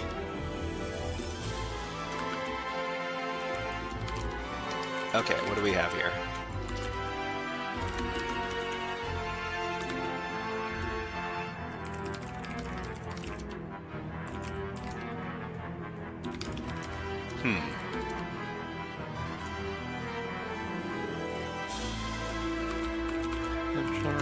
Oh yeah, some Baba, right? Yeah. The Ascent. I'd play it but I don't know if it's Sorry, Johnny Sachs Gaming. I need every time I play some music, I need to make sure that it's on the YouTube OK list, because if it's not on the OK list, then my video gets demonetized and I'm sad, or my live stream rather. Let's see. Defus says you had some Baba. Yeah, I can play some Baba. Baba Is You. It's a fun soundtrack. Let's play some of that.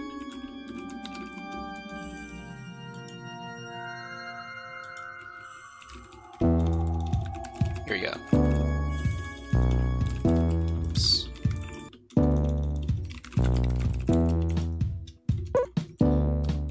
Okay, so I guess we could run all of our web enumeration stuff through the proxy for the port forwarding. So we can run. Are we really running derp? So it's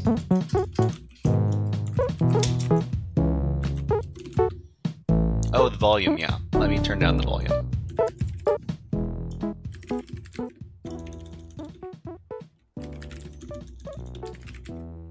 Okay, that should be a little better.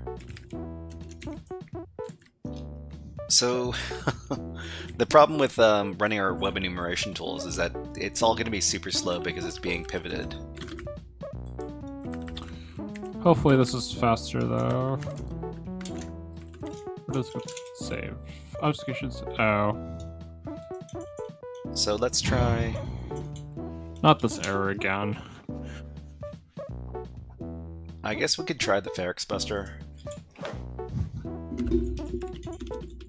This has been broken for so long. This is broken in tools. Let me just leave this running for a little while. Oh wow! I mistyped my my IP address. Very bad.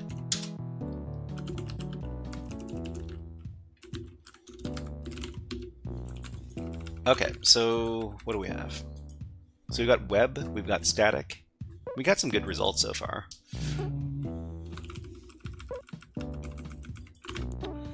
I didn't copy the config correctly either. Awesome sauce.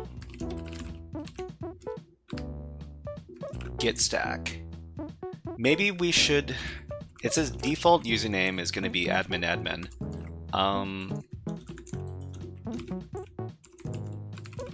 What are you working on, Oreo?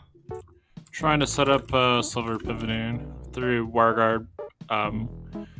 You basically, through WireGuard listeners, you can set up your proxy chains through WireGuard, and it's Okay. much faster than a traditional SOX proxy. But for some reason, I can't generate the Linux the agent part. So I'm trying the updated version of Sliver. I must admit I haven't done very much. I haven't tested out like C2 frameworks very much. What C2 frameworks have you used so far? There we go. Okay, it's fixed on. Use the fixed version. Do not apt install. I mean, why? I've barely. Let's see. I've dabbled with Havoc, PowerShell Empire, MSF console, Sliver. I guess Villain, if you consider that a C2 framework, because it has some functionality, but there's a lot of things that the creator is like, oh yes, that'd be great, but at the same time he's busy working on a bunch of other stuff. And fixed and I just like playing with different tools. 5.4.3 able to create Linux stage agents on Kelly. All right, okay. This makes me feel a little bit better. And then we'll just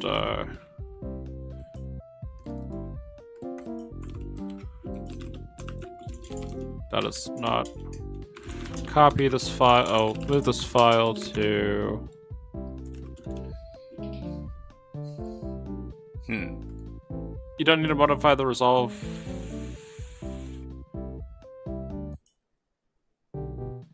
to be able to do what you want. Are you talking about doing it through Lagoa? Because if the solution is to just modify resolve.conf for the issue where your routing table is the same as your pivoting route and they just fight each other, then that'd be really useful to know. Protocol. I think. Sorry, I missed your comment. No, nothing. It looks like my web fuzzing broke. Well, made the web server really unresponsive on the 150 host. Either that, or I actually knocked over the web server. Noctua for the web server.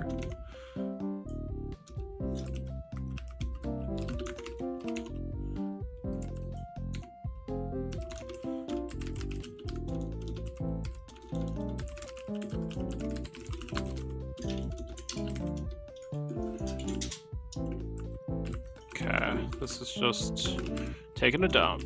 Awesome.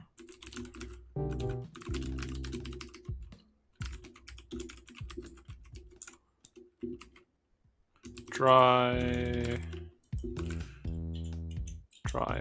Okay, so there's git stack running on the web server here. I guess we could. Do you think it would be okay doing some brute forcing attack against the web server here? Against the over the your web proxy, over a proxy. If you did, you'd have to go very slowly. Yeah, I guess so. Let's see. Diva says, have you tried dir search yet? The way its word list is constructed differs from most of the other tools, makes it kind of efficient, and they update their default word list pretty frequently. I've had pretty good results with it. Pink Armor says, nice. Hello, Pink Armor, nice to see you here on YouTube. Let me give you a fun video redeem. How about a Nyan Cat?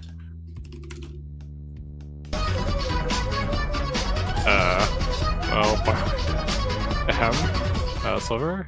But yeah, so to your comment there, Deefus, I have heard from a few different people that that dir search is a nice tool. Most notably, like Hack Smarter, which is Tyler. Oh gosh, what is his last name again? Ramsby, Tyler Ramsby. Yeah, they recommended it, and I might get around to trying it out a little bit later. But I still wanted to try. I still wanted to use Ferrex Buster for a little while. But yeah, dir search is definitely on my radar. But maybe so git stack. I wonder if there are any known hacks for git stack.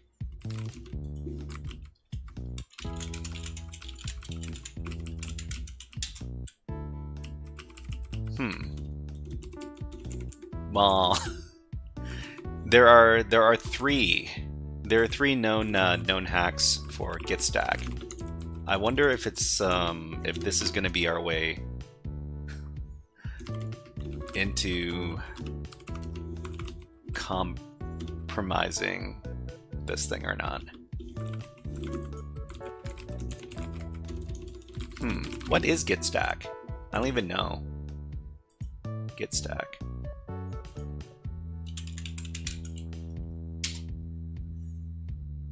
Okay, I don't know why it didn't run the thing. A Git server on Git server on Windows. That I guess that kind of implies that this is that the web server is a Windows web server.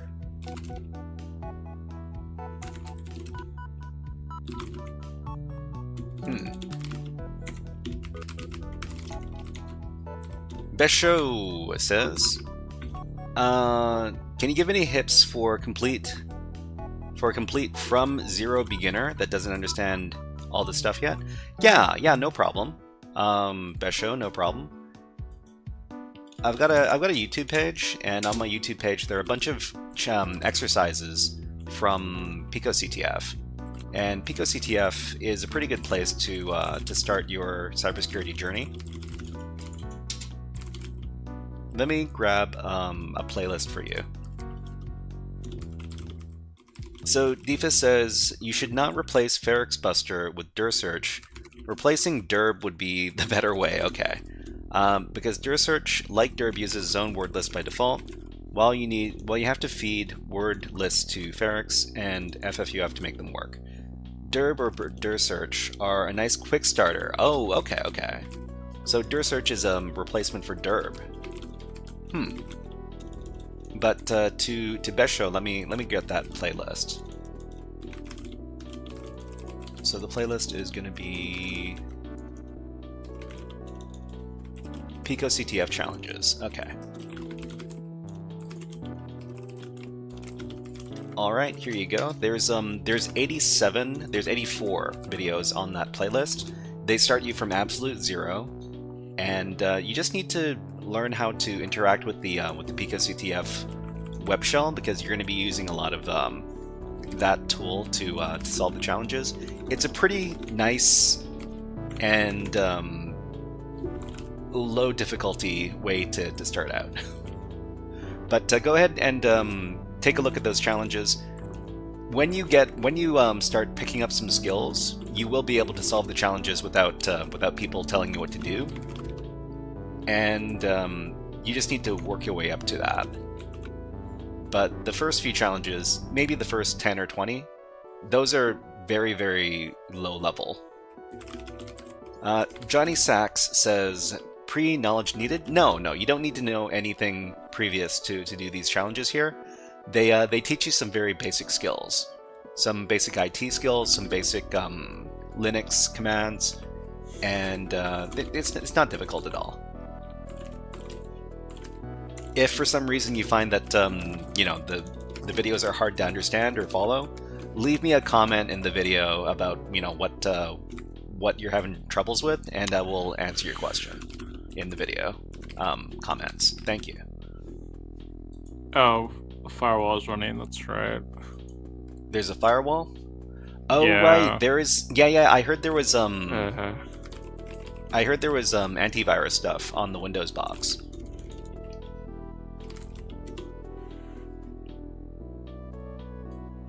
Okay, so there's only three hacks for git stack here. Should I just try all three of these on the off chance that one of them works? Or should I do some more research first? Probably more research. It's very easy to get stuck in the loop of, this sounds close enough, let's just chuck this at the wall and see what sticks. Yeah, I guess so. Pink Armor says, can you solve Pico CTF 2025 reverse engineering challenges? I don't think I've taken a look at any of the Pico CTF reverse engineering challenges. Oreo, you were also working on Pico CTF. Did you take a look at any reverse engineering? That made me very... I did the BitLocker challenges. Oh, and I lost my mind over one of the tools just never gonna work. Are you talking about what is it called? The memory one, right? Volatility? The issue wasn't volatility, the issue was which key is the right key. And how do you delineate between which key is the correct key? Oh, okay. And the fact that volatility gives you the option to include plugins that may or may not already built in by default. Okay. And I still am not getting a session. How come? Let's see. Thank you very much for following on Twitch. PinkArmor37, thank you very much. Why don't you have a Hack the Planet? Because that's what we do.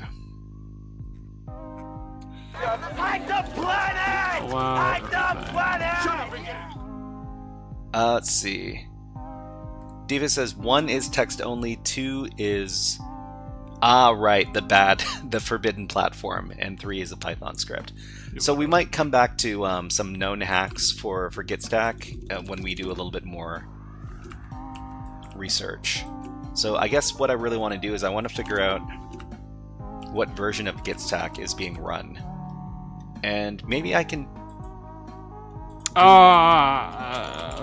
Good job, me. Good job. Let's create the agent with the wrong IP address by 1. Good job. Okay, so GitStack. Don't you love it when you do that? Making typos and stuff? Where IP address is like 12 when you put 13 instead. Yeah, no, it's well, you will know when nothing works. Okay, so I am doing testing.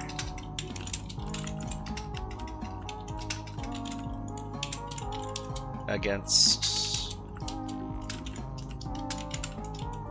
Noisy.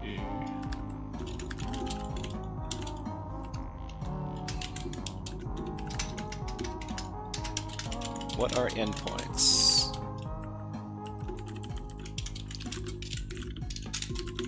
Let's see. GroundXT says PicoCTF has reasonably difficult challenges. Even college students do them.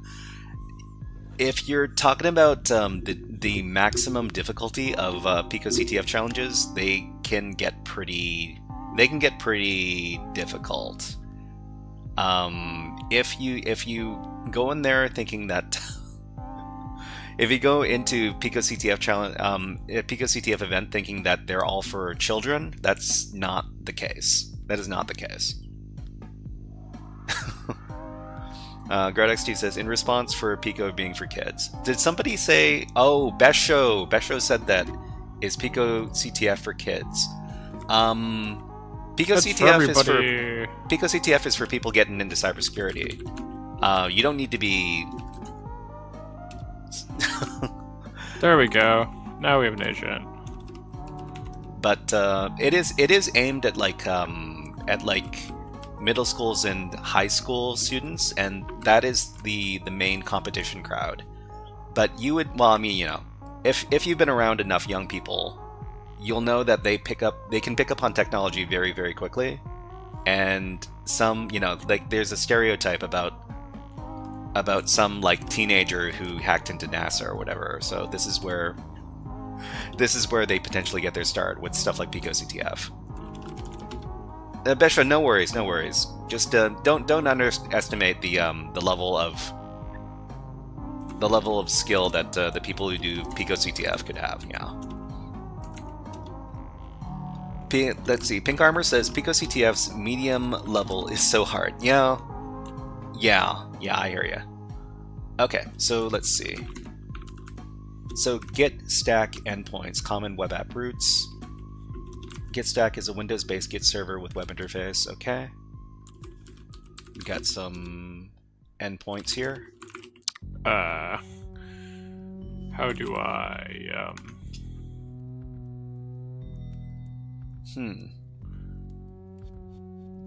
Okay, so there's a Git stack API.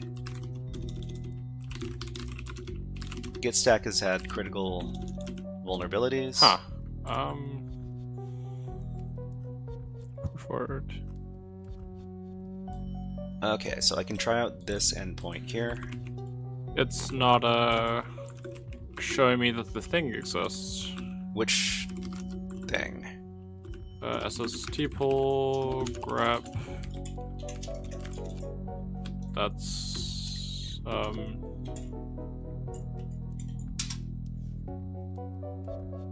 that endpoint doesn't exist.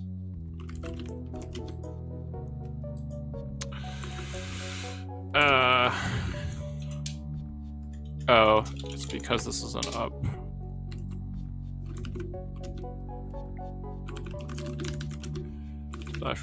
Did I skip a step? Did I skip a step? WarGuard configure. Start interface.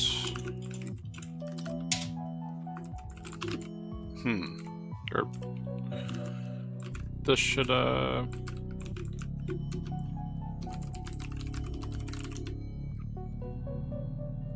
Okay, so I really want to figure out which version of this software is being used.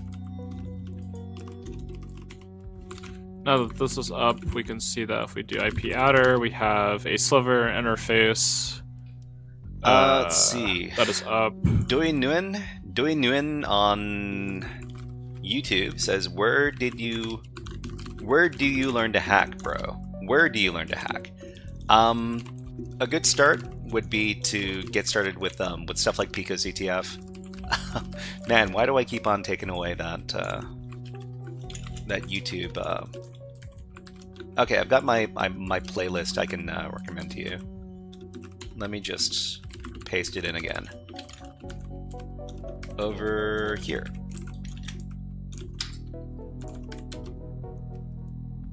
So this is the list for newbies. Do you know in? Difa says you're seeing this error because debug equals true in Django. Debug equals true in Django. Is that something you could? Yeah, it is. It's probably something we could get some more information about. Okay, there we go. But I need to. I need to. Where can we get the version and information about git stack in the app?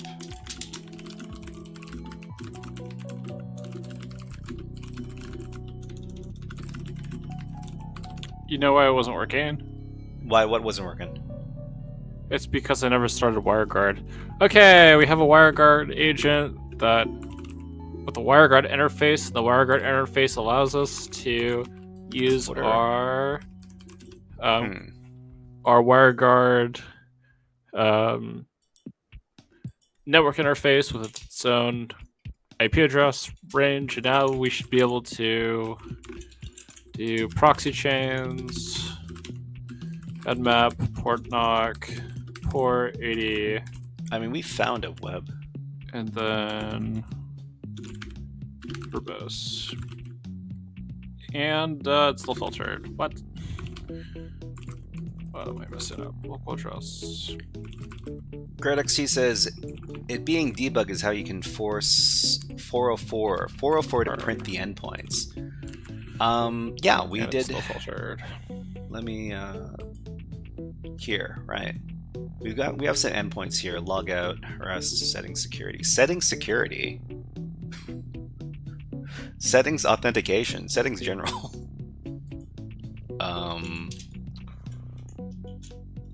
And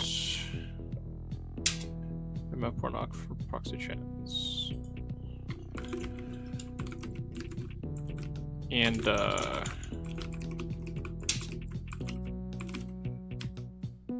okay, this redirected me. well, that's not working. Filtered. Is it because the firewall's running? Which is I should have read this in the background. Did I just destroy my This all session? redirects.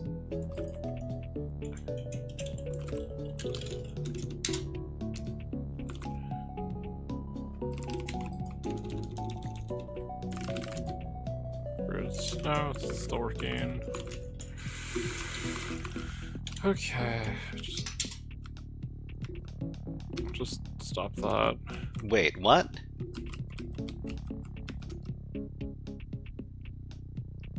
Filtered.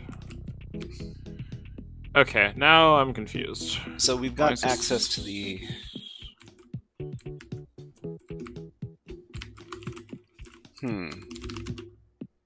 repository, okay.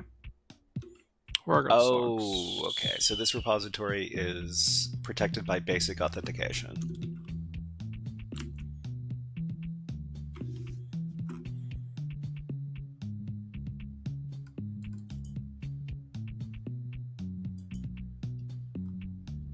So admin, it's probably not going to be admin. Nope.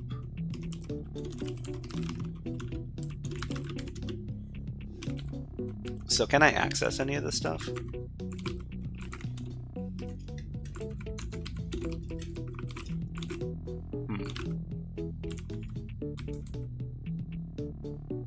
Oh, I'm being dumb. It's not localhost, it's the interface of the SOCKS, I mean, the VPN tunnel IP address. So the login page, is there a login page? It's this. This is why I wanted to use alternative tools instead of just Chisel for practice. SOCKS 5. There's no login. Alright, now this should work, right? Right, guys? Right? And it's still filtered. Socks 5.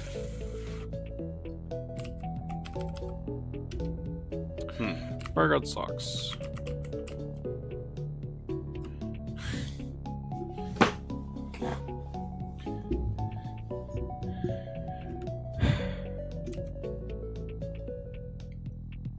GradXT says, so the application has Git, PHP, and Django. Must mean it's a reverse proxy thing, mixed technologies. Well, I'm not. I mean, as far as the technology is concerned, I'm not much of a web developer.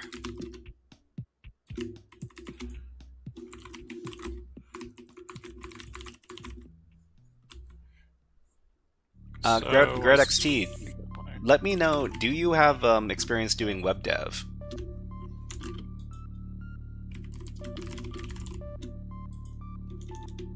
Because I hear that you can transition from web dev to app security very, very easily. That's what I've heard.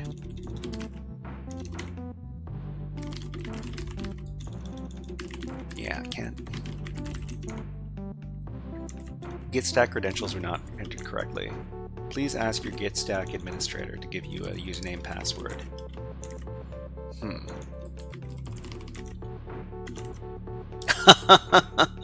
Dewey Nguyen on YouTube says, I have experience in web development, but I think the future is vibe coding.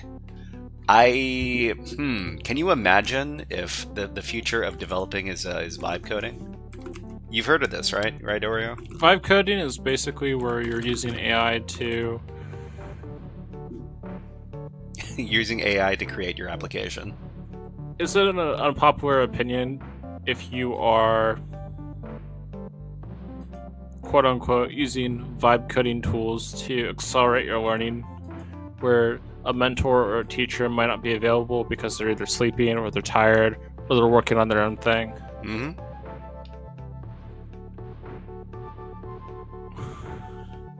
We could have... So, like, should you use these tools? Well, I guess the problem becomes, well, vibe coding is you don't think, you just tell the bot to do it for you, and it... Right. And you don't think about it. Vibe coding is not... Vibe coding is telling the AI to do something and not really understanding why it's why the code is working or why it's not working. Is this what I need to do? Not the Oh man. I'm gonna have to. I'm probably gonna need to tap out in about 15 minutes or so.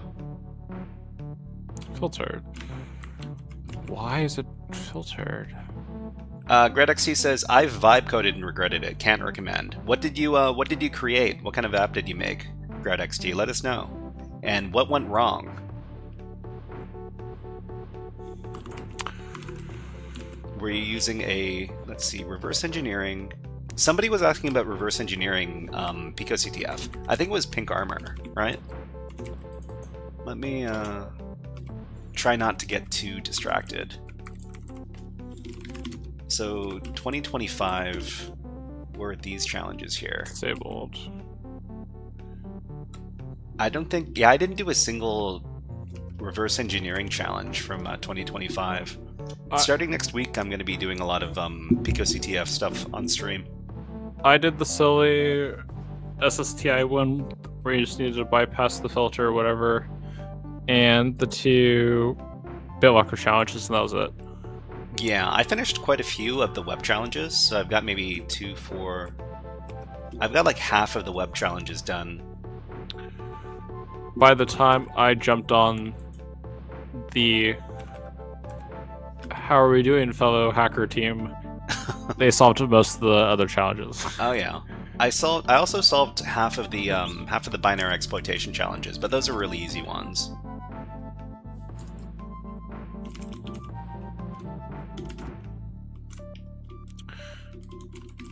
But yeah, starting next week we're going to be doing. I think I did quite a few forensics ones as well. Oh, they're not loading.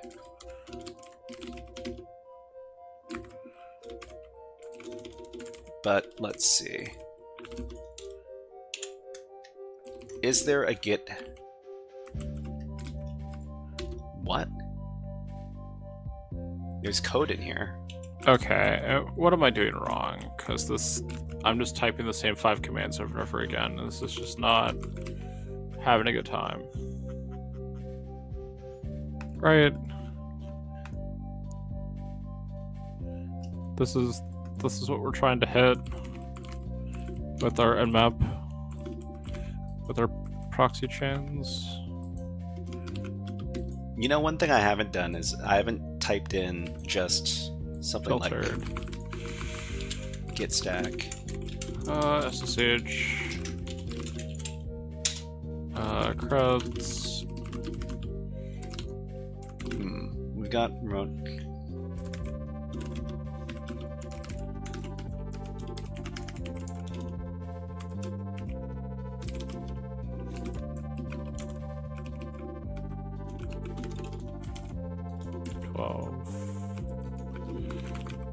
So what about yourself, Oreo? Have you ever done any vibe coding like activities? Filtered. Okay. Well, okay, here's my problem. I learn in reverse. I can't just sit down and this is how you write a function, this is how you write a for loop, this is how you do pass by reference, pass by object, this is how you declare. You want to make it from a string to a byte array, or a byte array to a string, or I would just get bored and not build anything. Mm-hmm. I do the thing where it's like, I want to build this cool idea. All right, solve this problem. Okay, solve that problem, and eventually you've solved like 10 different coding problems. Of like. So you jump in. You jump in head first, is what you're trying to say. Yeah, I basically I do a lot of prototyping and it's a lot of failing, which is probably worse because it takes me longer, but it gives me something attainable faster for, hey, look at this cool thing I could attempt to do. Well, yeah. I think a lot of people say that the way they learn like programming languages is through like projects. Okay. Version.php. It's a PHP page. Of course it doesn't show you anything. Why would it? Okay, I disabled the firewall. Didn't work. I tried SSH pivoting. Didn't work. Huh? It'll stay running. Stay a good zone. Public. Oh, sorry. GroutXT says they did vibe coding to write a hashcat preprocessor. They used AI to heavily optimize code that I wrote to the point where I don't know how the pieces work. It's functional, but it generates technical debt in code that no one's familiar with.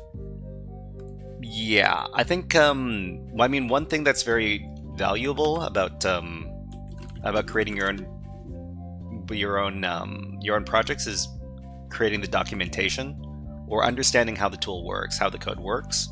Because if you don't do proper documentation and your tool breaks, or like it's suddenly, showing some unusual behavior, there's no way to go in there and try to debug and try to figure out what the heck is going wrong. But yeah, I totally agree with you there, XG. The hardest part about programming is when your tool compiles with no errors and it doesn't work. Okay, yeah.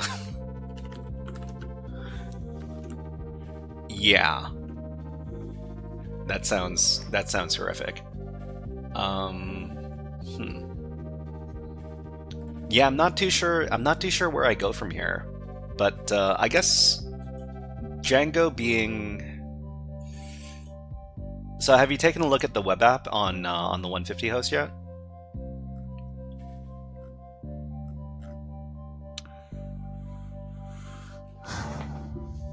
The one I'm just trying to fix the firewall. Wait, which host has the firewall? The first one. Are you talking about the pivot box? The first machine has firewall CMD running. Oh, I didn't know. No, we have the opposite problem. It works on your machine, but not on my machine. It's all come full circle. Wait, I mean, what is the firewall preventing? I mean, I can't even identify what the firewall is preventing me from doing. It's not allowing me to pivot. If you, I mean, can you curl out to the 150 machine? Proxy chains curl.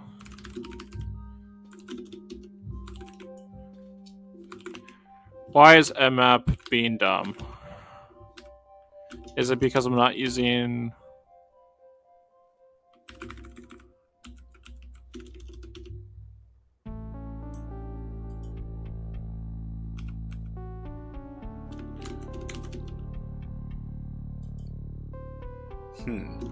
It just reports that it's filtered. Yeah. But I've encountered curl, proxy chains... Wait, why is it reporting as filtered? Oh, that's so frustrating. Wait, curl... So we got the one page on the web app is protected by basic auth. Oh, that's wait, so why is mmap not working over the proxy? After me spinning my wheels thinking my proxy was broken. Is it because the network went to sleep?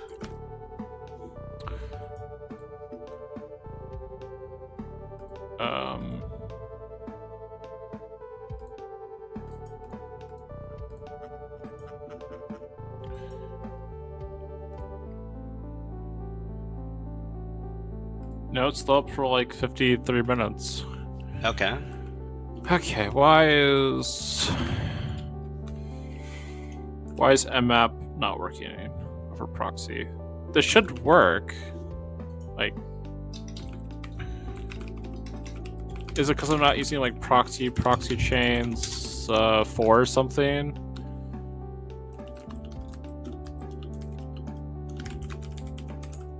A5 15.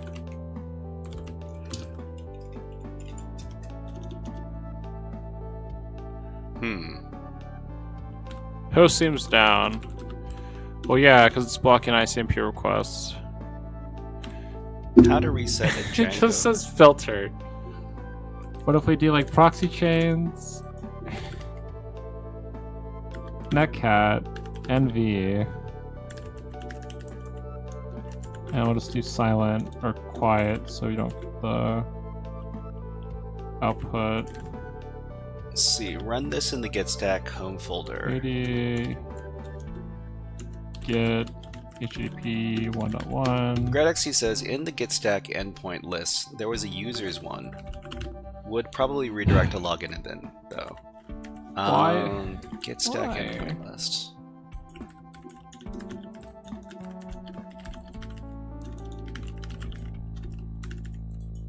Why is mmap failing me? Okay, it wasn't the pivoting problem, it was just mmap just not There's a working users over proxy chains for some Group reason. What? user. Huh? Groups. And users. I'm very confused. Shy Hat, do you have the answer? And the answer to what? Why mmap is not working over the proxy? Even if you set it to like not use, try to use like TCP like with like little st. Which proxying tool are you using? I'm using. Oh, don't do that. SSH tunneling and doing it with the That works. So using SSH tunneling, okay. Why does this fail? That's just filtered. You go back to Sliver. That also fails, or at least it just says filtered. Maybe like T like 1? I mean, Nmap. Well, I mean, I haven't had very much success using Nmap through proxies. Usually it's slow, but it's doable. But it's not. What? I'm so confused. Oh. Google. Nmap not working over proxy chains. Everything is filtered. I'm not port forwarding. Proxy chains Nmap out the box. Okay, so I'm probably gonna Yeah, I tried that. That didn't work. I'm gonna wrap up my stream in a little bit. So everybody, I just wanted to point everybody towards the schedule for next week that I'm gonna be doing. Next week is week 15. It's already week 15 of 2025. It really makes you think that the year is going by a little bit too fast. But what do we got on Monday? So on Monday we're doing Bandit, levels 10 to 15. We're doing the PicoCTF forensics challenges.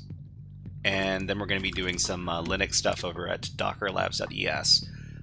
If anybody has any suggestions for stuff you want to see in the stream, let us know in the chat right now, because it's a good opportunity. Because we can still change the schedule if we wanted to. On Wednesday, we're going to be doing some binary hacking basics. We're going to be talking about return to win binary hacking challenges. We're going to be doing the PicoCTF 2025 web challenges, and then we're going to be doing more over-the-wire Natus. It's going to be a lot of fun. And on Friday, we're going to be doing our coding stuff like we did today. So Codecademy, and we're going to be doing binary challenges. We're going to be doing the PicoCTF 2025 binary challenges on Friday, as well as some other Windows hacking challenge. We don't know yet. Red Sly Fox says, "Do you work in cybersecurity as well?" I used to. I used to work as a web app pen tester. I worked for about half a year, and I learned a lot about the what the workflow is like when you do testing against web apps. It's a lot of report writing. And I decided that instead of doing a lot of report writing, I wanted to do a lot of teaching and getting other people into the cybersecurity industry. So the answer is former work in cybersecurity.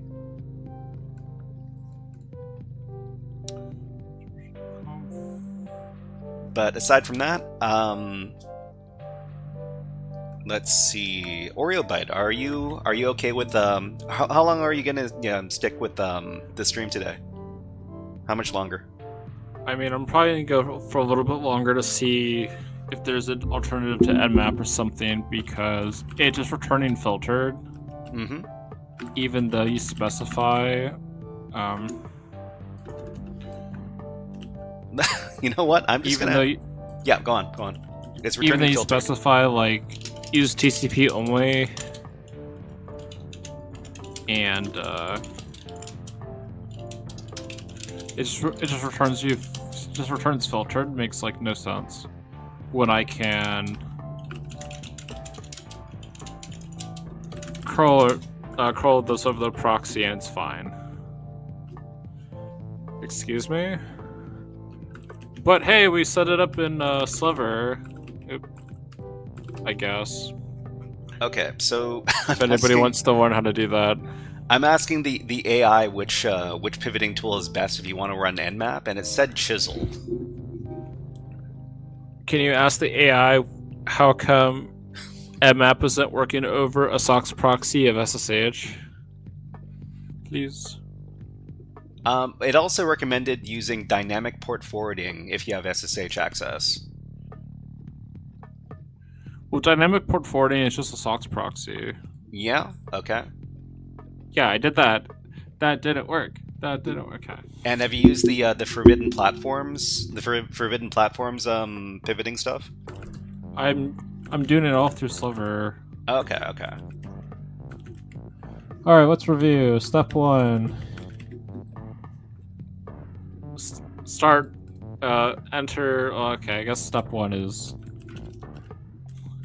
start Sliver 1.5.43, and step 2 is create a listener.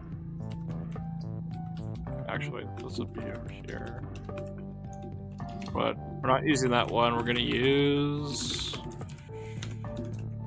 this one because it's updated.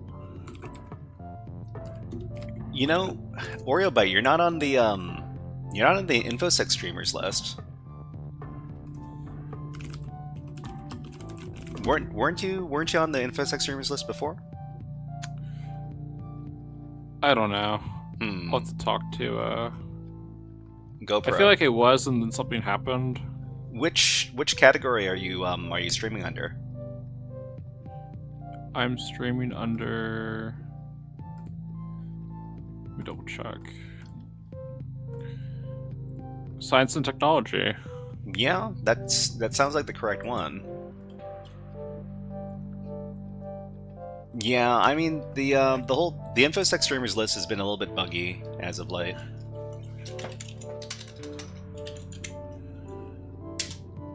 Okay, well, so there's another IP scanning tool called Angry IP Scanner, but that's a GUI tool, and yeah.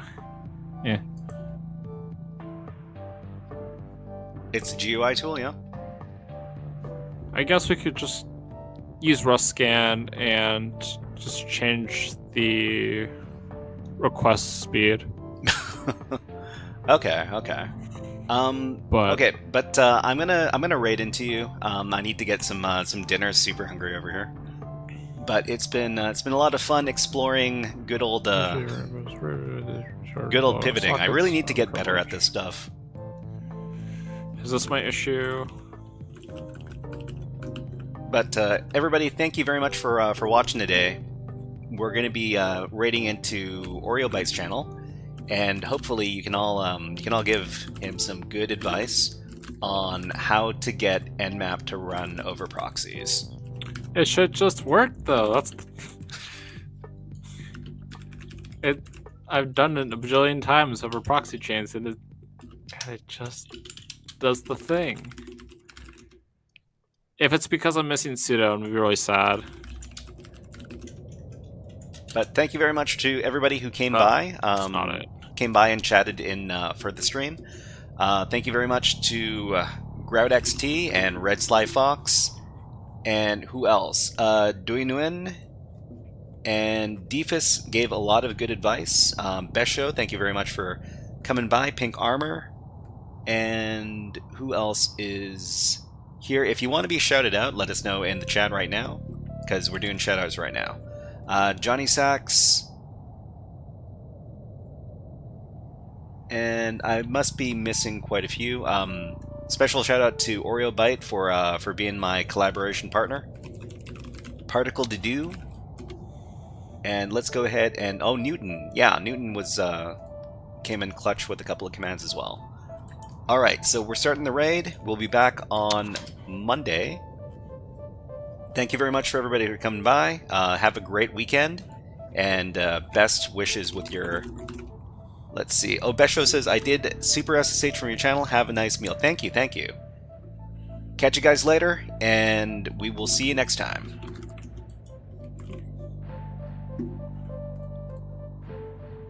Alright, Oreo, thank you very much. Have fun with the rest of the night, and I'll talk to you later, alright? Well, thanks. You take care. Get something to eat.